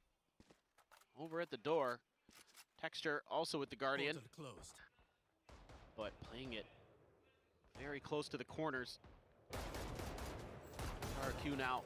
The smokes bloom again. Make their move. Jemkin getting real deep. GENG being extremely cautious. Spamming a lot of different angles. Just keeping this quiet for now. The drone does a check. Yes, it does. Touches Fury. Out though, just trying to get a catch here onto Ash as opposed as he was set on the drone. Foxy spotted the cam, now being spotted by it. Trying to slide forward, and that might just drum up some additional interest towards C-Site, and Texture hits one hell of a shot. They pull in the corner, there's the check. Rotation starting here for RRQ. Crazy guy up on top of the box. Needing to try to hold the line here, buy some time. Oh, you didn't see the feet. Spot on the one. Now they know the paranoia is well going to be avoided as he drops down. And this is GENG now between a rock and a hard place, needing to try to get this spike planted. Slide at the ready. The immediate interruption. Texture dead. Cushy drops in. That's the round done and over. 8-8 as Foxy hits one nice shot there on the Crazy Guy. But RRQ streaking together 4 rounds here in the half. They find parity versus GENG. This is unbelievable stuff. They're playing for these retakes so well. And just never saw the IGL standing on the box. Nice timing on the drop down here from Cushy. Finds the third as well. And RRQ doing the unthinkable. Running 4 in a row on their defender side against GENG to start the half. Tying things up. Monyet's been a big part of that. His Neon has been really breaking things open. GENG though, just looking for a pick. And again, spamming these angles, so concerned. Seeing if they can get lucky, but so far RRQ has avoided quite a bit of damage. Hearing the drone coming, Munchkin wants to tuck through. Nobody spotted for GENG. Recon's about to come back up. Hasn't been thrown just yet. Recon, slow lob up and over the top, quickly cleared. Paranoia going to be sent, scaling, slow on the approach here. As Recon doesn't spot anything. Karen gets in deep, smoke going to be set up. Pushes forward into this one to try to hold the line. Finds one. Xfero going to be struck down. Cushy now dead. Monyet popping the overdrive. Seeing one. Takes down Texture. The fadeaway. The turn to the corner. Monyet looking for more, but Munchkin able to take him down, and that leaves Shemkin now here all alone. Foxy down to 25. Pushing forward here into the poison orb. Shemkin not going to be able to get the flick. Foxy 9 will close it out. GENG reestablishing a lead by 1. This is a beautiful play. Waiting out the Sova util. And then right as the recon comes through again from Cushy is when the strike comes through. Karan quickly double TPs into hell. Immediately slides over in towards Link, where there's the poison orb, and I think it's actually his smoke as well that he uses to get there. And RRQ has no idea. They never heard it. They might have known he got to hell, but they didn't know he had gotten right in front of the door. Nicely done. But still, Monyet, he is going absolutely crazy on this Neon. Almost spoils. Oh, Munchkin. Ooh, he almost finds one. Sewer still being watched. Meanwhile, speaking of Monyet, spammed out. They just continue firing. Been looking for it. And they are rewarded. That is a big piece of the puzzle secured here off the rip. Still this double push-up, but it seems like Munchkin is reading this incredibly well. Just staying tucked back as the team starts scaling forward in towards the B site. And Munchkin wants them to fall right here into his lap. Throwing on the check up and over the top. Cam getting the ping. Extra blinded there for the moment. As it's a tap, but Plant can't be committed to, and Cushy does manage to find Texture, so Neon's going to be traded out here in the end. Slow creep back around in towards this A site where Munchkin hasn't really seen much of anything. 30 seconds left. This is all fake. And it's an attempted one as they try to rescale back in. Can they get the catch? Yes, they can. Cushy now dropped. That opens up the B side for the taking. Munchkin still lurking, still fragging. Jemkin down here in Sewer will be able to get the catch. Munchkin going to be caught unawares on that front. But that's a player advantage now here to GENG. Look at the post plant util. You have the ult for Ash. They have another Karin still here. Yep, continuing the fire. Wide swings out. Xfero dead. Given the economy, the call to save. Having to be made here by Jemkin. No way to try to play this one out. They need that gun. They need him to be able to deliver going into this next round. But GENG are going to get up to 10, once again stretching the lead. And they have so many more ultimates to try to utilize as well. Just another fantastic call. This is just Munchkin being so aware of the tendencies of his opponents, and then when he finds that little bit of extra space at A-long, he uses it to throw the Poison Cloud, throw the Snake Bite at the A-Link door. That's been the kind of go signal, that's been the conditioning that he's been setting up, that's going to be the A-hit. And instead it's just a double back over towards B, and everybody was hustling to get over to A.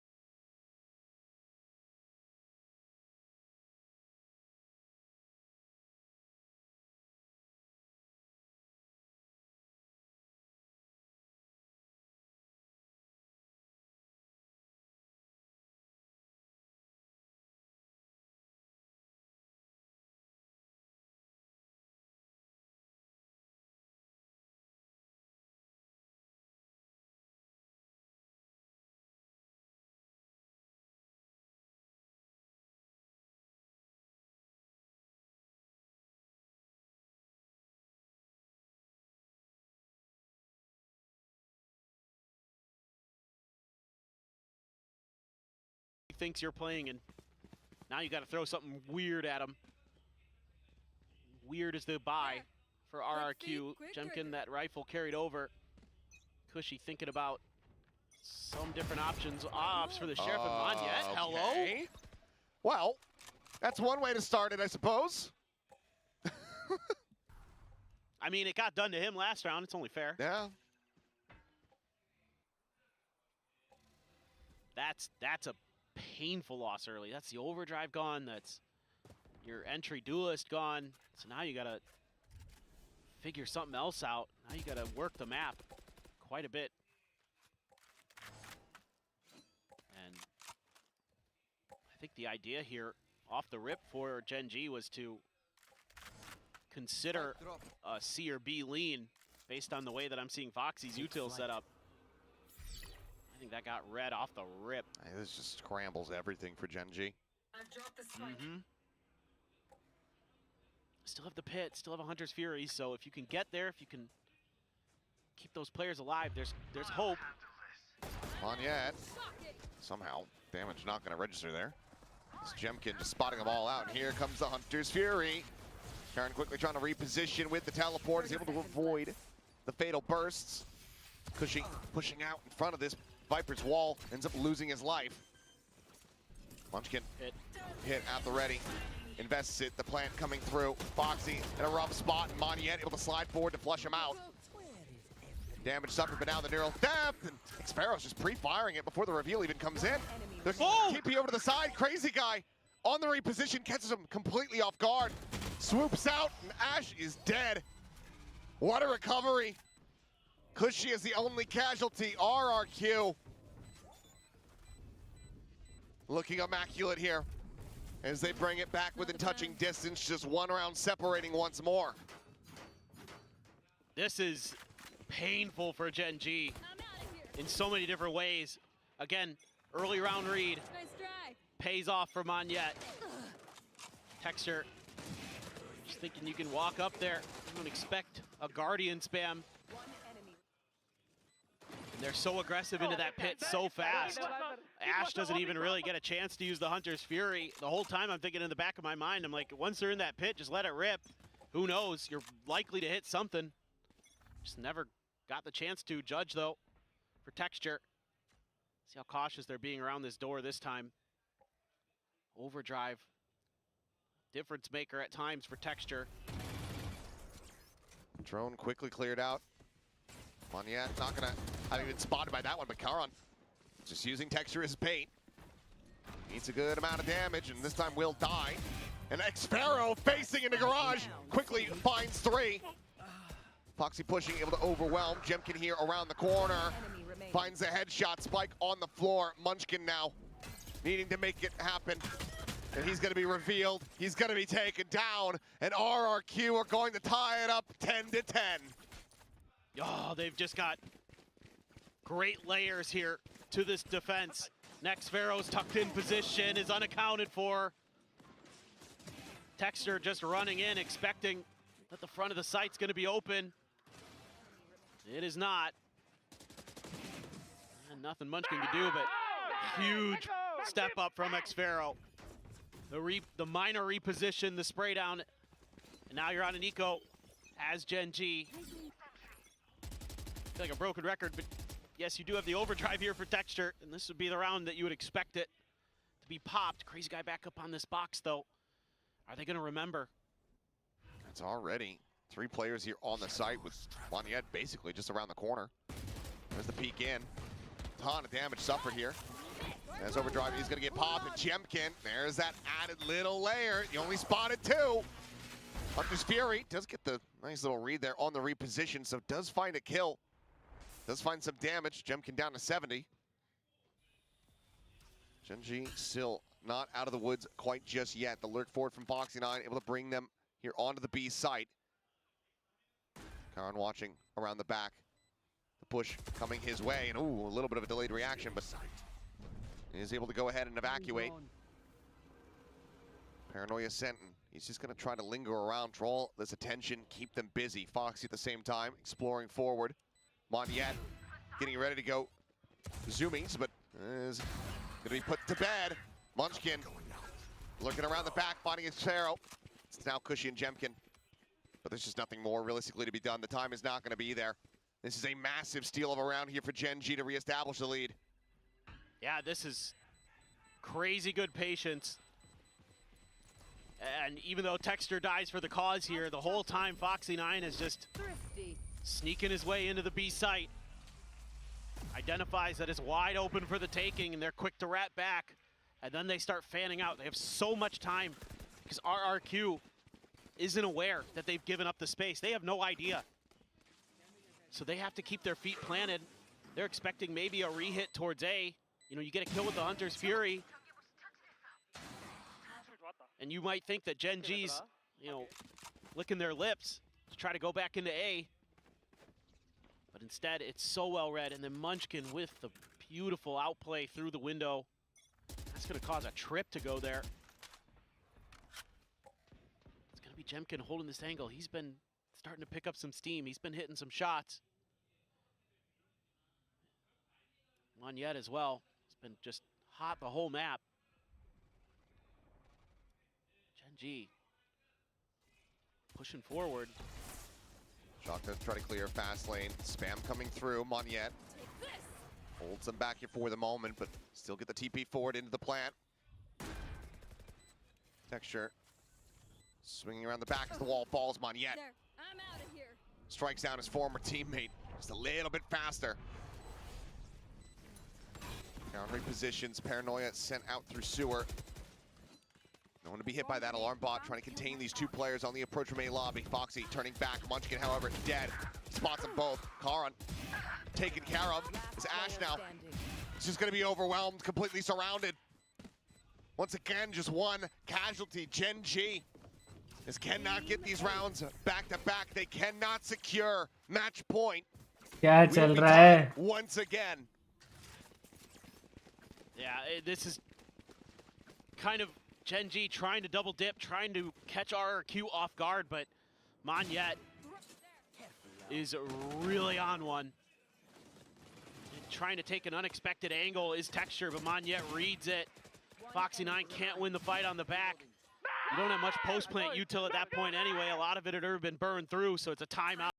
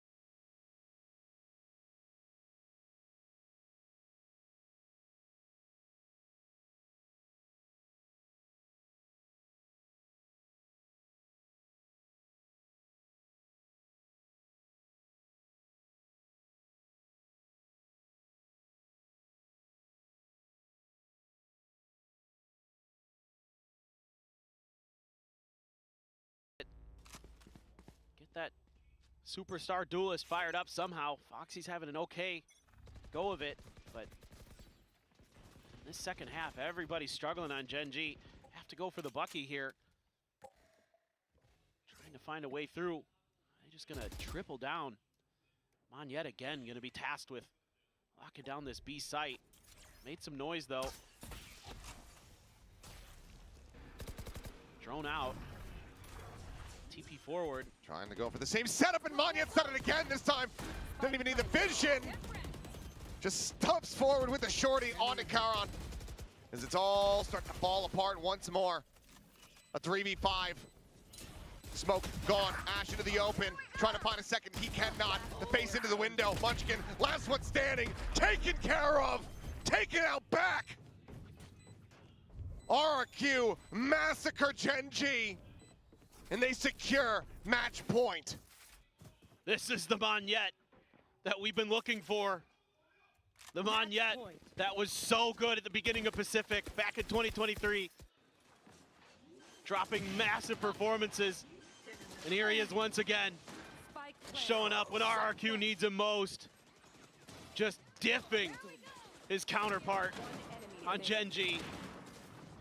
And RRQ is back, baby. He's killing him again. A last-ditch effort now here for GENG. Half armors across the board. A Marshall in the hands of Cushy, though. Okay, has a Phantom behind I was going to say. And Texture, he's just nearly spammed that again.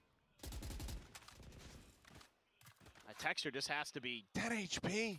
Feeling just like how much. It's my birthday, come on. How can I be this unlucky? No mercy for the birthday boy. Portal closed. They're just gonna march their way forward towards C. Keeping it very quiet. But this is a problem because look at how fanned out RRQ is. If you go through here, You should run. you're gonna have problems. Lockdown in place though.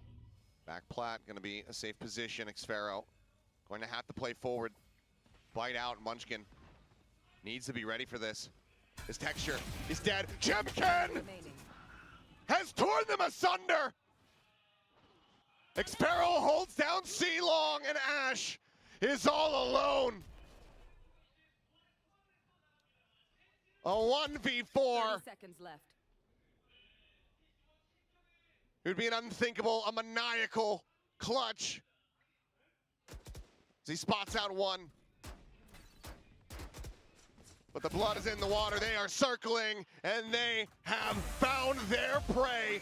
13-11. The Stage 1 champions, a rough start in Super Week, but they close it out with a bang. RRQ take down GENG.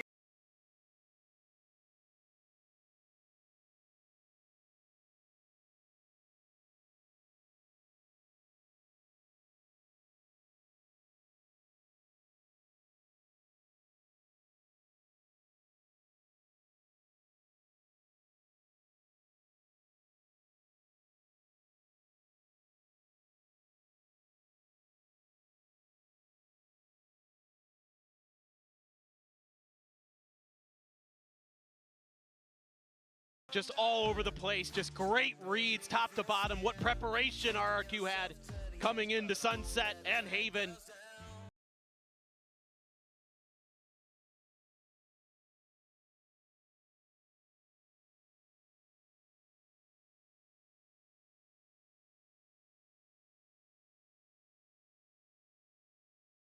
That Ash Ketchum does not win that fight. What a win here for the side of RRQ. That's got to be a damn good feeling, especially after some of the criticism their series they faced after GE. But we're going to send it down now and hear from one of our winners.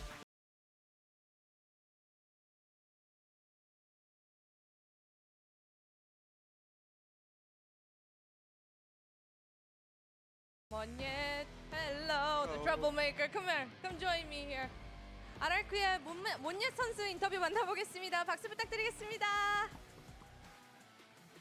와, 접전 끝에 오늘 젠지와의 경기 승리를 다시 한번 가져가게 된 RRQ입니다. 오늘 경기력은 스테이지 1 챔피언답게 정말 집중도도 그렇고 탄력성도 대단했는데 우선 몬옜 선수 큰 활약을 한 만큼 오늘 승리 소감부터 물어보도록 하겠습니다. Well, today, what a game. You showed the stage 1 champion resilience, the focus, and you won against GENG once again after the grand finals. How are you feeling, Monyet? It feels nice because we lost last week.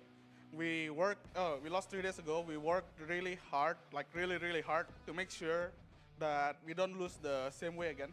Like even like we don't play the same way again as we play against GE.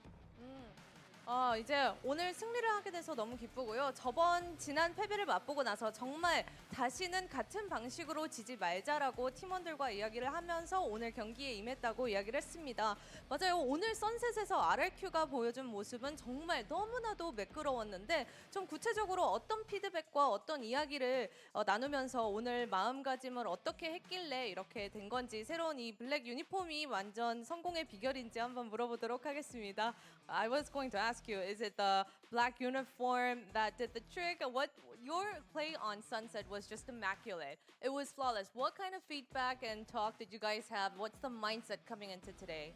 I think we know GENG is a really strong team. Like we expect it's gonna be tough match, and it's they're gonna take one map for sure. We just like after Ascent, we trust ourselves like it's okay. Like they have a good momentum on Ascent, and then we just continue on Haven. Oh, just cut. Oh, that's their map, Yeah. and we'll take it on Haven. Yeah. Alright. 워낙 젠지가 강팀인 걸 올해 붙어왔던 만큼 잘 알고 있었고 어센트를 내주긴 했지만 헤이븐은 다시 시작하면 되니 기세가 어센트 젠지 것이었다고 해도 헤이븐은 우리가 가져오면 된다라는 마음가짐으로 경기에 임했다고 얘기를 해줬습니다. 다음 상대는 또 농심 레드포스거든요. 새로운 선수 RB 선수의 합류 이후로는 처음 만나게 되는데 좀 그 경기는 어떻게 예상하는지 한번 물어보도록 하겠습니다. Next up, you're up against 농심 Red Force with RB. That is a totally new look. What are your expectations, Wonyet? It'll be nice. We haven't win against Nongshim since kickoff. We lost twice, so I think it's going to be a nice match, especially RB, the new player. I think they are much better team now. So yeah, I'm really excited. 농심과 이전에 경기를 하고 킥오프 이후로는 이긴 적이 없기 때문에 RB 선수의 합류 아주 신선하게 다가왔고 더 생각하고 그리고 좀 재밌게 경기할 수 있을 거라고 이야기를 했습니다. RRQ의 몬옌 선수 인터뷰 만나봤습니다. 저희는 여기서 인사드리겠습니다. Thank you, 몬옌. Thank you. Beautiful game. Whew. All right, now let's say bye all from us. 안녕. Bye bye. 안녕. 안녕. 안녕히 가세요. 안녕히 가세요.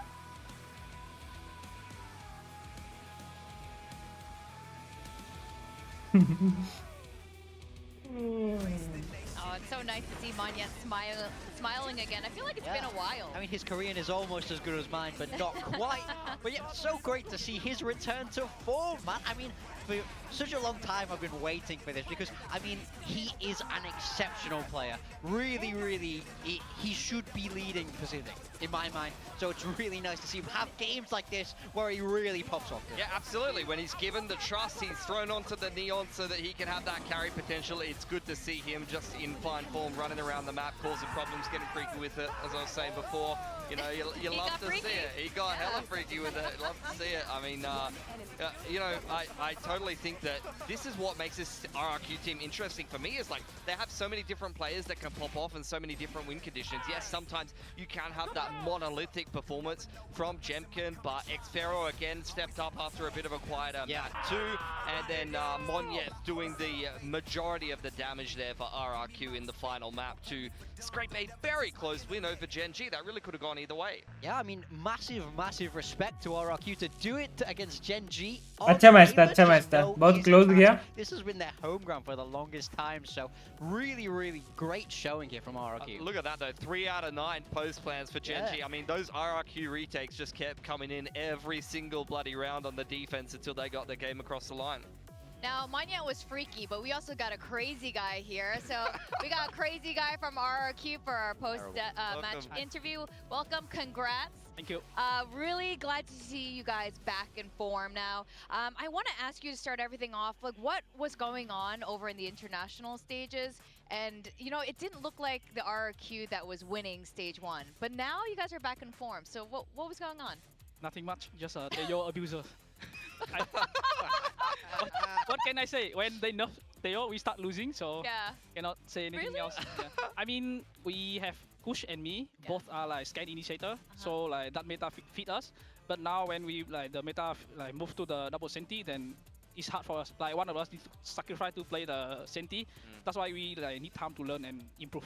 So now after this win, do you feel like you have this newer meta figured out a little bit more? Do you feel like we're gonna see the old RRQ return into form now? To be fair, in Scrim, all of the maps we play very good. Like the Scrim result was very good.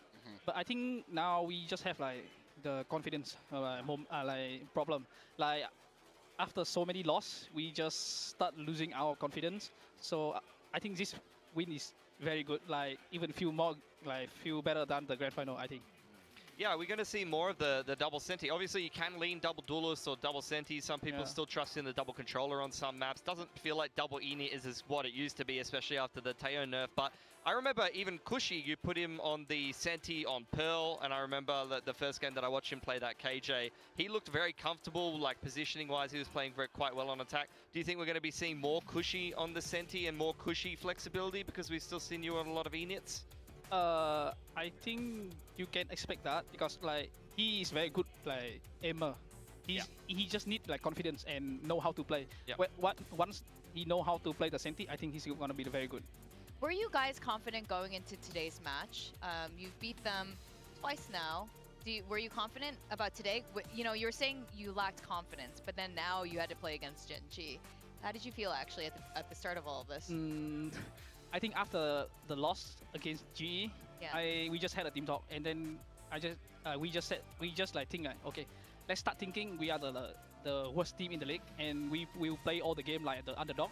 So we can challenge everybody. Yeah. So look, because of the stage 1 win, so all of us like feel, oh, we cannot lose, we need to win. So that one like backfire us. So I think now we just play as an underdog. Oh, so you went back to the underdog mentality. Now, you're not new to Pacific at all, even before RRQ. You were on Bleed. So I actually want to ask you, what were some of the differences for you going from Bleed to RRQ? Just generally like team dynamics or anything like that? I think we have better chemistry here, and like we are closer. Like the first Bleed, we were like friends, but the next Bleed, like I need time to like get used with all the new players. But now, like after spend a lot of time with like all the RQ boys, I think they are very friendly, and then we are very close to each other. And you know, you got to see some of your old Bleed teammates over in Toronto. You got to see Naf, you got to see Juicy. What was that like? Competing on the international stage with them. I mean, I can't lie that I miss playing with them, you know, because like we went from tier 2, won Ascension, and then went tier 1, and then we cannot play with each other. I kind of like miss the old Bleed, like good old time. Yeah. I wanted to ask you more of like a comp-related question again, which is like, I obviously after you guys went out of Toronto, I remember Ewok saying to me, oh, we lost, so we practiced. We just went straight back, we practiced harder. And I noticed you guys have been cooking some stuff in some of the tournaments you've been playing recently, like you've been playing Waylay. I wanted to ask you, because you're specifically like the flashy net player, you're playing the Breach, what is it like having a Waylay that can like go dive in, and how do you like kind of play around that and like plan some of those executes, or like how you like set up your fault lines and that kind of stuff playing with a Waylay? I think the Waylay now is very good. We just need to figure out how to play, but it sucks that like not every map you can play Breach. Like the Waylay don't have the smoke like the Jet, so if you don't have like enough ulti for him, like cover all the spot, like example you have Teo, he will be very good. Like the Waylay can like have enough cover, he can just go in and kill everybody. Like that's the job like Maxim always do. Jemkin. So I think we try a lot of map with the Waylay, but I think cannot say now. Okay. Yeah, of course. Did you have any learning experiences from all, you know, going to the international stage with this squad for the first time ever? Any learnings that you brought back to Pacific? I think yes. Like all the international like Fnatic we play, Heretics we play, they kind of like to play slow and fake a lot. So we need to stay calm. We cannot over-rotate. Like I think GENG plays similar, like a bit similar today, like the international team. So I think all the international match have helped us a lot. And we got Nizzy now, got another Vietnamese player. Do you guys know each other at all? Is this the first time you're really meeting on the stage? About Nizzy, like we played together in CS:GO a little bit, like just a little bit. Yeah, but after that, like we didn't play much together. Okay, okay. How does it feel to have another Vietnamese homie, or did you want to be the only one? Cannot be that selfish lah. I think it's good, like it shows that Vietnamese people can compete. Yeah. We need more Vietnamese people on the scene, I think so. Yeah. So I wanted to ask about Monyet. Monyet, you know, we know how great he can be, but he's not had the best performances, and then came out today, absolutely swinging, played great today. What do you think's changed for Monyet? Have you guys been able to like support him a little bit better? You know, how's he been with the team, and what's been able to help him return to that top form? I think Monyet is a very easy player. Like if he have no pressure, if he enjoy the game, he will do like a lot of amazing stuff, like all the neon game game today. Yeah. But when I think he cannot handle the pressure. So yeah, if he don't have any pressure, I think he's insane. Yeah, he's insane. He gets freaky currently. So just about keeping him calm. Yeah, keeping the pressure on. Like, you need to like babysit him, you know. Yeah. Does it add extra pressure for him being like the reigning champ or anything like that, or do you think it doesn't bother you guys too much? Sorry? Does it add any pressure for you guys being like the Pacific champ or anything like that, or it doesn't bother you too much? You just adopting the underdog mentality again, you said, right? Yeah, I think just like right now, right, we just forget about the state 1 win. Okay. We just like focus on the process because we want to go champ. So we need to like step by step beat all the opponents. And to wrap it all up, coming into stage 2, what is the one thing you're most proud about your team? You know, you're the caller, you're the IGL. What are you really proud about your team having achieved this year? About achievement, I don't. Not even achievement, about like, what have you guys accomplished as a team that you're like, man, this is RRQ. Like, this is why. I think we're an just for awesome me, team. right? Yeah. Just for me, I feel proud about them because like even we lost or we won, like if me or the coach like gave input, they will listen. They will not complain. They will not deny it. They will listen like 100%. They will like listen first, and then we discuss, and then we improve. That's So, awesome. yeah, I'm proud of them, about that. So everyone's open to feedback and just like getting better. That's very rare. collectively. Yeah, that's very rare in esports. You should be proud of that. Yeah, that's why I said we are very close to each other. Yeah, that's cool. Power of friendship, RRQ, man. Well, Lovely. congrats, crazy guy. Thank you for your time. And yeah, we'll Guys, send जो you भी off नए so you हैं can like rest करे up. यार. You got more. इतना many more amazing weeks match to go था. here in VCT Pacific. Thank you. Sexy Christian. match. Thank you. Sexy match के लिए एक like तो बनता है. Now, we do see here upon your screen the match MVP has to go to Monya. I mean, I think there's no doubt after that third map performance from him. As Crazy Guy was just saying, when he's able to enjoy the game, get loose, he really is able to thrive when he doesn't feel too much pressure. So credit to all the RRQ boys for making him so comfortable, and credit to Monya for fragging like that. I mean, the only thing I look forward to more than Monyet fragging inside the server is the reaction on the player cam after he's just pulled off something ludicrous. So he's always a joy to watch. Yeah, he's I mean, when you have someone who's so, I guess, emotionally attuned to everything that's happening around you, you can see this happening, right? The successes, the joy from it, or the confidence that falters and crumbles so quickly when he isn't, feeling on form there.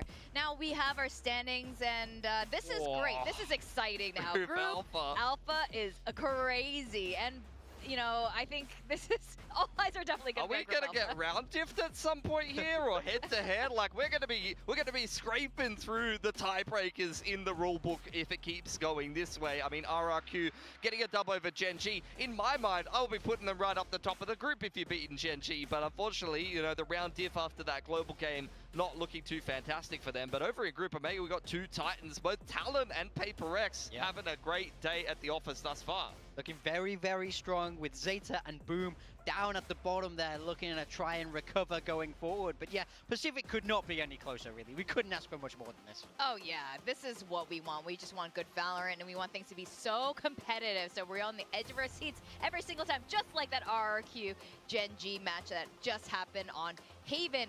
Now here we are at the championship points. Of course, everything after, actually even GENG now losing today's match, they are at 10 points, but then DRX RRQ catching up. Very, very tight. Talon is closing the gap as well. I mean, if they have a Boom-esque flawless group stage, they're going to be right up there. I think they got 3 more games, so they'd be on 9 points if they keep winning these games in groups. They got plus 30 round diff. They're owning everyone right now in the groups. Yeah, they are. This is a good form for Talon. I think we were so impressed once more earlier at the start of the day, which seems so long ago at this point. But yeah, you guys are going to have to wait now quite a while till you see the next bunch of Pacific matches. It won't be on till Friday. We're going to go on a little bit of a break while the teams scrim and get ready to show you more good stuff. Gentlemen, as always a pleasure. Thank you for going through this super week.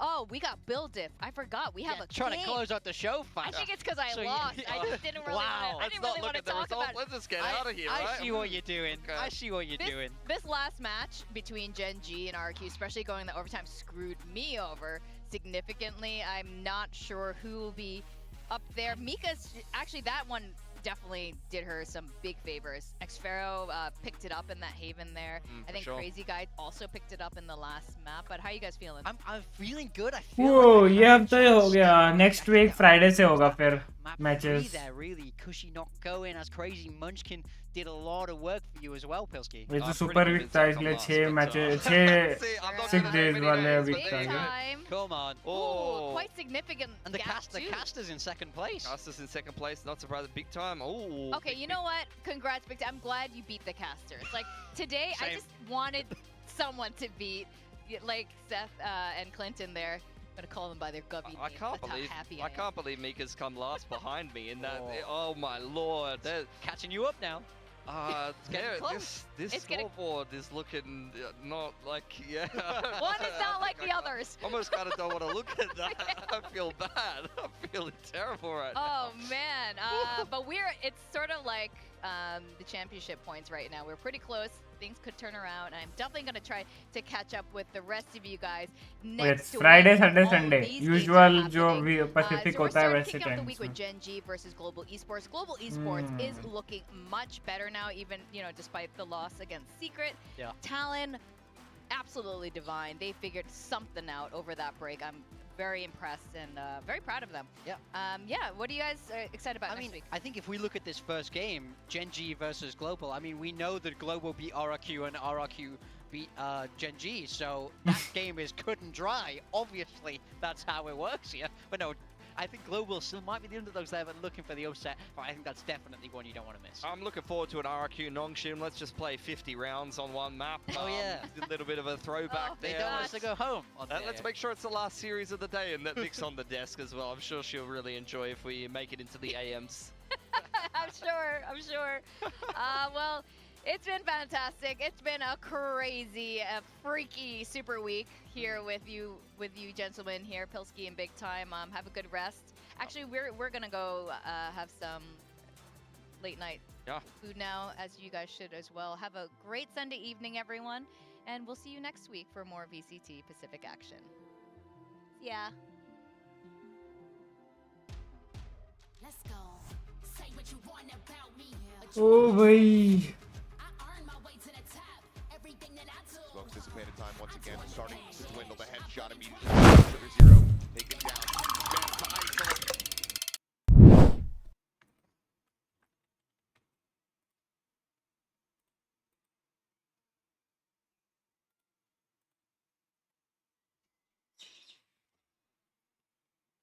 अभी हम खेलेंगे भगवान वाला game.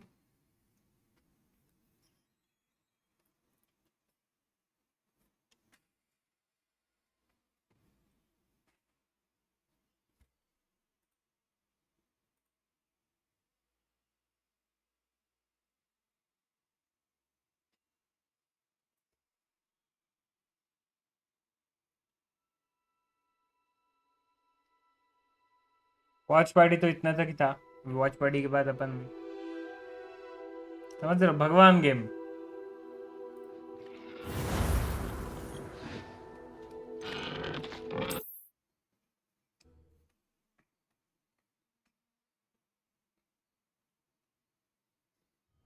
You scoundrel! I do not pay for all your school things.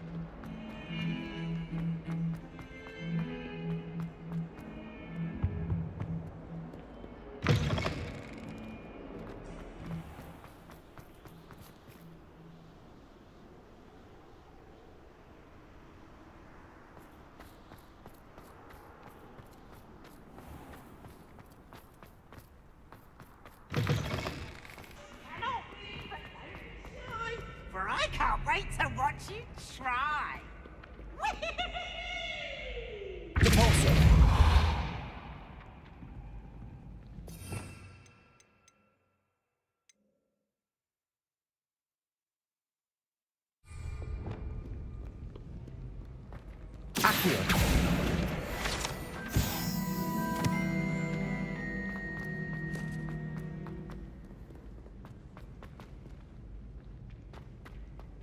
So frustrating. You wanted to speak with me, Mother?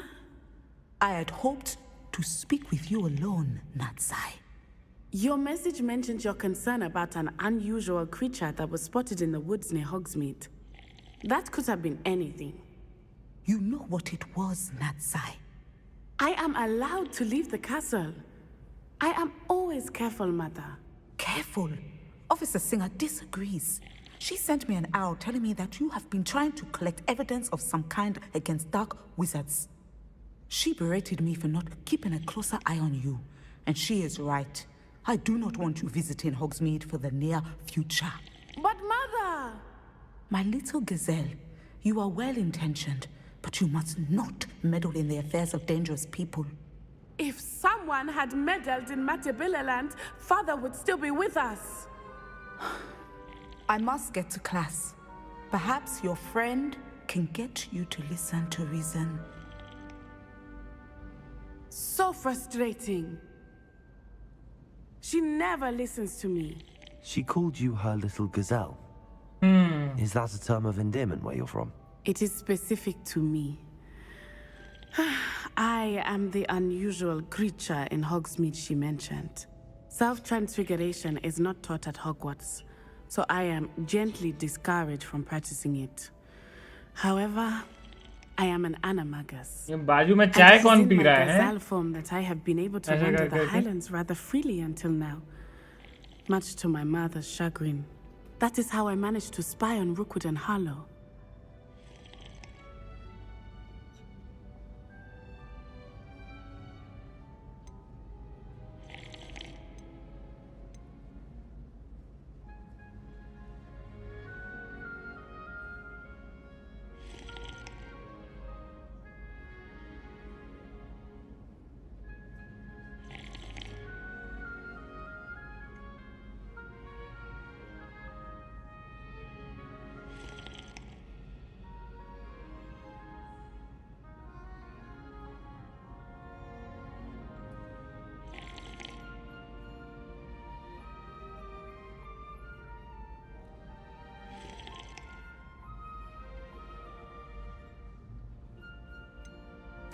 Now the nickname makes sense.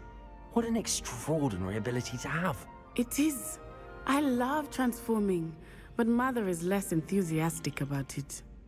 She says that no creature, especially one as rare as a gazelle, should be bounding about where poaching has become so prevalent. She claims that she has foreseen tragedy befall me in my gazelle form. But she has used her sight to control me too many times. I no longer believe it. She's concerned for your safety. It may be best for you to stay away from Hogsmeade for now. That may be safe, but I do not believe that it would be best. Do you? You could have fled the moment you discovered that Rookwood, Harlow, and Ranrock were after you, but you did not. I choose to act as you have. I must deal with Rookwood and Harlow, not hide from them. My mother cannot know where I am all the time.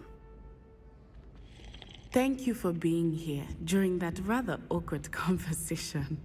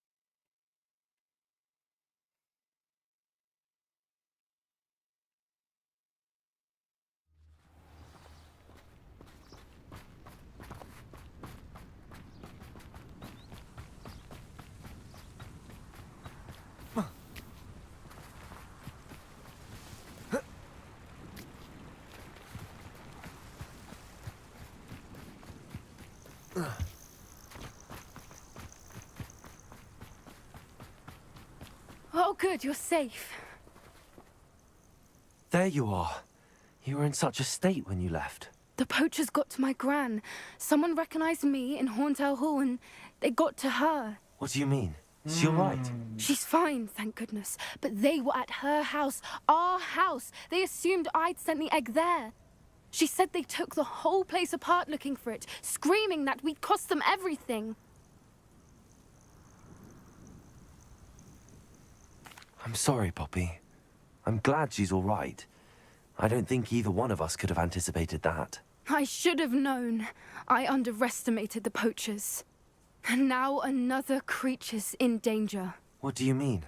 The poachers refused to leave empty-handed, so they took valuable journals that Gran had discovered when she was researching rare creatures. One of them contained theories about a secret hiding place of the Snidget, long thought to be extinct.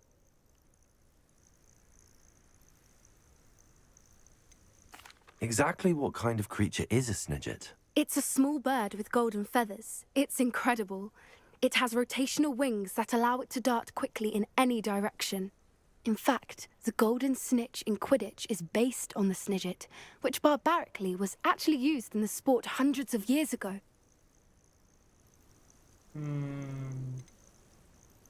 Why would Snidgets be valuable to poachers? They could make more money with Snidgets than they ever would have fighting dragons. The golden Snidget's feathers and eyes are incredibly valuable. That's why they're believed to be extinct. They were hunted out of existence by wizard kind. If the poachers found some now, I can't bear to think about the horrific way they'd be bred and killed for profit. I take it you aren't going to let the poachers anywhere near the Snidgets. Gran wants me to stay out of it, but I know she's devastated that poachers might go after the Snidgets, if they still exist. We had the element of surprise on our side when we saved that dragon, but the poachers will be watching for us now. We need allies. Others who hate the poachers enough to help us, who value creatures as much Merlin's beard! You're a genius! The centaurs! They'd want the Snidgets protected at all costs. Sounds as if we need to go and talk to the centaurs. We'll need to be careful in how we approach them. Tensions with them are high. Still, I think they may be our only hope. Let me think on it. I'll let you know as soon as I have a plan.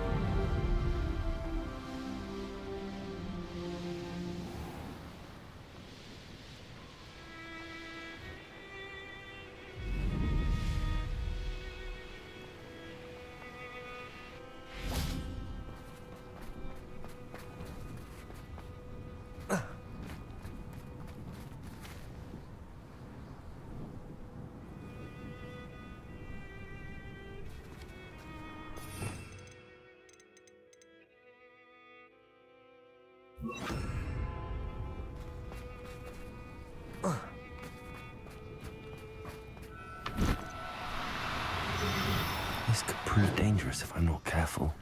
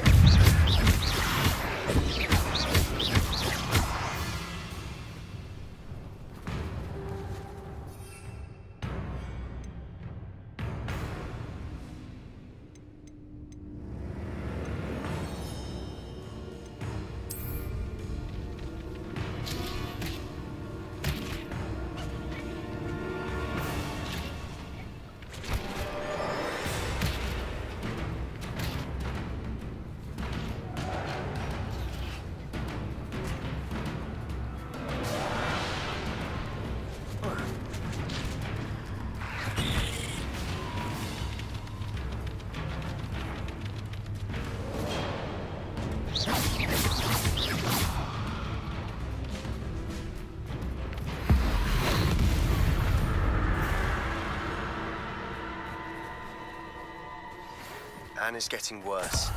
If there is any chance that the relic from Slytherin's spellbook can help her, I must find it. I'm requesting your help. Meet me outside of Feldcroft, near the catacomb.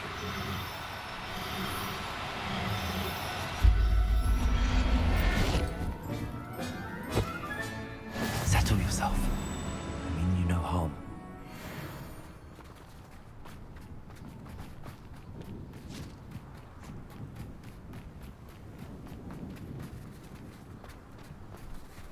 Oh. Whoa.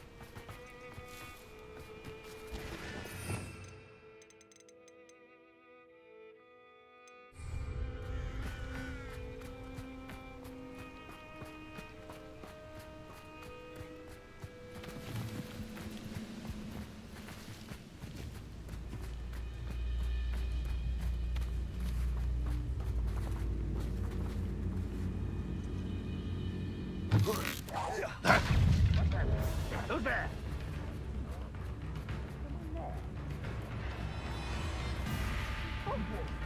Nothing about fueling.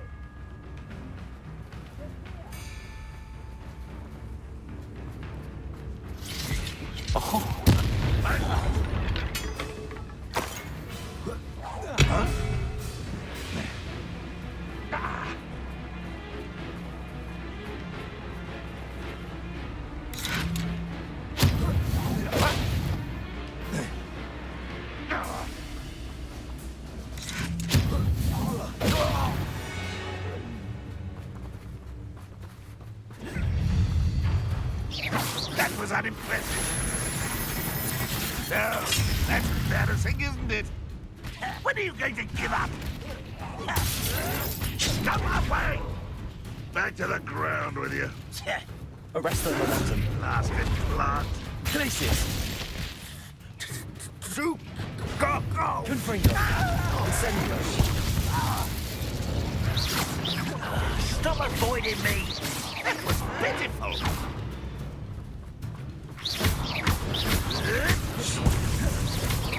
No! You're so very...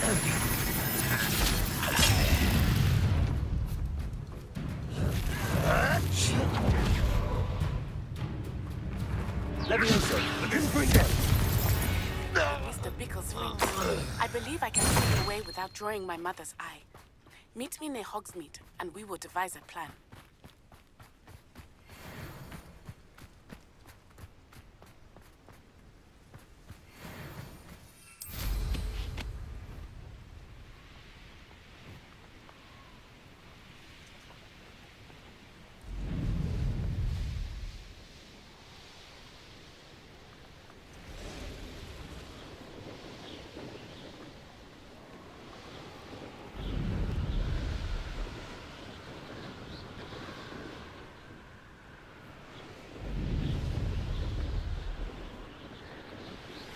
I think I know how and where to approach the centaurs about protecting the Snidgets.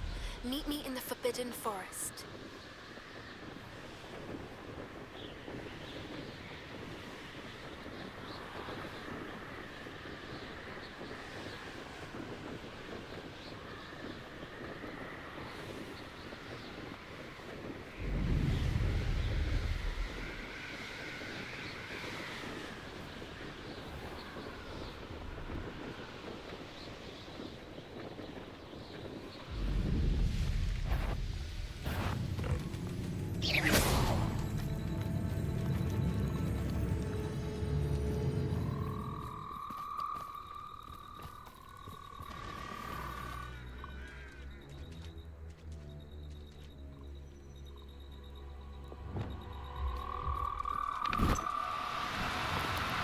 Oh, no, you don't.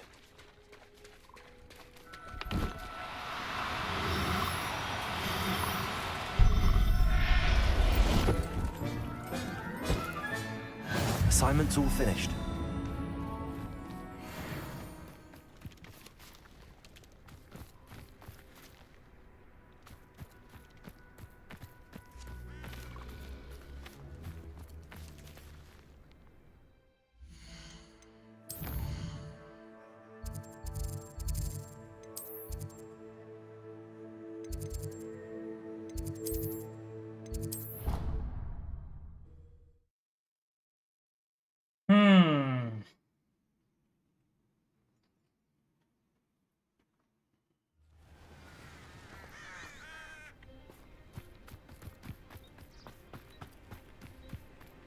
There's so much we don't know about beasts. So much to learn.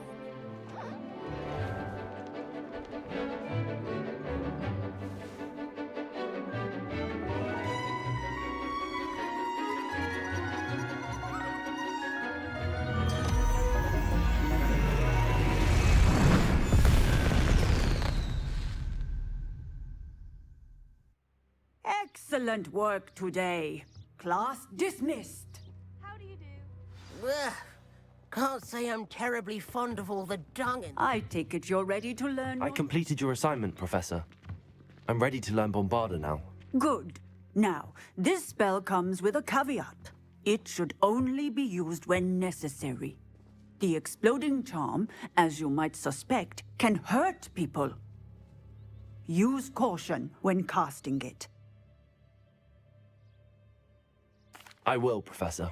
I will hold you to that promise. Now, you must be precise in your wand movements. We don't want you blowing your hand off. Go ahead. Nice and steady wand movements. Remember, the exploding charm is highly volatile.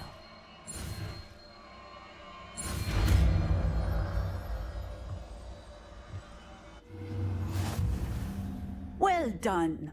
Now, let us put it into practice, shall we? Go ahead and try it on the pumpkins.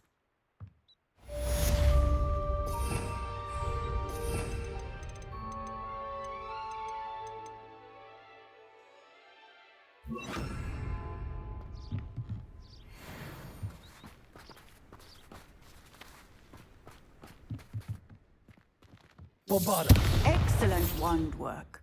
Cast the spell just like that every time. Assured and in control.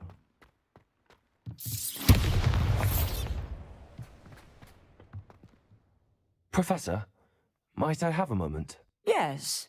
What is it?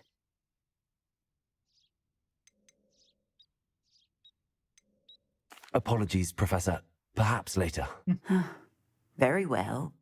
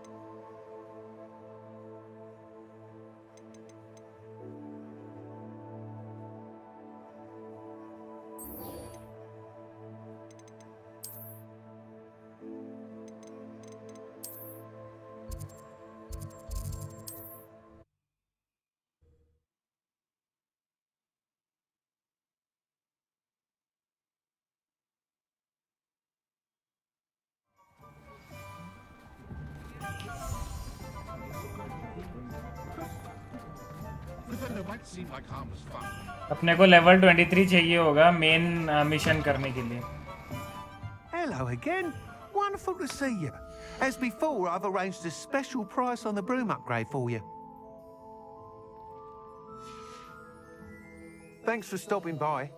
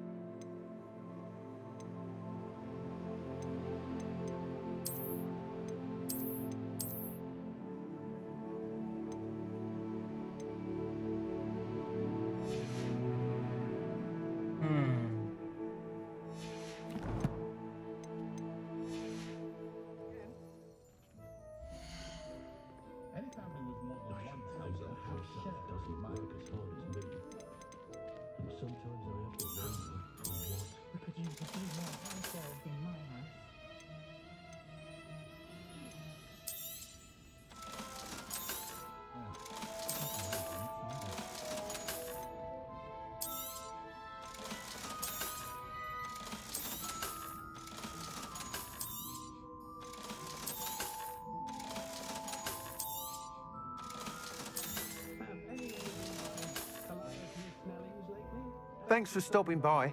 Hope to see you again.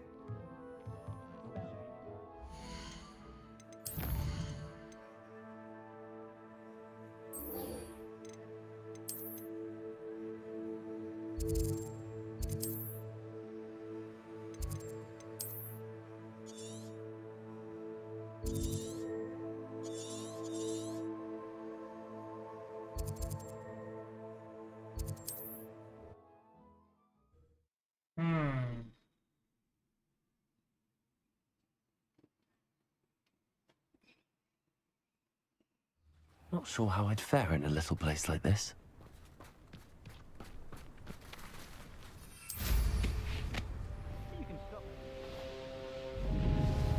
Enjoy suffering, do you?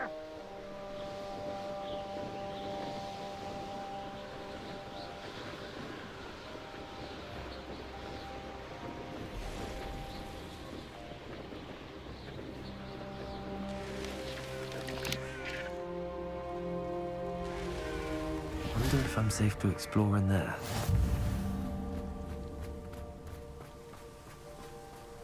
You're here. Good. Sebastian, that relic you mentioned? I believe one of Slytherin's students stumbled upon the relic during an assignment to study sarcophagi in this catacomb. From what I read in a report by the student, they weren't permitted to take it with them, so I must assume it's still here. As I mentioned earlier, this relic grants its holder the power to reverse dark magic curses. If it's in this catacomb, I have to find it. For Anne. I need to see her.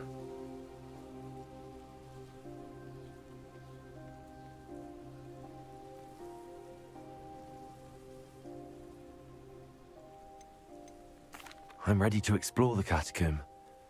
Perhaps we can visit Anne when we've finished. Perfect. By the way, Ominous has been asking about you. You didn't tell him what we were doing, did you? I didn't. I promise. Good. Ominous would be livid if he knew what we were about to do. I'll be interested to compare what lies inside to what I've read about this catacomb.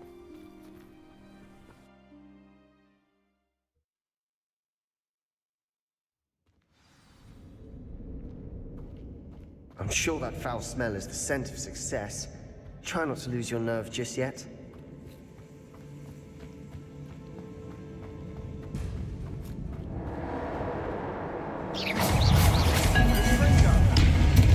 Levioso! Confringo! Bombarda! Levioso! Incendio!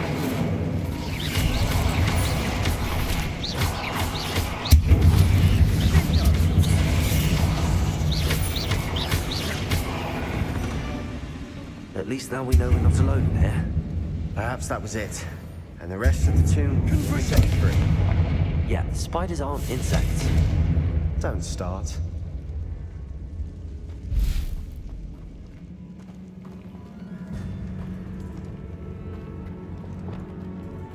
Accio!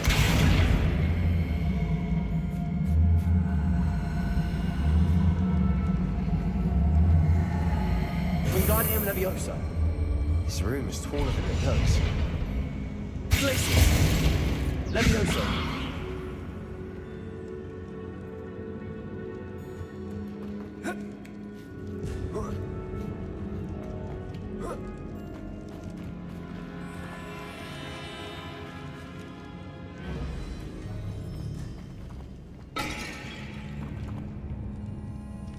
Finding a chest in an inconspicuous loft. Brilliant.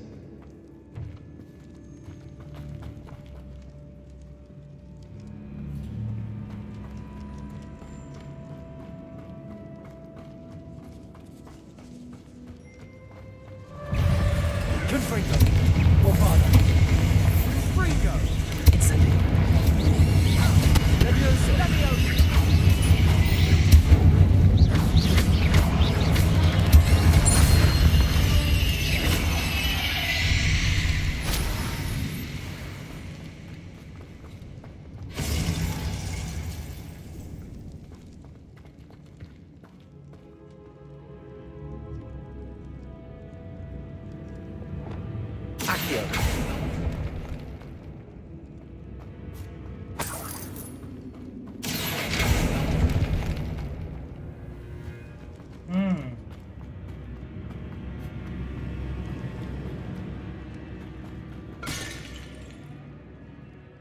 That is भाई welcome to the stream. क्या हाल है भाई, कैसे हो?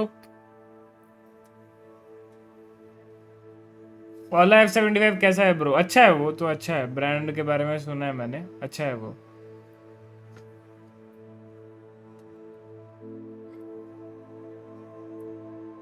मतलब अगर 75% keyboard चाहिए आपको तो वो अच्छा है, प्राइस भी ठीक ठाक सा है।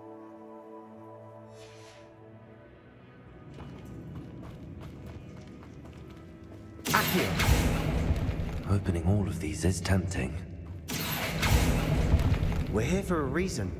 I'd say opening them all is justified.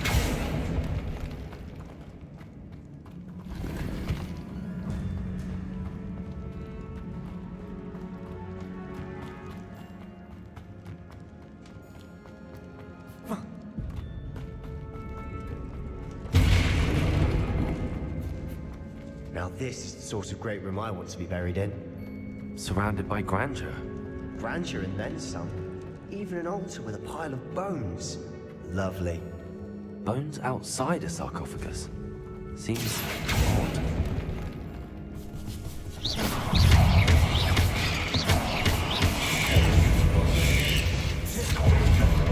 Confringo! Bombarda! Incendio! There's something here by the altar. Confringo!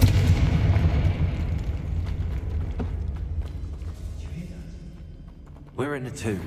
I assume eerie sounds come with the territory.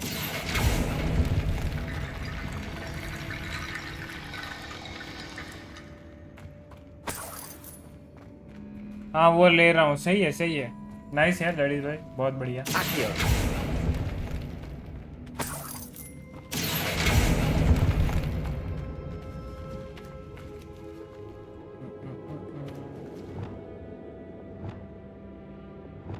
Confringo! Incendio! Accio! Wingardium Leviosa!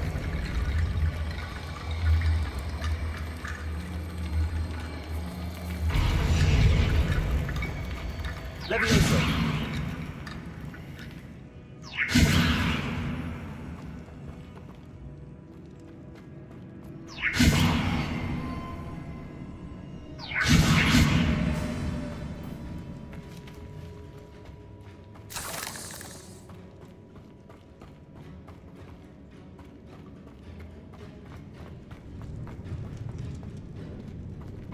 Accio!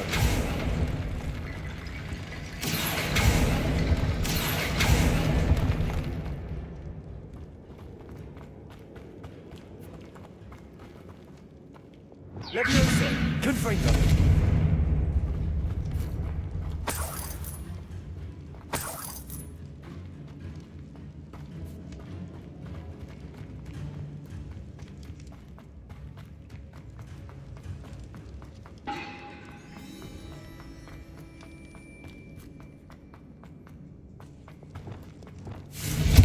Incendio! Bombarda!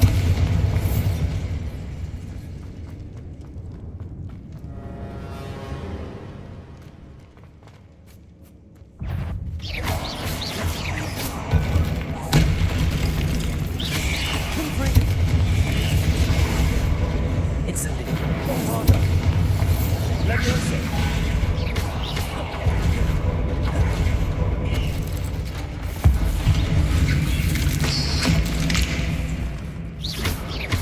Leviosa! Confringo! Bombarda! Incendio!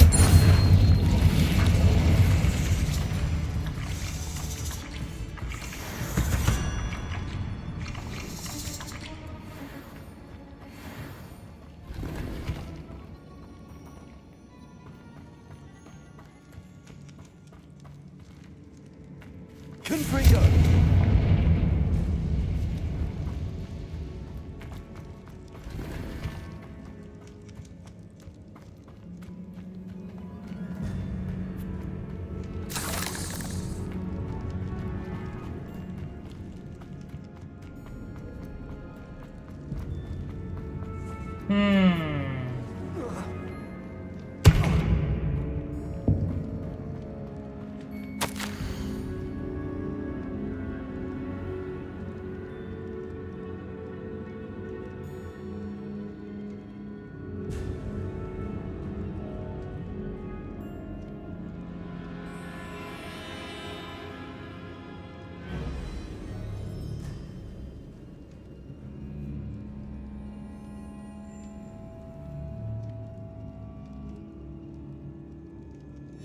What did you find? Looks like part of a student's diary. It mentions plans to return for the relic and conjuring barricades using bones. Of course. The student's summary referenced a space beyond the Great Room, which means this can't be a dead end. I have the report if you want to have a look. Let's divide and conquer. You work on sorting out the bone barricades. I'll look around and see what we missed. Hold on to that diary entry. There may be more to it. It does mention something else. It says their next assignment was learning the Imperius curse. Really? Interesting. We need to focus on moving beyond this room. But let me think for a moment. Of course. I'll start to search for those barricades. Brilliant. There's more to this than even I imagined. Look, bones stacked oddly on either side of this archway. Leave no stone unturned. Or in this case, no bone.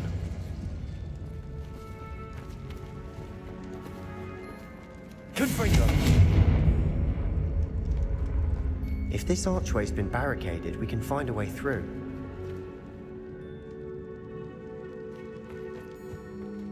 Levioso! Accio! Wingardium Leviosa!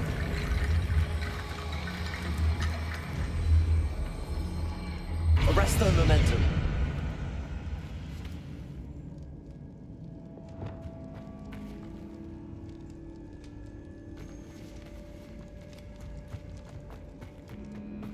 Levioso! Accio! Wingardium Leviosa!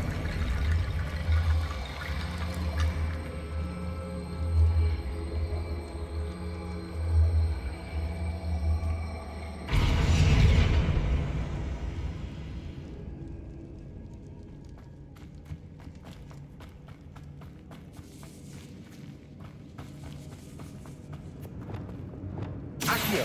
Wingardium Leviosa!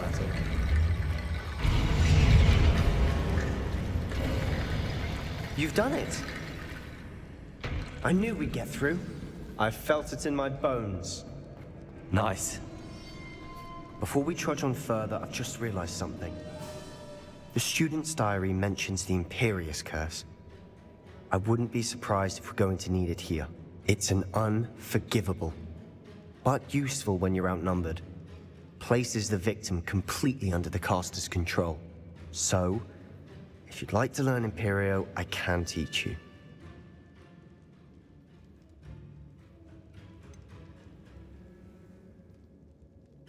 It's probably wise to know the spell. I couldn't agree more. A spell that could save your life shouldn't be unforgivable. You have a lot at stake. You have an ability that evidently no one's seen for centuries. Focus your wand movement. It's not an easy spell to master.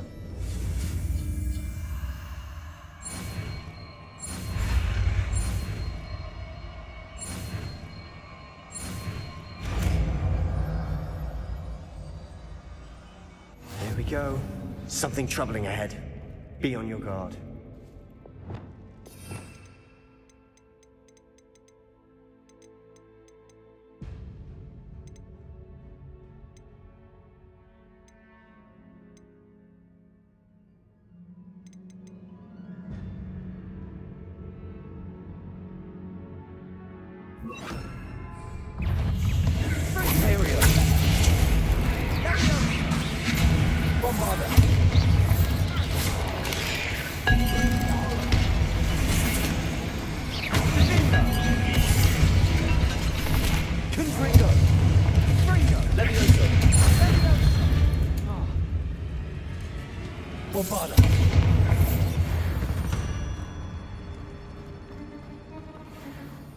भाई मुझे एक अच्छा mouse लेना है, कौन सा लूँ? Budget तरीके से 5K।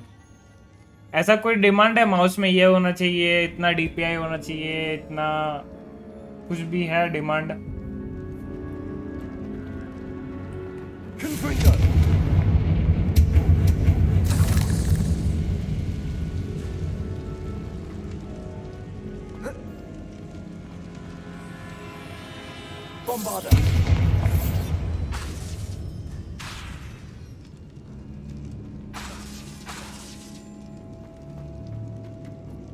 Bombarder! Another barricade. Considering how well you did on the last one, this should be a cinch. How gracious of you. I try.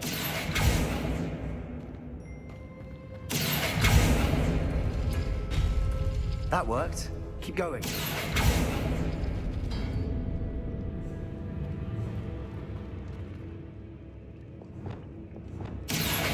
Wingardium Leviosa.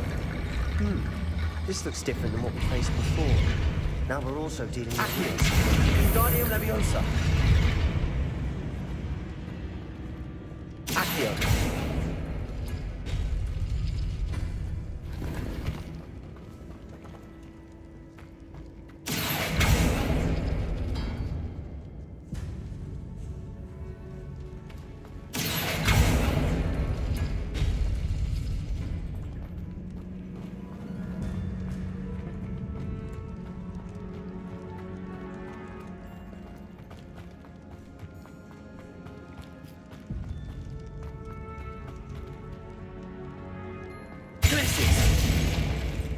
Confringo.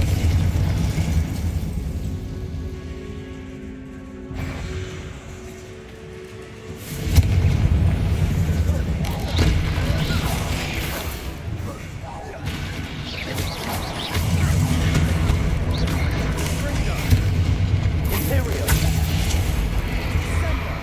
Bombarder.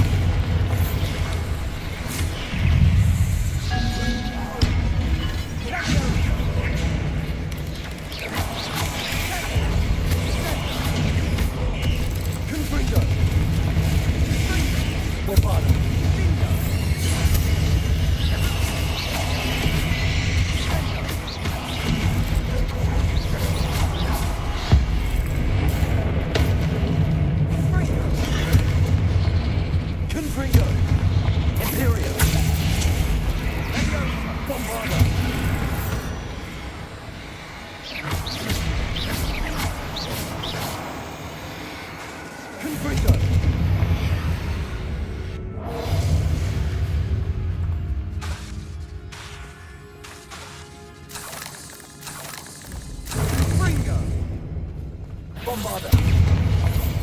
Confringo. Levioso.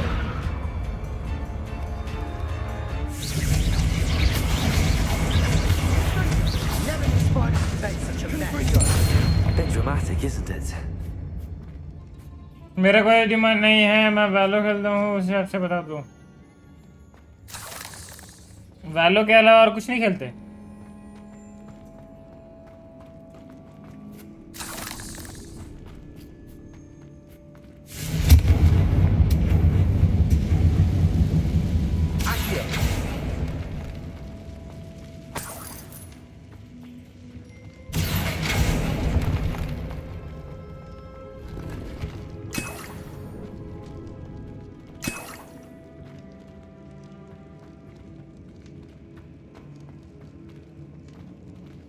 Confringo.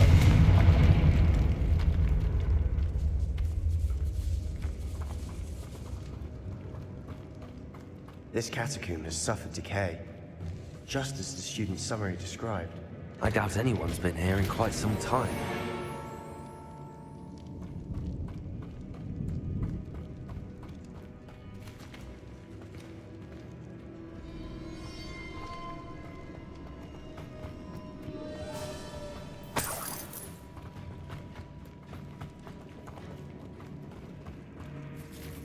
Confringo.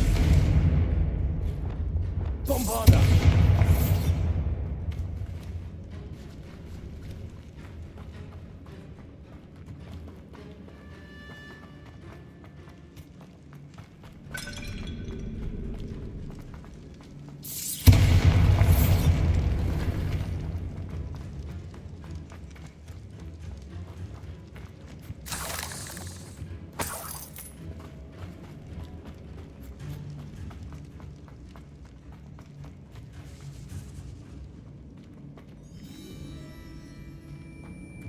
Bombarder.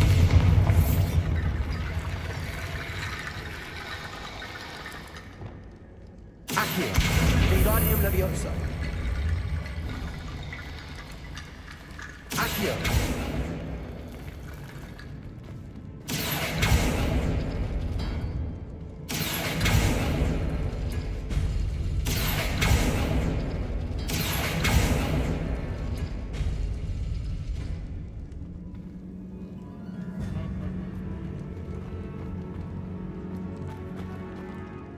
छी यार किस noob के stream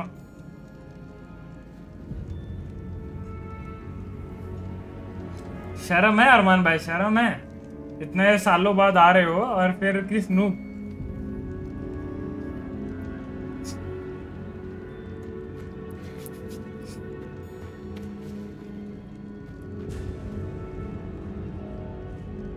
Levioso. Accio.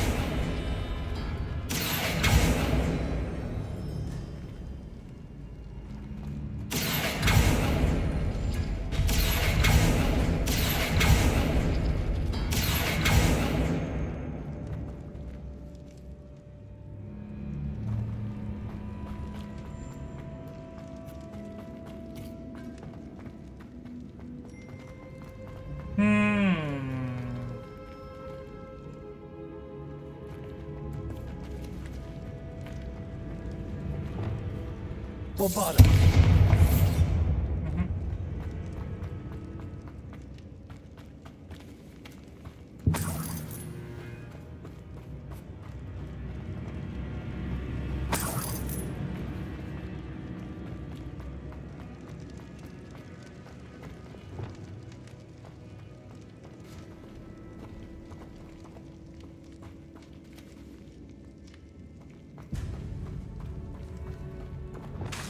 Bombada. ज्यादा value खेलता हूँ बाकी कभी कभी कोई कोई गेम ट्राई करता हूँ ओके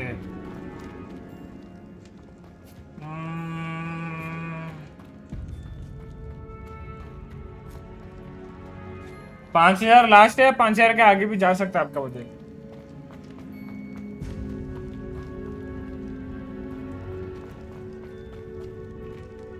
कहीं एक तो वो स्कल है वो स्कल के बिना खुलेगा नहीं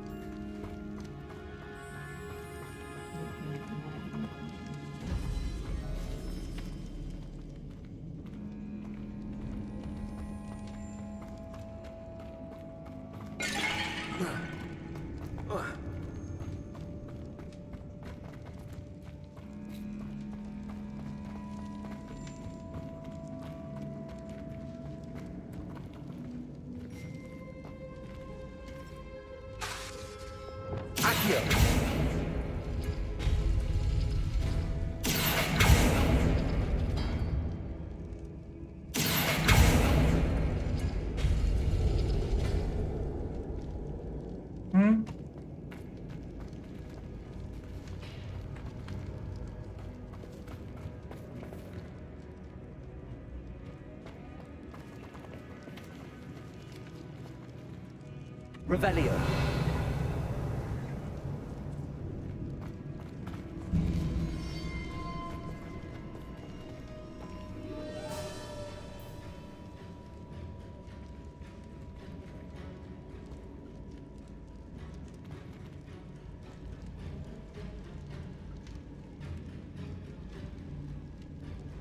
Accio.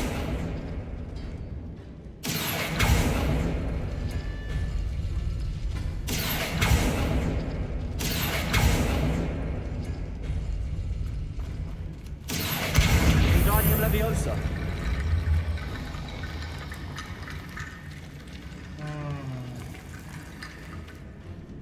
Accio.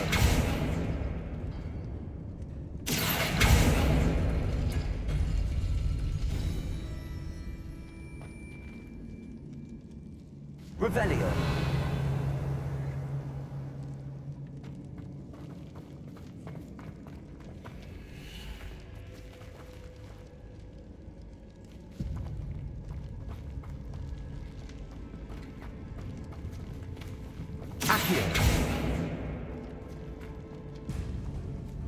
चारों तो खुल गए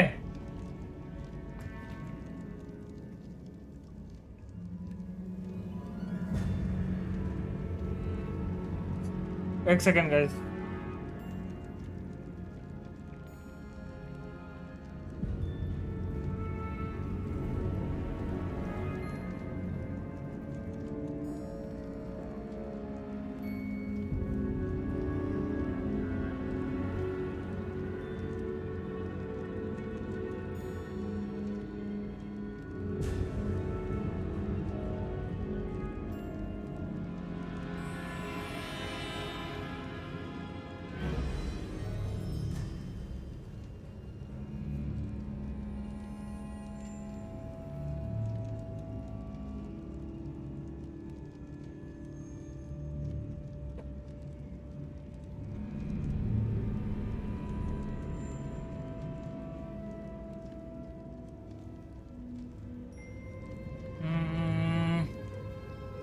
और रील्स तो डेली देखता हूँ आपकी। थैंक यू अरमान भाई, थैंक यू।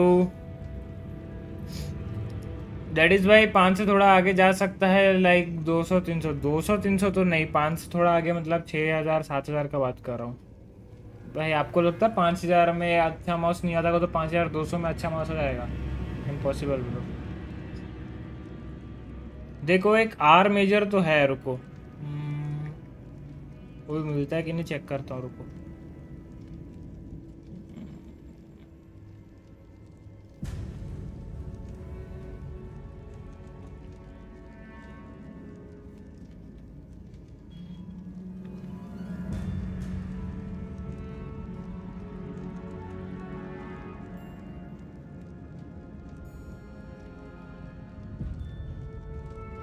हाँ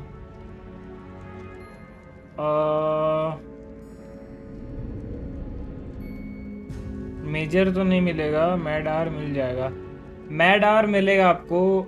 वो ले सकते हो आप, VXC मैड आर। उसका मेजर वाला तो 6,000 के ऊपर है, 6,500 प्लस है। उसका मैड आर 5,100 में आ जाता है।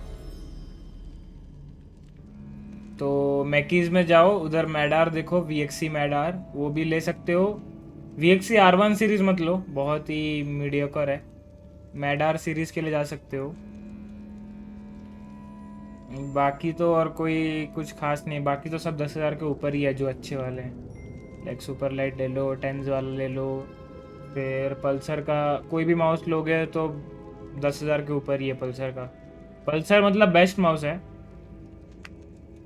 लैम्जू भी अच्छा है बट वो भी 10,000 के ऊपर ही स्टार्ट होते हैं। पल्सर भी 10-11,000 के ऊपर ही स्टार्ट होते हैं। तो VXC ले लो। मतलब अब ग्लोरियस भी है, लेकिन ग्लोरियस भी आपको पसंद नहीं आएगा। ग्लोरियस या VXC mad R, MAD not MADE, mad MAD R, वही है, वही एक ही माउस है पूरे इसमें आपके बजट में। मतलब अगर 10,000 के ऊपर होता तो बहुत सारे ऑप्शन आते हैं, इसमें एक ही है। R1 सीरीज में मत जाओ, मैडार लो, एटलीस्ट थोड़ा सा बेटर मिलेगा।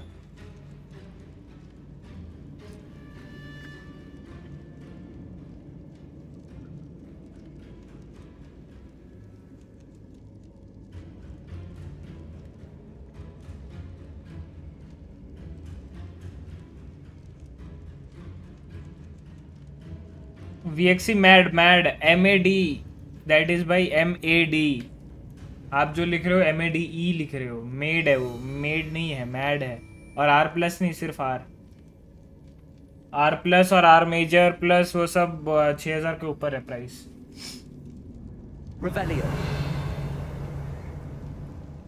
अरे मैं ना गलती कर दिया, रुको।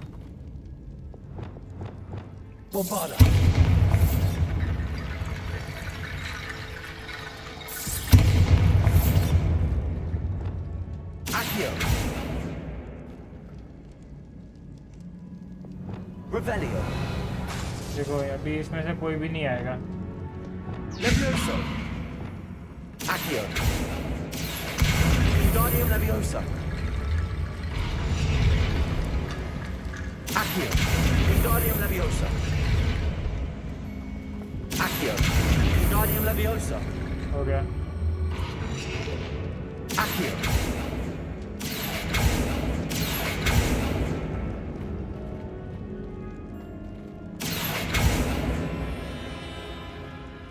Bombarda. Accio. ये चेक पॉइंट वापस स्टार्ट करना पड़ेगा अभी, ये ग्लिच हो गया है।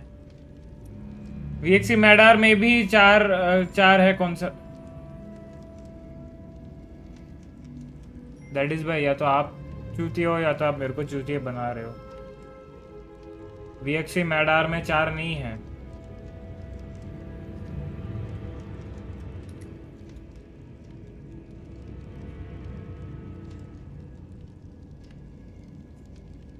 मैं आपको मैड आर सीरीज का मैड आर ही लेने बोल रहा हूँ। मैड आर मेजर प्लस वो सब 6000 के ऊपर हैं। मैं आपको मैड आर सीरीज नहीं बोल रहा, मैड आर बोल रहा हूँ, मैड आर। सुन रहे हो मैं क्या बोल रहा हूँ? सुनो तब तो पता चलेगा भाई। अबे इसको ये गोडे को ये वो जमीन के अंदर कैसे चली गया है? ठीक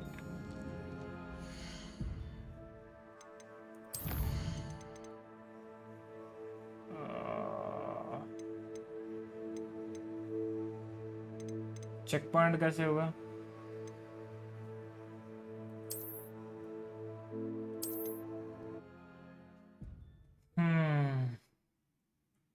Something troubling ahead.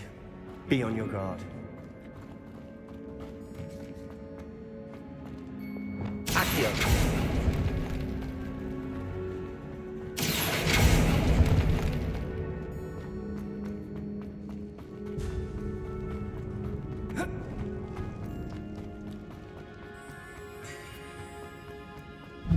Another barricade.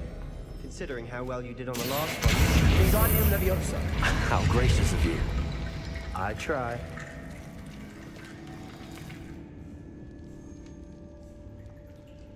Accio. This looks different than what we faced before. Now we're also... That worked. Keep going. Wingardium Leviosa.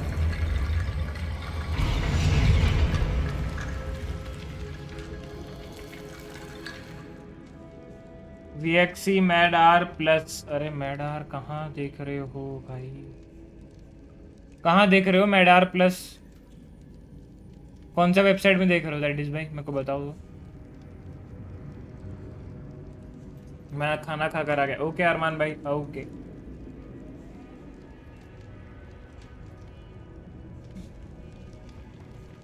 Accio.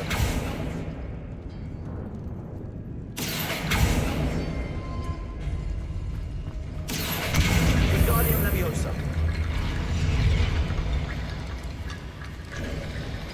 You are head and shoulders above the others. Nicely done.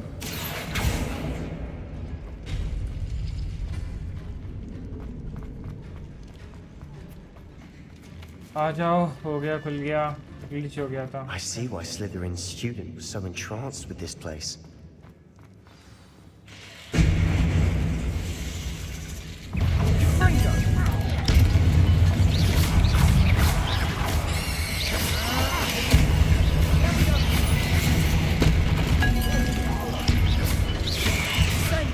Arrest the momentum. Leviosa. Aerial.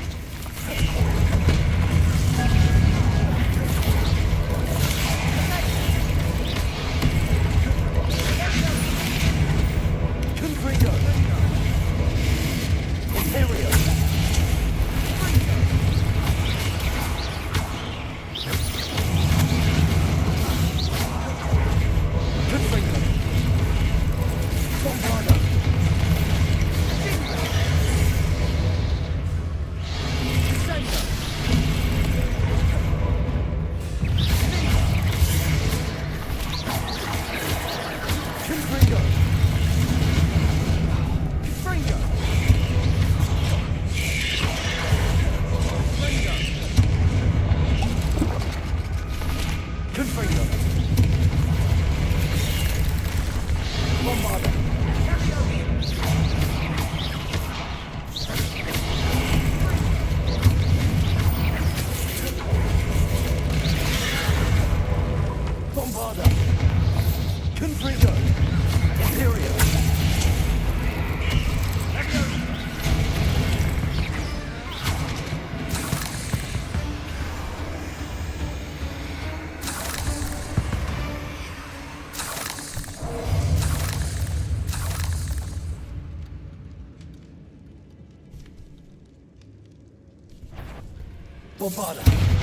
For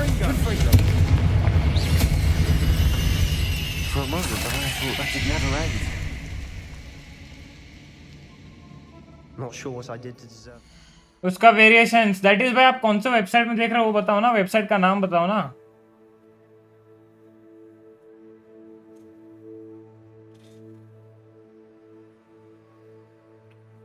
अरमान भाई Amazon से ये सब नहीं लेते हैं, Amazon ये बाहर के प्रोडक्ट होते हैं, इंपोर्ट करवाना पड़ता है तो दूसरे वेबसाइट से ही लिया जाता है। हर चीज अमेज़न फ्लिपकार्ट नहीं ला के दे सकता ब्रो। बहुत सारे मतलब वेबसाइट्स है जो शॉप बेसिकली ड्रॉप शिपिंग करते हैं।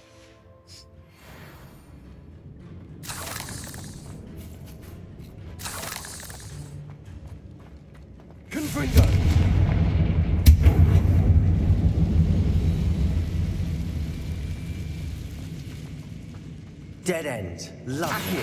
All that for nothing. Hold on. Don't give up yet.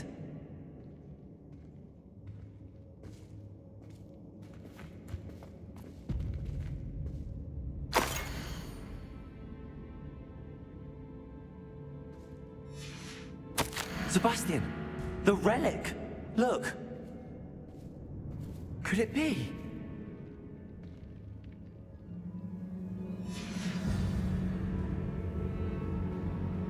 The note and rendition of the relic. It matches. This must be where the student left the relic. I can't believe it. After all this, it lines up. We've really found it. What do you suppose is meant by the dark sacrifice required to realize the relic's potential? I have no idea. But we're here for the relic. I'm willing to ignore what the journal entry says. We're taking the relic. Agreed. This is meant to be. For Anne's sake, I'm taking it. Let's get to Feldcroft. I'm ominous. The sounds we kept hearing. It was you. You gave me no choice. I had to follow you. Sebastian, please, leave the relic alone. Find another way to help Anne. I'm sorry, Ominous, but I'm taking it. No, you're not. If you won't sit back, then I will. Hold on, both of you. Sebastian, please, take a step back. Fine, but Ominous knows I won't step back from a fight.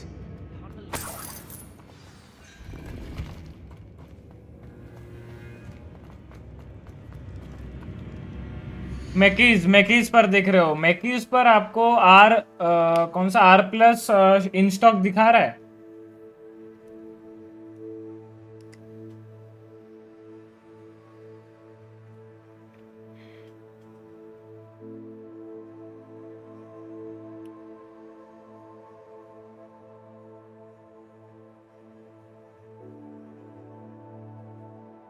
हाँ that is भाई मैकिस पर आपको R+ in stock दिखा रहा है।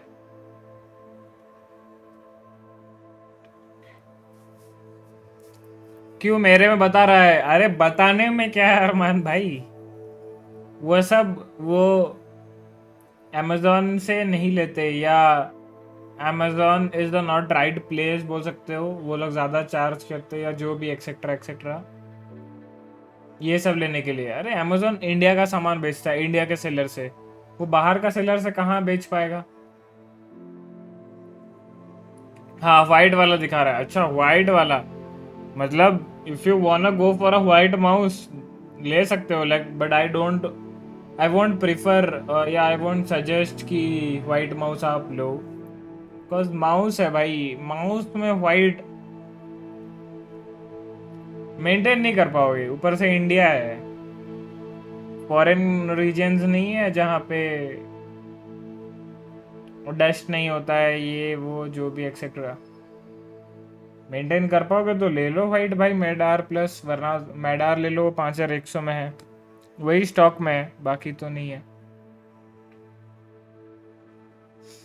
बस उसके नाम के आगे AKT लगा है। ओके ब्लैक ही ले लूँ? हाँ मतलब ब्लैक ही लेते हैं यूजुअली लोग, वाइट मतलब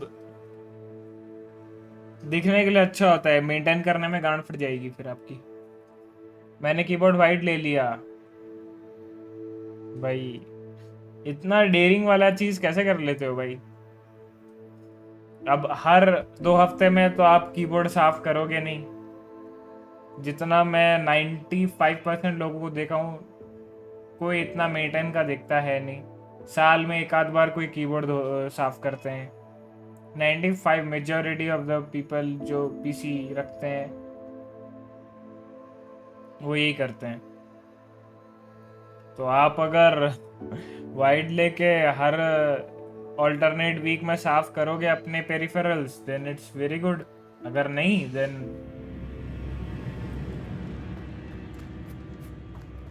आपकी मर्जी भाई, अभी आप पे है। मेरे को सजेस्ट करना था, मेरा काम था, मैंने सजेस्ट कर दिया।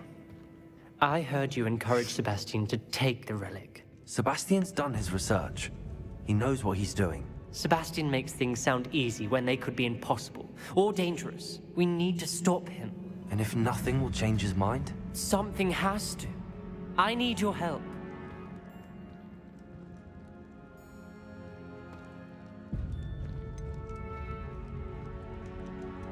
Sebastian's right.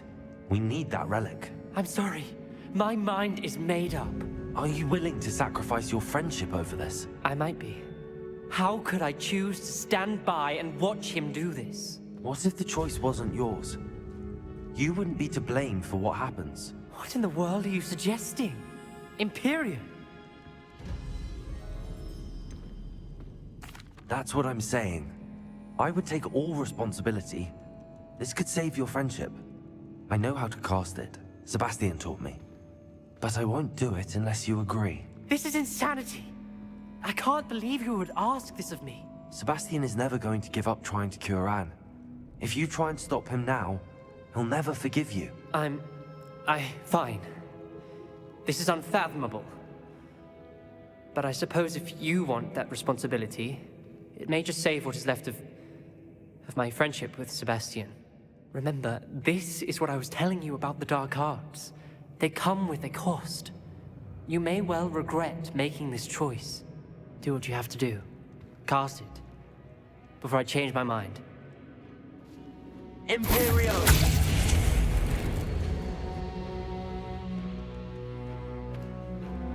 Step aside, Ominous. Stay in place until we're out of sight. I will.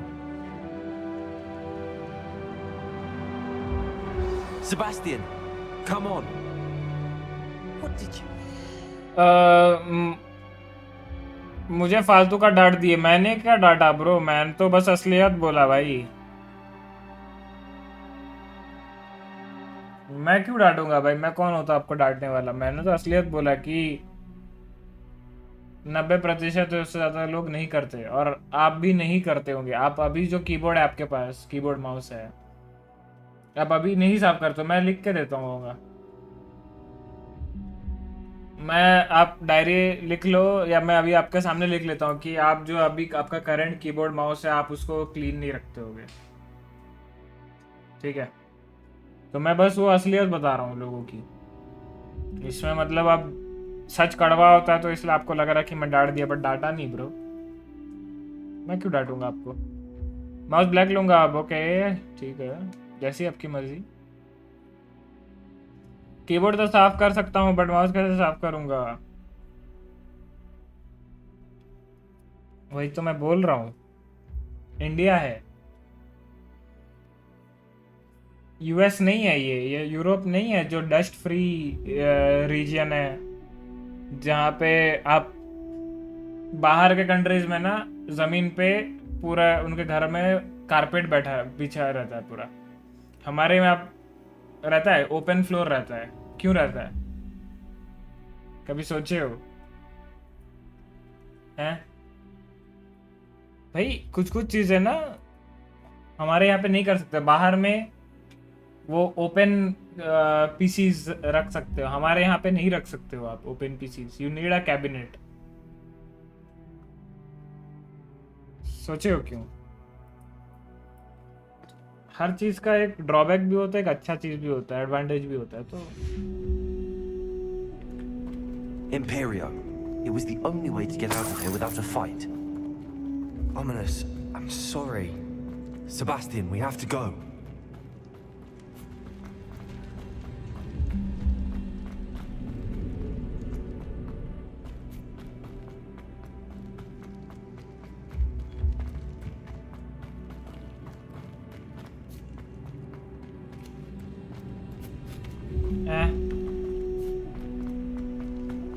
कहाँ से आया था मैं? Did we do the wrong thing? You need the relic. I know. But not like this. Ominous and I agreed. Surely there's a difference between casting Imperial on someone without their knowledge and casting it with permission. I understand what you're saying. I do, but... I've taken full responsibility. You have my word.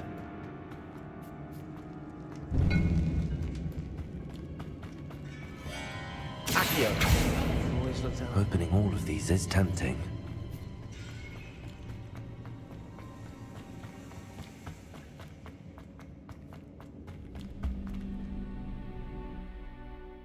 हमारे यहाँ बहुत मुश्किल है, वही तो मैं बोल रहा हूँ आपको, मैं वही समझा रहा हूँ, आप सोच रहे हो मैं आपको डांट रहा हूँ भाई.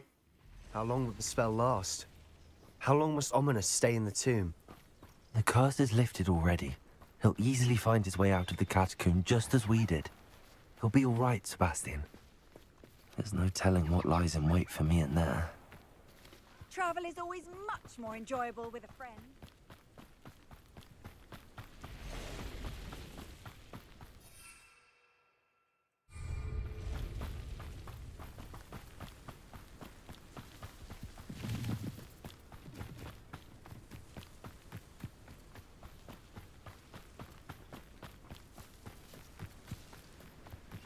When we get to Feldcroft, I'd rather Anne not know what had to be done to get this relic. She thinks like Ominous. It'd only upset her. Oh no, this isn't good. What is it? Smoke, over there, by the hamlet. Feldcroft's in trouble. They're under attack. Let's hurry. Oh, that was meant for me. Not quite. And your neck. Confringo.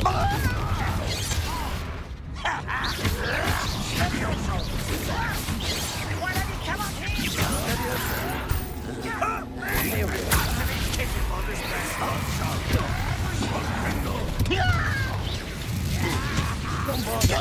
Cover up, why he's coming back this way.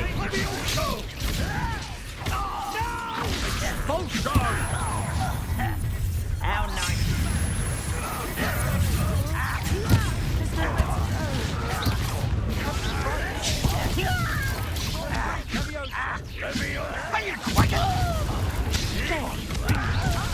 To the right! Got it! Potato! Not with him!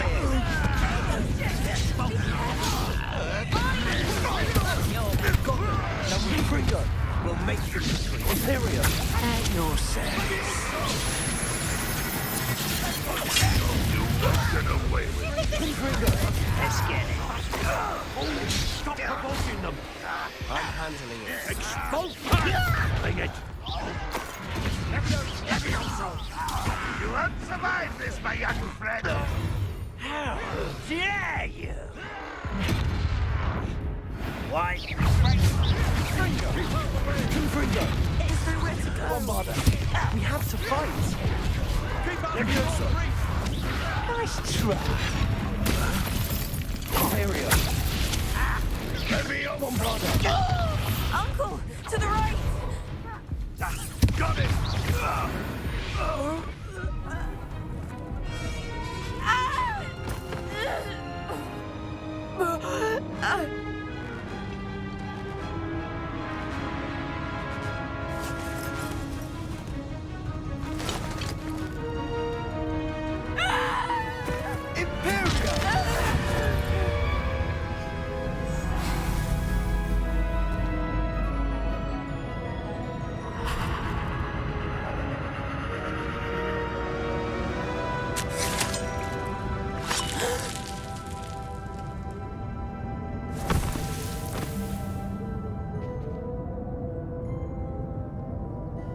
Boy! What have you done? Saved my sister. With an unforgivable curse. From that damned book, no doubt. Your father would be ashamed. You've gone too far, Sebastian. Stay away from her. From all of us.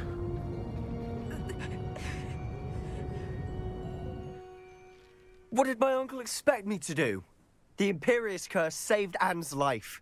That goblin was going to kill her. You did what you had to do. If I have to keep proving that to my uncle, I will. He cannot banish me from my own home. From my sister. It might be best to let him calm down a while. May I speak to him? Perhaps I can help to ease the tension a bit. You may be right. Very well. Probably best if I get away from here for a while. I'll head back to Hogwarts.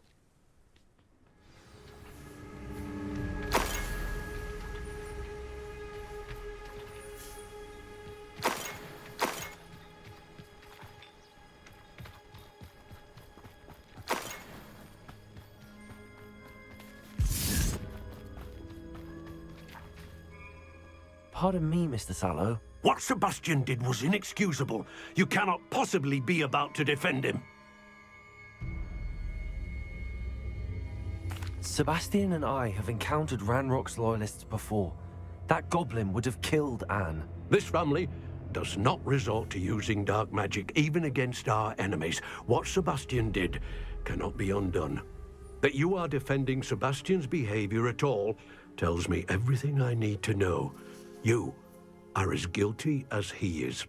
Sebastian is to come nowhere near Feldcroft, nowhere near Anne. Unforgivable curses are so named for a reason.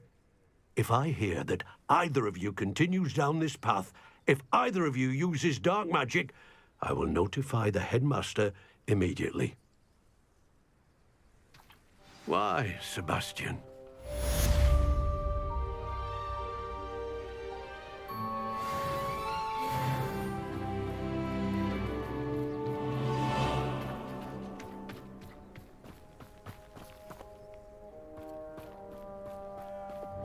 Revelio. Accio. Revelio.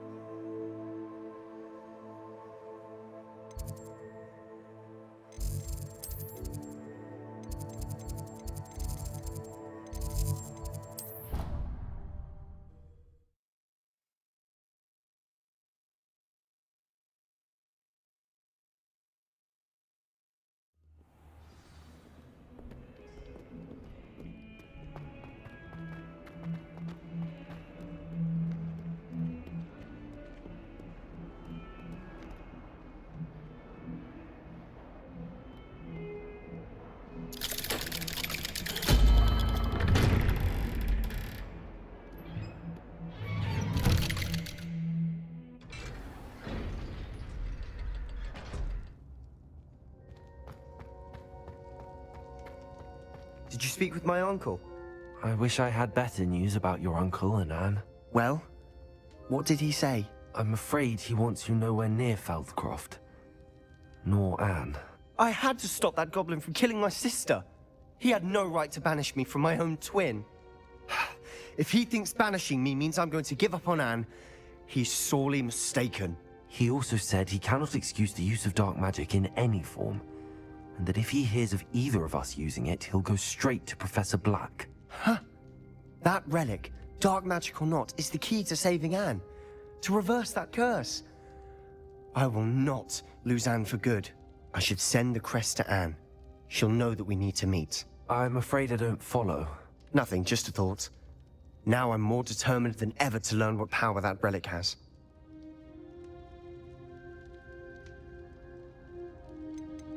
I shall wait to hear from you then. Thank you. Parcel आया I very much appreciate you standing by me through all of this. I'll send you an hour when I have news.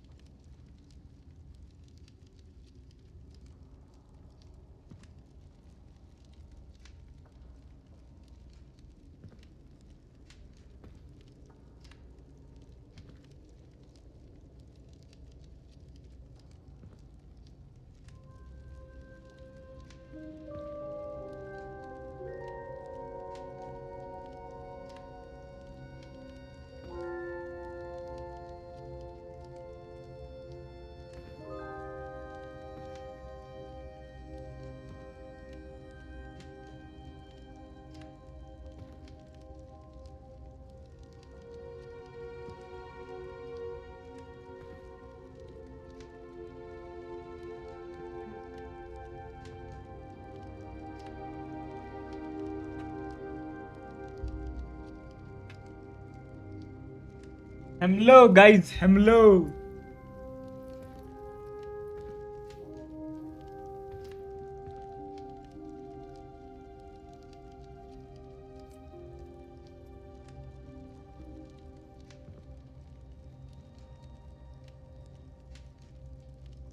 Finally.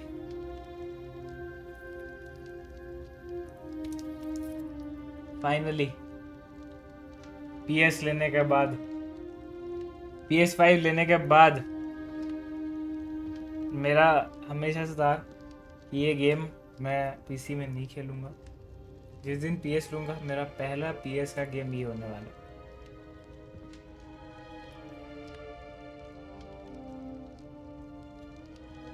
समझ रहे हो?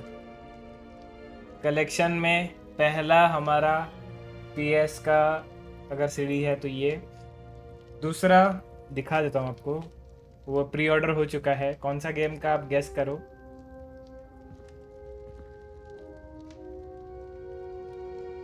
ये PS5 का game है. Yup, pre order हो चुका है. गेम अभी तक अक्टूबर में लॉन्च होगा.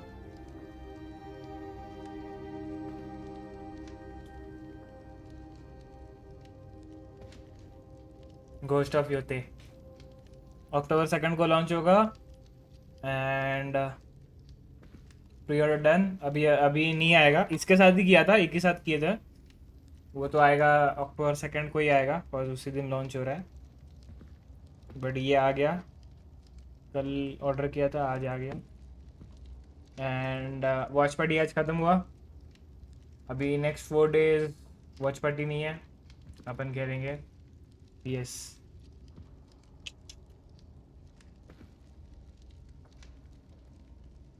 घोस्ट, ये घोस्ट नहीं है, घोस्ट ऑफ योते है मेरे भाई. आपको सिर्फ घोस्ट दिख रहा है। और पहली बात,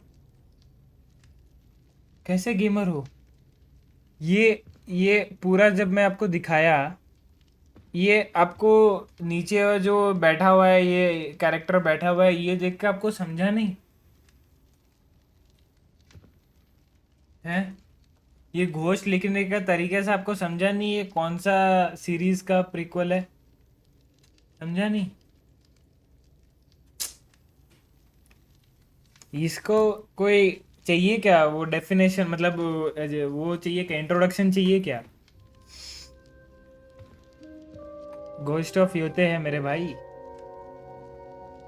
घोस्ट ऑफ सुशिमा का नाम सुना होगा आपने।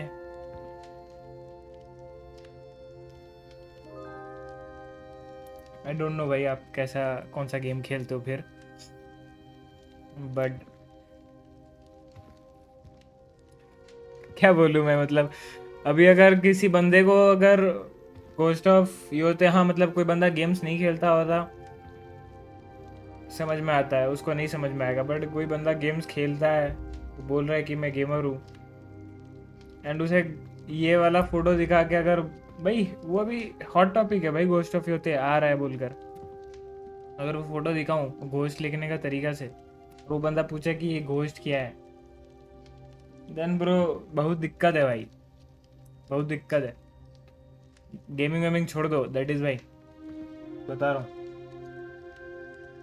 आपके लिए गेमिंग नहीं बनी है मेरे को लग रहा है। फुल वाइब आ रही है। मैं ये सब गेम नहीं खेलता हूँ भाई, तो गेम खेलो, ये सब गेम खेलो। गेम वैलोरेंट नहीं है, वैलोरेंट मैं भी खेलता हूँ, मुझे ही वैलोरेंट पसंद है, लेकिन ये सब गेम्स खेलो, ये जब खेलोगे पता चलेगा कितना प्यारे प्यारे होते हैं स्टोरी मोड गेम, समझ रहे हो? सब मतलब आप घर पे खाना का एक ही सब्जी खाते हो क्या हर दिन? रोटी के साथ मान लो आलू ही खाते हो क्या हर दिन? यार बड़ा दिक्कत सा है भाई, इसलिए तो इंडिया का गेमिंग सीन आगे नहीं बढ़ रहा। Not just you but thousands lakhs of people like you are only focused into one game, either phone में फ्री फायर, BGMI, पीसी में है तो वैलो। क्या करेंगे भाई? भाई ये टू बी रियली ऑनेस्ट, मतलब ये वाला बहुत हेवी रियलिटी चेक है भाई। सोचो आप अभी 5,000 का माउस, 5,000 का कीबोर्ड ले रहे हो, 10,000 का सामान ले रहे हो, अगर 10,000 फूक रहे हो आप कीबोर्ड और माउस में, तो मतलब एक गेमर के अलावा कोई बंदा इतना पैसा दे के माउस कीबोर्ड लेगा नहीं। पहली बात, ऑफिस वर्कर तो कभी नहीं लेंगे माउस। हाँ चलो वो लोग 2-3 हज़ार का मैक्स टू मैक्स लेंगे, अच्छा वाला लिए एक ही बार में। वैसा ओला ये सब F75 ये सब मैकीज में जाके ये सब तो कभी नहीं करेंगे। अगर वो आप कर रहे हो, मतलब आप गेमर वाले डायरेक्शन में हो, और गेमर वाले डायरेक्शन में होने के बाद भी अगर बंदे को घोस्ट ऑफ योते क्या है वो नहीं पता, इंडिया का गेमिंग सीन कहाँ पे है समझो फिर। हाँ ट्राई करूँगा, करो मतलब भाई। GTA वाला माइनक्राफ्ट CS2 ये सब खेलता हूँ तो भाई इसमें तो वैलो और CS2 वो हो गए, FPS गेम हो गए हैं। इसमें तो वैलो और CS2 FPS गेम हो गए। GTA एक आप स्टोरी मोड गेम हो गया, चलो तो सबसे फेमस चीज़ है, ठीक है। मतलब आपको मैं बताऊं, आप रिलेट कर पा रहे हो कि नहीं पता नहीं, बट अभी मान लो फॉर एग्जांपल आप किसी बंदे से बात कर रहे हो, उस बंदे को आपने GTA का ऐसा फ़ोटो दिखाया, मान लो GTA 6 लॉन्च हो रहा है, वो तो PC में आएगा नहीं, PS में आ रहा है, तो मतलब ऐसे आपने दिखाया फ़ोटो, उसको बोला ये क्या है, ये ग्रैंड क्या है, उसमें ग्रैंड थेफ्ट ऑटो 6 लिखा होगा, तो ये ग्रैंड थेफ्ट किया है। अगर वो बंदा बोला तो आप कैसे शॉक होगे, समझ रहे हो? मैं वो घोस्ट वाला पिक्चर जब दिखाया और आपने बोला है घोस्ट किया है, तो ये वैसे टाइप का वैसा रिलेट करो, सोचो तो आप कितना शॉक हो गए कि भाई बंदे को GTA क्या है पता नहीं है। वैसे ही घोस्ट किया पता नहीं है, तो सोचो कैसा वो लगेगा भाई। ये सारे गेम जो देखो स्टीरियोटिपिकल गेम जो है ना, मतलब एक मतलब कैसे बताऊं, जो चलता आ रहा है वही खेलोगे तो भाई आपको पता नहीं चलेगा कि भाई आप दूसरे स्टोरी मोड गेम्स खेलो, ये लिटिल नाइटमेयर्स 2 खेलो, छोटे छोटे गेम्स खेलो, आपको पता चलेगा भाई कितना स्टोरी मोड गेम्स कितना सेक्सी वर्ल्ड है। एल्डन रिंग खेलो, ब्लैक मिथ वोकोंग खेलो भाई, ये black myth Wukong, Elden ring, ये सब गेम्स खेलोगे ना पता चलेगा भाई ये वैलो में कुछ नहीं रखा है भाई, वैलो में कुछ नहीं रखा है, असली गेम्स ये है। पता नहीं भाई, मैं बोल रहा हूँ तो आपके कान में आ रहा है नहीं आ रहा है, बिकॉज मेरे को जितना तक याद आ रहा है दैट इज़ भाई हमारा पहले भी बात हो चुका है। आपने पहले ही बोला था कि आप नए स्टोरी मोड गेम्स ट्राई करोगे, तब भी आप मेरे को शायद से ये बोले थे, मेरे को क्यों ऐसा डेजा वू टाइप आ रहा है। आप मेरे को बोले थे ऐसे ही शाम में आके कुछ ऐसे बात हो रहा था, फिर आप बोले थे कि मैं GTA वैलो ये सभी खेलता हूँ, मैं बोला स्टोरी मोड गेम्स ट्राई करो, मैं आपको स्टोरी मोड गेम्स कुछ सजेस्ट भी किया था, तब आप बोले हाँ मैं ट्राई करूँगा, और आप अभी भी बोल रहे हो ट्राई करोगे, मतलब आप अभी तक नहीं खेले हो। दैट मीन्स आप एक कान से सुन रहे हो दूसरे कान से निकाल रहे हो, जो आपको पसंद है वही कर रहे हो। तो मतलब मेरे को कुछ नहीं है, मैं तो बस बोल रहा हूँ इंडिया गेमिंग सीन क्या क्यों नहीं आगे बढ़ेगा, इसी चीज़ के लिए आगे नहीं बढ़ेगा भाई। एंड देन पीपल एक्सपेक्ट कि भाई अगर कोई इंडियन टीम बाहर दूसरे गेम्स में compete कर रही है बाहर में, तो वो इंडियन प्लेयर्स क्यों नहीं है उसमें। पीपल एक्सपेक्ट भाई इंडियन प्लेयर्स को कहाँ है, इंडियन प्लेयर्स को तो वैलो ये सबसे छुटकारा मिले तब ना वो दूसरे गेम्स पे फोकस करे। नहीं वो मैं नहीं था, दैट इज़ भाई सच में मतलब देखो वो आप हो नहीं हो मेरे को पता नहीं, बिकॉज ये माउस कीबोर्ड के रिलेटेड हमारा पहले ही बात हो चुका था, मेरे को याद आ रहा है। मैंने जितना मेरे को मैं ऐसा बनाया बात अगर क्यों ही बोलूँगा किसी के बारे में, आपको पर्सनली जानता ही नहीं हूँ तो ऐसा मैं क्यों ही बोलूँगा आपके बारे में कुछ, मेरे को जितना याद आ रहा है देखो, बिकॉज आपका नाम मैं भूला नहीं हूँ, दैट इज़ और DP भी सेम है, तो ऐसा तो नहीं है कि आप पहली बार आए हो मेरे चैट से। जितना मेरे को याद आया मैं बता दिया, बाकी आपके ऊपर है भाई।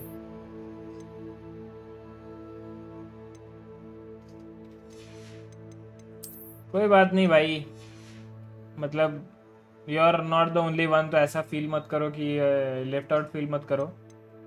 75 to 80% ऑफ इंडियंस जो अपने आप को गेमर बोलते हैं वो ऐसे ही हैं, डोंट वरी। तो you are among the majority of the people, तो यू शुड बी प्राउड और हैप्पी कि आप 70 या 80% में आते हो। ऑकवर्ड तो हमें होना चाहिए भाई, हम तो टॉप 5% में आते हैं, मतलब टॉप 5 तो क्या मतलब नॉर्मल 5% में आते हैं दूसरे गेम्स खेल कर। और उस दिन मेरे को एक चैट में बंदा बोलता था, बुक कमेंट किया था कि भाई तुम्हारा कंटेंट देखेगा ही कौन, देखता कोई क्यों नहीं है, ऐसा कुछ बोला भाई। लोगों में इंटरेस्ट भी तो होना चाहिए, मैं जिस देश से आता हूँ वहाँ के देश वाले बच्चे तो, और मैं ये बोला था कि वैलो में मर जाने का वीडियो क्यों डालते हो, कीवर्ड बारे में एक बार पूछा था, यस वैलो क्यों डालते हो। हाँ मतलब ये वाला चीज़ तो बहुत लोग पूछते हैं, वीडियो मर जाने वाला क्यों डालते हो, ऐसा मैं बोला था कि मेरे को लोगों को हंसाने से मतलब है, अगर मेरे को मरता हुआ ऐसे देख के अजीबो गरीबों स्टाइल से मरता हूँ तो उसमें देख के अगर लोगों को हंसी आती है तो मेरा वो काम है। स्पोर्ट्स प्लेयर तो हूँ नहीं जो मैं अपना गेम प्ले दिखाऊँ अच्छा वाला।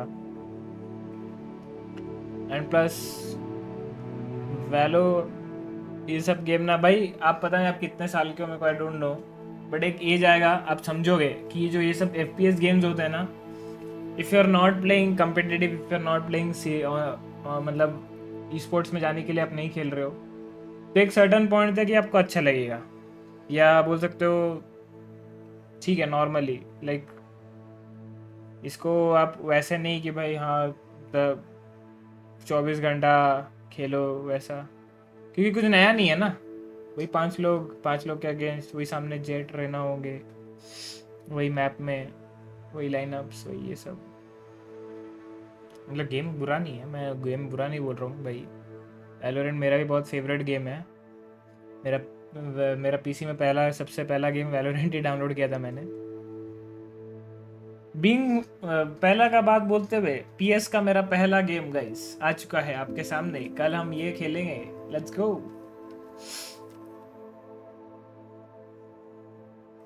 हम फाइनली PS5 ओन करते हैं, ये खेलेंगे, अभी मज़ा आएगा। एंड नेक्स्ट ईयर जब GTA आएगा तो वो भी लेंगे, वो भी खेलेंगे। हाँ बस यही पूछा था मैं। यस दैट इज़ भाई। बात हुई थी अपनी, और भी बात हुई थी, ऐसा नहीं है। आप पहले भी 2-3 बार आए हो मेरे चैट में, बहुत पहले। ये मई या अप्रैल का बात है, उससे पहले भी आप आए।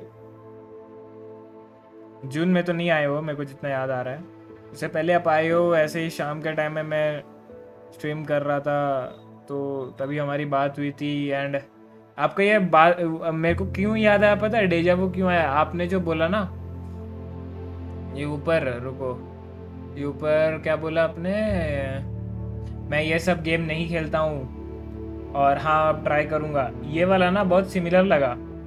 तब मेरे को याद आया कि आप पहले भी हमारा ऐसे बात हो चुका है एंड आपने यही वाला सेम डायलॉग बोला था। बिकॉज इंसान जैसा बोलता है वो तरीका बदलता नहीं है ना। तो फिर मेरे को याद आ गया कि हम पहले भी इस बारे में बात कर चुके हैं, ऐसा समझ रहे हो ना। मैं बहुत बार आया हूँ। यप यप यप, मेरे को चीज़ें थोड़ी थोड़ी याद रहती है, सब कुछ नहीं भूलता मैं। हाँ तो हम कहाँ थे भाई? अभी हम जाएंगे स्विमिंग के लिए, तो ज़्यादा तो नहीं खेलेंगे। कल हम पूरा फुल स्टोरी मोड शाम से लेके रात तक खेलेंगे। 8 बजे आएंगे, 8 नहीं एक्चुअली 7 बजे आ जाएंगे। 7 से लेके 2-3 बजे तक खेलेंगे मस्त भाई। यही खेलेंगे भाई सिर्फ पैंच। इसको आज मैं डाउनलोड कर लूँगा।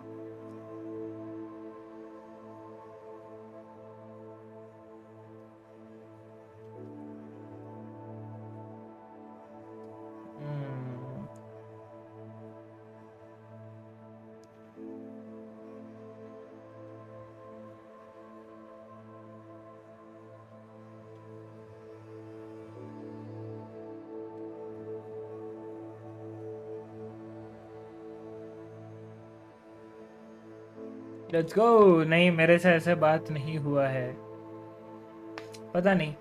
मेरे पास लोग हैं मेरे टाइप, कोई और आया होगा उस टाइम ना, आया होगा पता नहीं। वही बात सही है, कोई आया होगा, कोई दूसरा होगा। मतलब सोचो कितना सिमिलैरिटी है। वो बंदा भी सेम बोला था, GTA वैलो ये सब खेलता है। हाँ मतलब वैलो CS अपार्ट लोगों को एक ही तो गेम पता है, GTA, और कुछ पता है नहीं। मतलब वेरी, यही तो कोशिश करते हैं अपने जो बड़े बड़े क्रिएटर्स हैं कि इंडिया का गेमिंग सीन बदले, लोग थोड़ा सा दूसरा गेम से भी फोकस करें। वही चीज़ के लिए एपेक्स बंद हो गया भाई। ऐसे जो अच्छे अच्छे गेम जब बंद हो जाते हैं ना तो भाई बुरा लगता है भाई। एपेक्स बंद हो गया, वॉरजोन नहीं है, मतलब सारे के सर्वर इंडिया में और कुछ नहीं है। क्या ही करे भाई, क्या ही कर सकते हैं, बहुत बुरी हालत है भाई। अभी आधा घंटा 25 मिनट लगता है वॉरजोन का एक सर्वर मैच खुलने में। क्यों सर्वर नहीं है, क्या ही करे।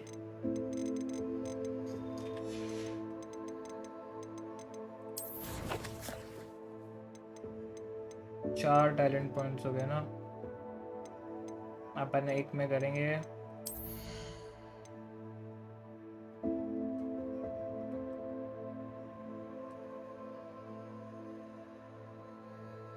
हाँ एक बात बोलो, बोलो ना यार, बोलो। एक क्या 2 बात बोलो आप। अपन ने कभी रोका है किसी को? बोलो यार, लोगों का काम है बोलना।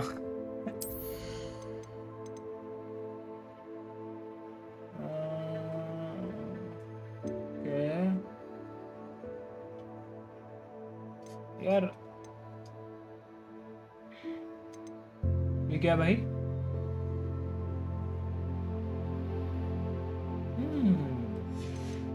स्पेल्स में करें, स्पेल्स में करें, कोर में करें।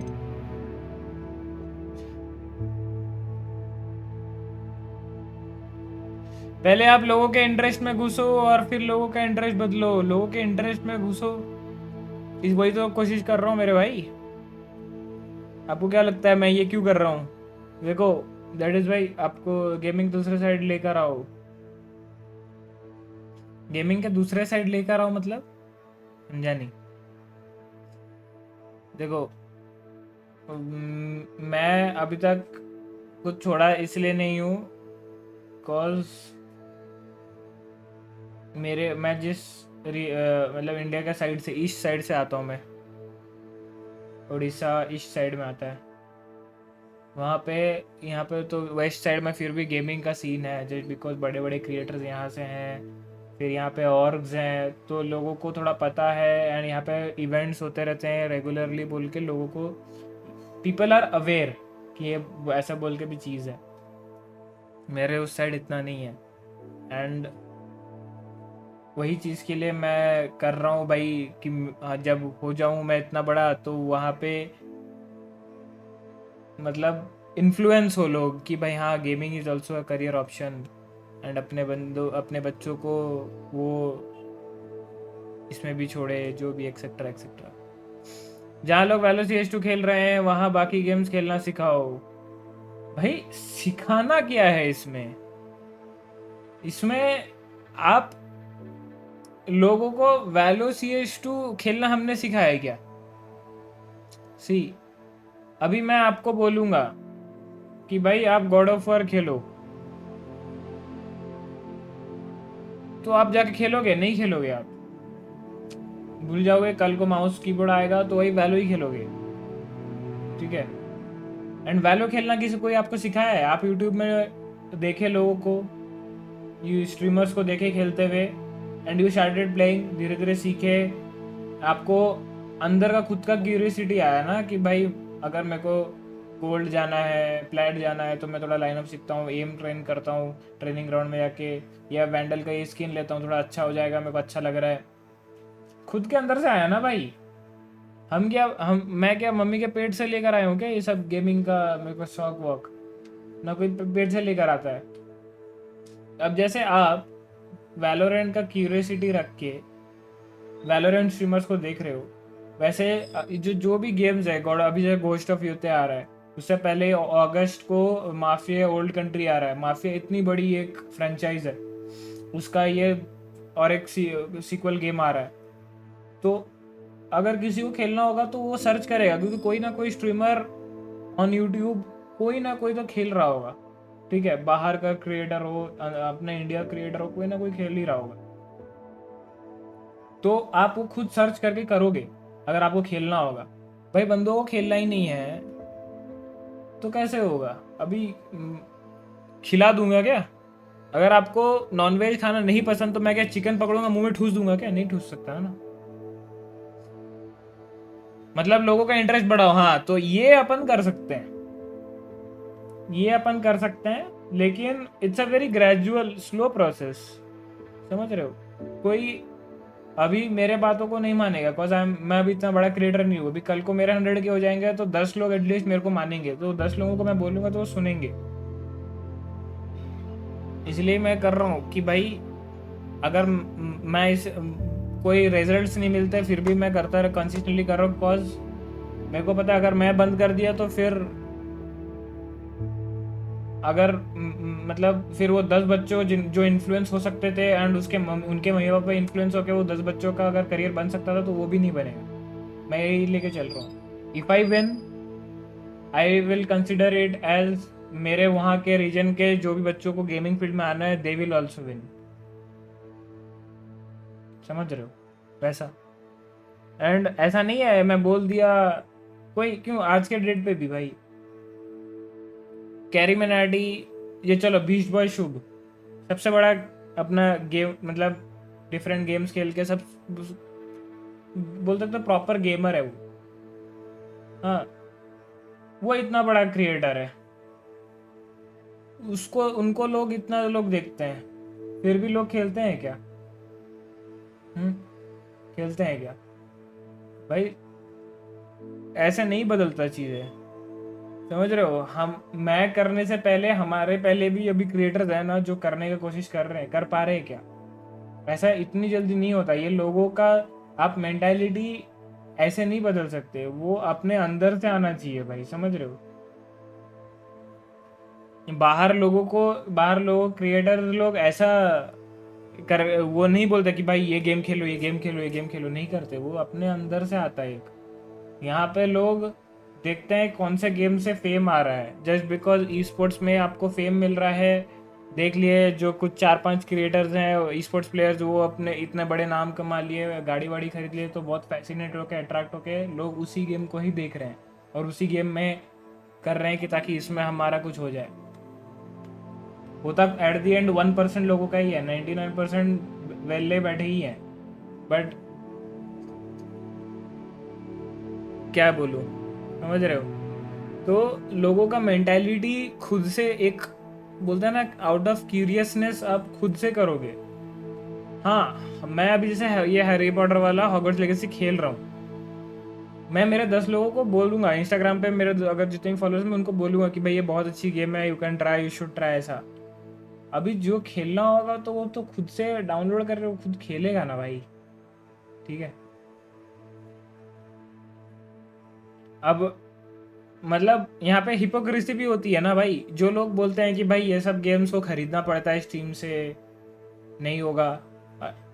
दे are the same guys who spend thousands of rupees in buying Valorant skins या BGMI में skins या जो भी, ठीक है? तो अगर तुम उसमें स्किन्स में पैसा खर्चा कर पा रहे हो, मतलब पैसा है, तो पैसे से गेम्स खरीद लो, खेल लो, ठीक है? तो देखो, हिपोक्रेट्स भरे पड़े, देन दे विल से कि हाँ भाई हम करेंगे, नहीं करेंगे, ये भी भरे पड़े। तो हमारा काम है, हम करते हैं, कोई करे ना करे क्या कर सकते हैं?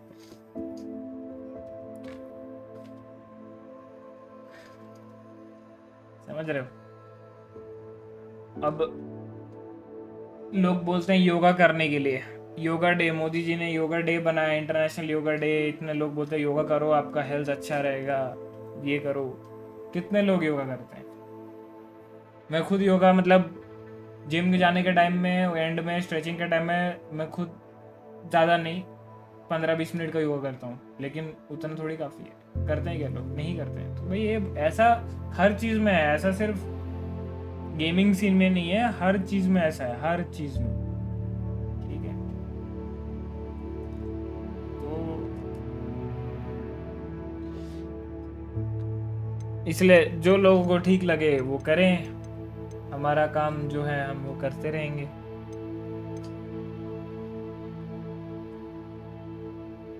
बस मैं वही बोलता हूँ कि don't be the guy the world is making you. मतलब अगर आप दुनिया के अकॉर्डिंग चलोगे तो आप दुनिया के लिए बहुत अच्छे इंसान हो। दुनिया तो चाहती है कि आप ज़्यादा सक्सेसफुल ना बनो। दुनिया के लोग, हर कोई लोग मादरचोद होते हैं, इतना याद रखना। अपने मम्मी पापा के अलावा बाकी दुनिया के हर लोग मादरचोद होते, याद रखना।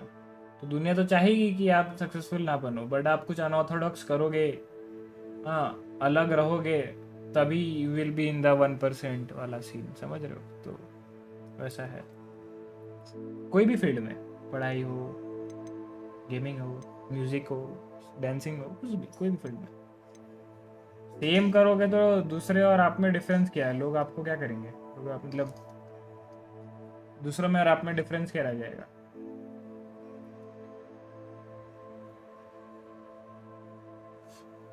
सही बोले सारे, कोई अच्छा नहीं भाई। दैट इज भाई मैं बोल रहा हूँ ना, देखो अब मैं इतना उम्र का तो हो चुका हूँ कि दुनिया को तो समझता हूँ। पता नहीं आपका एज कितना है, बट आई एम एज्यूमिंग कि आप अंडर 20 या अंडर 18 हो गए।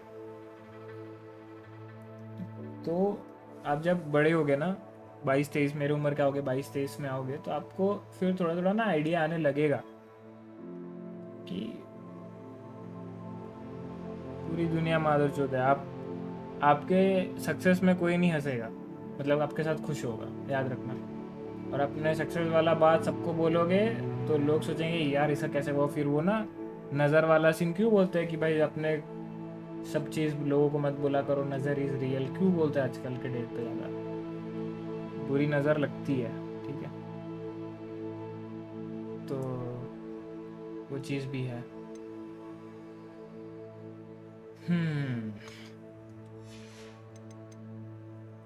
चिल करो भाई, मतलब अभी तो आधे से ज़्यादा दुनिया चिल ही कर रही है, कोई बात नहीं। एंड फिर जब हम जैसे, मतलब हम जैसे, तो कि मैं अपने आप को ऐसा मैं काउंट नहीं करूँगा, तो फिर वो हो जाएगा। फिर जो 1% लोग जो होते हैं जो एक्चुअल में कुछ अचीव कर लेते हैं, फिर लोग सोचते हैं कि भाई ये कैसे कर लिया, समझ रहे हो। आइदर लक होगा, नहीं तो ऐसे सोचते हैं, बट वो ये नहीं देखे कि भाई ही वॉज और she was the unorthodox one among thousands, among lakhs. जो लोग अनऑर्थोडॉक्स होने में कतराते हैं, यार नहीं यार दुनिया तो ऐसी कर रही है, दुनिया के देखा देखी में दुनिया तो भाई बहुत कुछ करती है भाई। अगर आप गलत करोगे तो लोग अच्छा बोलेंगे, यप दैट इज भाई, मतलब कोई ऐसा बोलेगा नहीं, टोकेगा नहीं कि भाई यार ये मत कर, समझ रहे हो। आप नॉर्मल इसी चीज़ में देख लो ना, अल्कोहल वाले में, कोई क्लब में जाओ, ठीक है, आप किसी को पूछो कि भाई मैं ये ग्लास वाला, एक ग्लास में थोड़ा सा दारू यही पीऊँ, कोई आपको मना नहीं करेगा मत पी भाई, तेरा सेहत के लिए ख़राब है मत पी, ऐसा कोई नहीं बोलेगा भाई।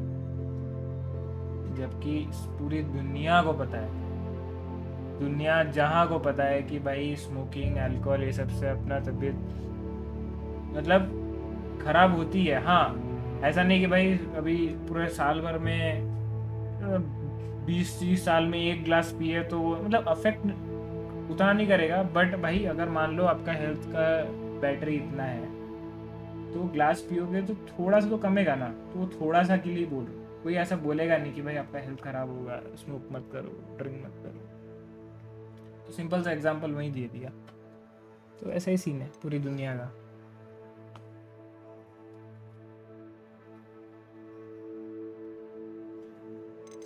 छोड़ो भाई, दुनिया की रीत तो ऐसी है, हम वो सब बात करके ये सब तो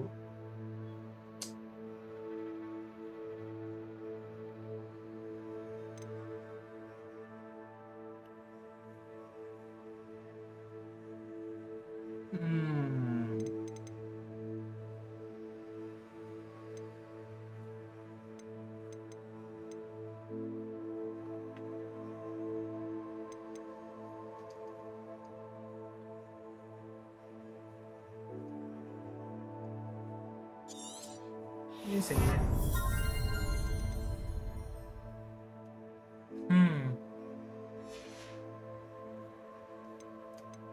ठीक है।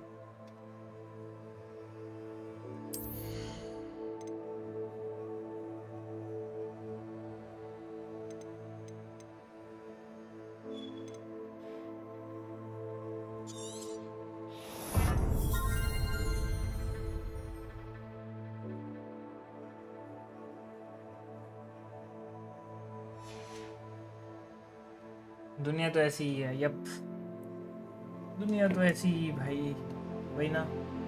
तो इसलिए जो दुनिया में लोग कर रहे हैं, अगर आपको पता है दुनिया मादरचोद है, दुनिया के लोग मादरचोद है, जैसे आपके लिए मैं अलग हूँ, दुनिया का लोग हूँ, तो मैं जब बोला कि दुनिया के लोग मादरचोद, तो मैं आपके लिए मैं मादरचोद हूँ, मेरे लिए आप मादरचोद हो, ठीक है। तो ऐसा काम मत करो जो दुनिया की आधे से ज़्यादा जनता करती है, बिकॉज फिर तो आप वही कर रहे हो जो लोग कर रहे हैं, और वो मादरचोद हैं, मतलब आप भी वो मादरचोद वाली लिस्ट में शामिल हो रहे हो, समझ रहे हो आप। तो इसलिए वो भेड़ बकरी जो चाल होता है ना कि भाई सब कर रहे हैं तो हम भी करते हैं, बहुत डिफ़िकल्ट डिसीजंस होते हैं लाइफ में, वो आप फ्यूचर में आओगे तो पता चल जाएगा मैं किस चीज़ में बोल रहा था। अभी सब कुछ खुलकर नहीं बोल सकते ना, बस मैंने वो चीज़ क्रॉस किया है तो मेरे को पता है बहुत डिफ़िकल्ट होते हैं, बहुत डिफ़िकल्ट डिसीजंस होते हैं, हर कोई नहीं कर पाता कि भाई नहीं यार, क्योंकि भेड़ बकरी चाल में जाना पड़ता है at the and. Society pressure, family, relative, बहुत कुछ होता है भाई, बहुत कुछ, समझ रहे हो। तो लाइफ में ऐसे कुछ कठोर डिसीजंस लेने पड़ते हैं जो आपको ऐसा लगेगा कि भाई मैं गलत कर रहा हूँ, बट लेट ही सही, बट आपको एटलीस्ट बाद में ये होगा कि हाँ भाई वो डिसीजन लिया था कठोर, इसलिए आज at least I am happy and I am doing good and not in the right race. तो याद रखना वो, बाकी तो कुछ नहीं भाई, बाकी तो सब चिल सीन है, इतना लोड मत लो। मेरे को आपका एज पता नहीं, मैं तो इतना सब बोल दिया। आप अगर अंडर 18 हो तो इतना सब सोचो मत, अपना टीनेज लाइफ एंजॉय करो, और ये टीनेज लाइफ बहुत इम्पोर्टेंट होती है। ये टीनेज लाइफ वापस नहीं आएगी, एक बार टीनेज लाइफ हम क्रॉस कर लिए उसके बाद लाइफ में responsibility, duties and hell lot of things आएंगे जो जिससे आपकी खुशियाँ छीन ली जाएगी। तो एंजॉय।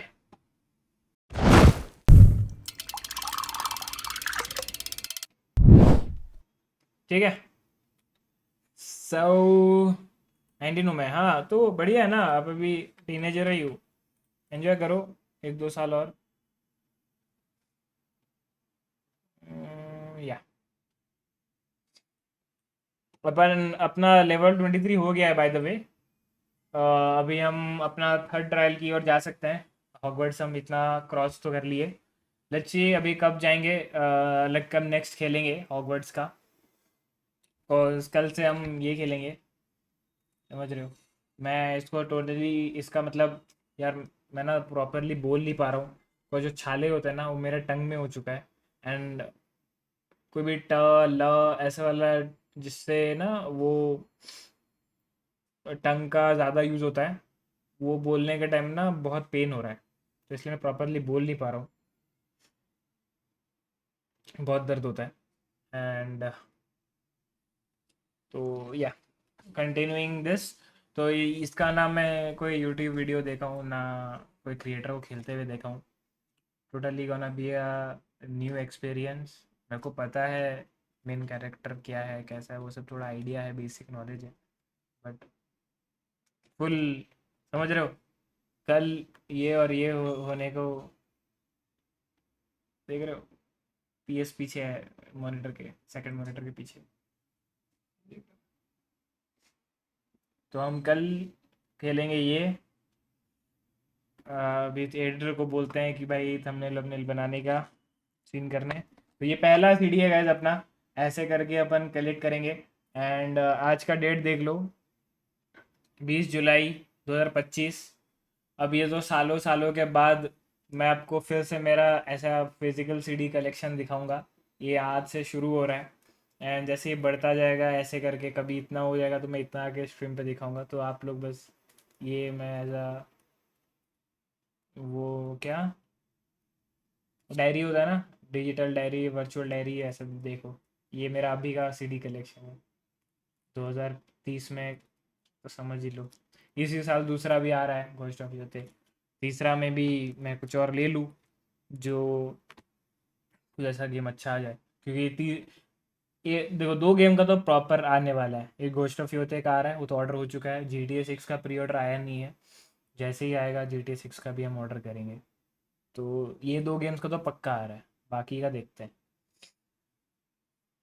क्योंकि कुछ गेम्स ऑनलाइन भी खरीदेंगे हम, कुछ ऑफलाइन। वैसा जैसे घोस्ट ऑफ सुशिमा मैं ऑनलाइन ले रहा हूँ, वो भी प्रॉपरली खेला नहीं। कुछ कुछ गेम्स हैं जो मैं सोचा था कि मैं PC में नहीं, जब PS लूँगा तभी खेलूँगा, जैसे लास्ट ऑफ अस हो गया, फिर घोस्ट ऑफ सुशिमा हो गया, RDR 2 हो गया, एंड फिर माइल्स मोरालिस हो गया स्पाइडरमैन का, फिर गॉड ऑफ वॉर।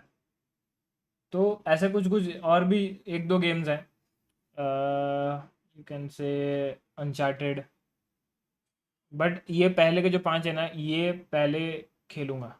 तो अभी RDR2 है, वो मैं ऑनलाइन लूँगा, एंड वो अपना रैग्नारॉक भी ऑनलाइन लूँगा, फिर लास्ट ऑफ अस पार्ट 1 वो ऑनलाइन है, पार्ट 2 उसका सोच रहा हूँ मैं CD ऑर्डर कर लूँ। लेट्स सी, उसका कंफर्म नहीं है बट बता दूंगा। जैसे धीरे धीरे हम खेलते हुए ख़त्म करेंगे, पता चल जाएगा। ये तो बहुत बड़ी गेम है, लेट्स सी। खेला नहीं हूँ मैं। ओके, हाई गेम जानता हूँ। GT6 कितने का होगा? GT6 मेरे को जितना तक लग रहा है 20-30 नहीं 20-30 बोल रहा हूँ, सॉरी माय बैड। 12,000 का आएगा जितना मेरे को लग रहा है। PC के लिए तो आ नहीं रहा है, PS के लिए आ रहा है, तो I am expecting around 12,000। Not sure, may be कम हो सकता है, 12,000 से ऊपर नहीं होगा कंफर्म है, बट 8 से 12,000 के बीच में मेरे को लग रहा है, नॉट श्योर। पीछे वाले शूज अच्छे लग रहे हैं। यप, अरे इसमें ना ये वाले क्रेट में देखो खाली है ये वाला, इसमें एक वाइट शू था स्निकर्स थे। वो स्निकर्स अभी मैं वॉश करके बाहर सुखाया हूँ तो वो नहीं है। इसके नीचे भी और एक क्रेट है, उसमें भी शू है, बट दिखते 3 ही है। एंड इधर भी देखो, ये टॉम एंड जेरी के बाजू में ना एक वाइट आपको ये बार की वजह से दिख नहीं रहा होगा। रुको, व्हाट आई डू इज, दिख रहा है? अभी दिख रहा है? ये वाला जो है, इधर भी क्रेट्स हैं 4, इधर भी मेरे शूज़ हैं। जो मेरे फेवरेट स्नीकर्स हैं वो मैं अपने रूम में रखता हूँ, एंड बाकी के स्नीकर्स बाहर शू स्टैंड पे। सो यस, अभी रिसेंट में तो कोई स्नीकर ले नहीं रहा हूँ, बिकॉज कुछ ऐसा है कि क्योंकि एक बार मैं लेना शुरू करता हूँ तो फिर वो ख़त्म नहीं होते हैं। तो मैं सोचा हूँ कि एक कुछ गोल कंप्लीट होगा उसके बाद अपन स्नीकर लेंगे। तो अभी मेरा फ़िलहाल के लिए एक गोल मैं सेट करके रखा हूँ, वो गोल हो जाएगा फिर हम वो स्नीकर लेंगे वैसा। नहीं दिख रहा? अरे मैं बस डब्बा दिखा रहा हूँ, शूज़ तो दिखेंगे भी नहीं, कैम में आएंगे भी नहीं। मैं बस बोल रहा हूँ, देखो ये टॉम एंड जेरी के बाजू में देखो,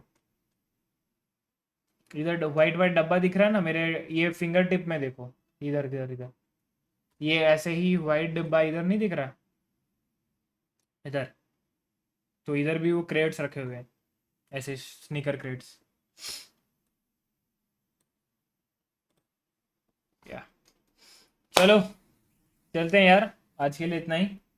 अभी हम जाएंगे स्विमिंग पे, तो मिलेंगे आपसे कल एक नए जर्नी पे, अपना PS5 जर्नी पे। अपने पास एलगाटो भी है, तो हमें PS5 गेम स्ट्रीम करने में कोई दिक्कत होगी नहीं। मैं सेटअप वेटअप कर दूंगा, उसके बाद वापस आएंगे। कल फुल RDR2 स्ट्रीम होगी। एंड वॉच पार्टी, आज सुपर वीक ख़त्म हुआ। नेक्स्ट वॉच पार्टी अपन फ्राइडे से एज यूजुअल वीक जो शुरू होता है फ्राइडे सैटरडे संडे होगा वैसे होगा। तो 4 डेज़ अभी ऑफ है, तो 4 डेज़ अपन फुल दूसरे स्टोरी मोड गेम्स वैलोरेंट ये सब खेलेंगे। तो चलते हैं, आज के लिए इतना ही। अभी आज लेट आया था, थोड़ा आधा घंटा लेट आया था, बट वही ये वाला एयरलॉक के लिए और ये जो टंग में हुआ है ना छाला, तो उसके लिए मैं प्रॉपरली अभी मैं खा नहीं सकता, पानी पीने से भी जलता है थोड़ा, एंड ये पेन भी है, तो इसलिए मैं स्विमिंग भी ज़्यादा नहीं करूँगा, 1 घंटा वैसे ही करूँगा। Let's see. तो चलता हूँ, आज के लिए इतना ही। थैंक यू एवरीवन, जो भी आए जो भी प्यार दिए, love you as always, you guys are always OP, you know the drill. Like share and subscribe, channel पर भी नए हो सब्सक्राइब कर लेना, सब्सक्राइब कर चुके हो तो शेयर कर लेना। हम मिलेंगे आपसे अगली स्ट्रीम पे, जो कि होगा कल शाम को, दोपहर को नहीं होगी, कल शाम को होगी। कितने बजे वो मैं इंस्टाग्राम पे बता दूंगा, फॉलो कर लेना नहीं किए हो तो, बिकॉज बहुत ही अच्छे कंटेंट्स आने वाले हैं और आ भी रहे हैं। तो अगर अच्छा लगा तो लाइक भी कर देना। That's it for today, thank you everyone. ऐसे ही प्यार करते रहो, सपोर्ट करते रहो, एक दिन ज़रूर से हम आसमान छुएंगे। और अपने 5 मेजर रूल्स का भी मत भूलना। अपना ख्याल रखो, अपने पेरेंट्स का ख्याल रखो, अच्छे काम करते रहो, पानी पीते रहो, और सबसे इम्पोर्टेंट, एक सेकंड माइक में आवाज़ आ रही है ना, हाँ, और सबसे इम्पोर्टेंट गेम्स खेलते रहो, because games are the important part of life. तो इसी के साथ हम आज की स्ट्रीम यहीं पे एंड करते हैं। उम्मीद है स्ट्रीम को पसंद आया होगा, अगर नहीं पसंद आया कल रात को या कल शाम को मैं आ रहा हूँ इसके साथ नई जर्नी, आर्थर के साथ, आर्थर और RyuK का कॉम्बो लेकर आ रहा हूँ मैं, ठीक है। चलो मिलते हैं कल, तब तक के लिए bye bye guys, love you, take care, good night, that is bye, good night, bye bye bye bye.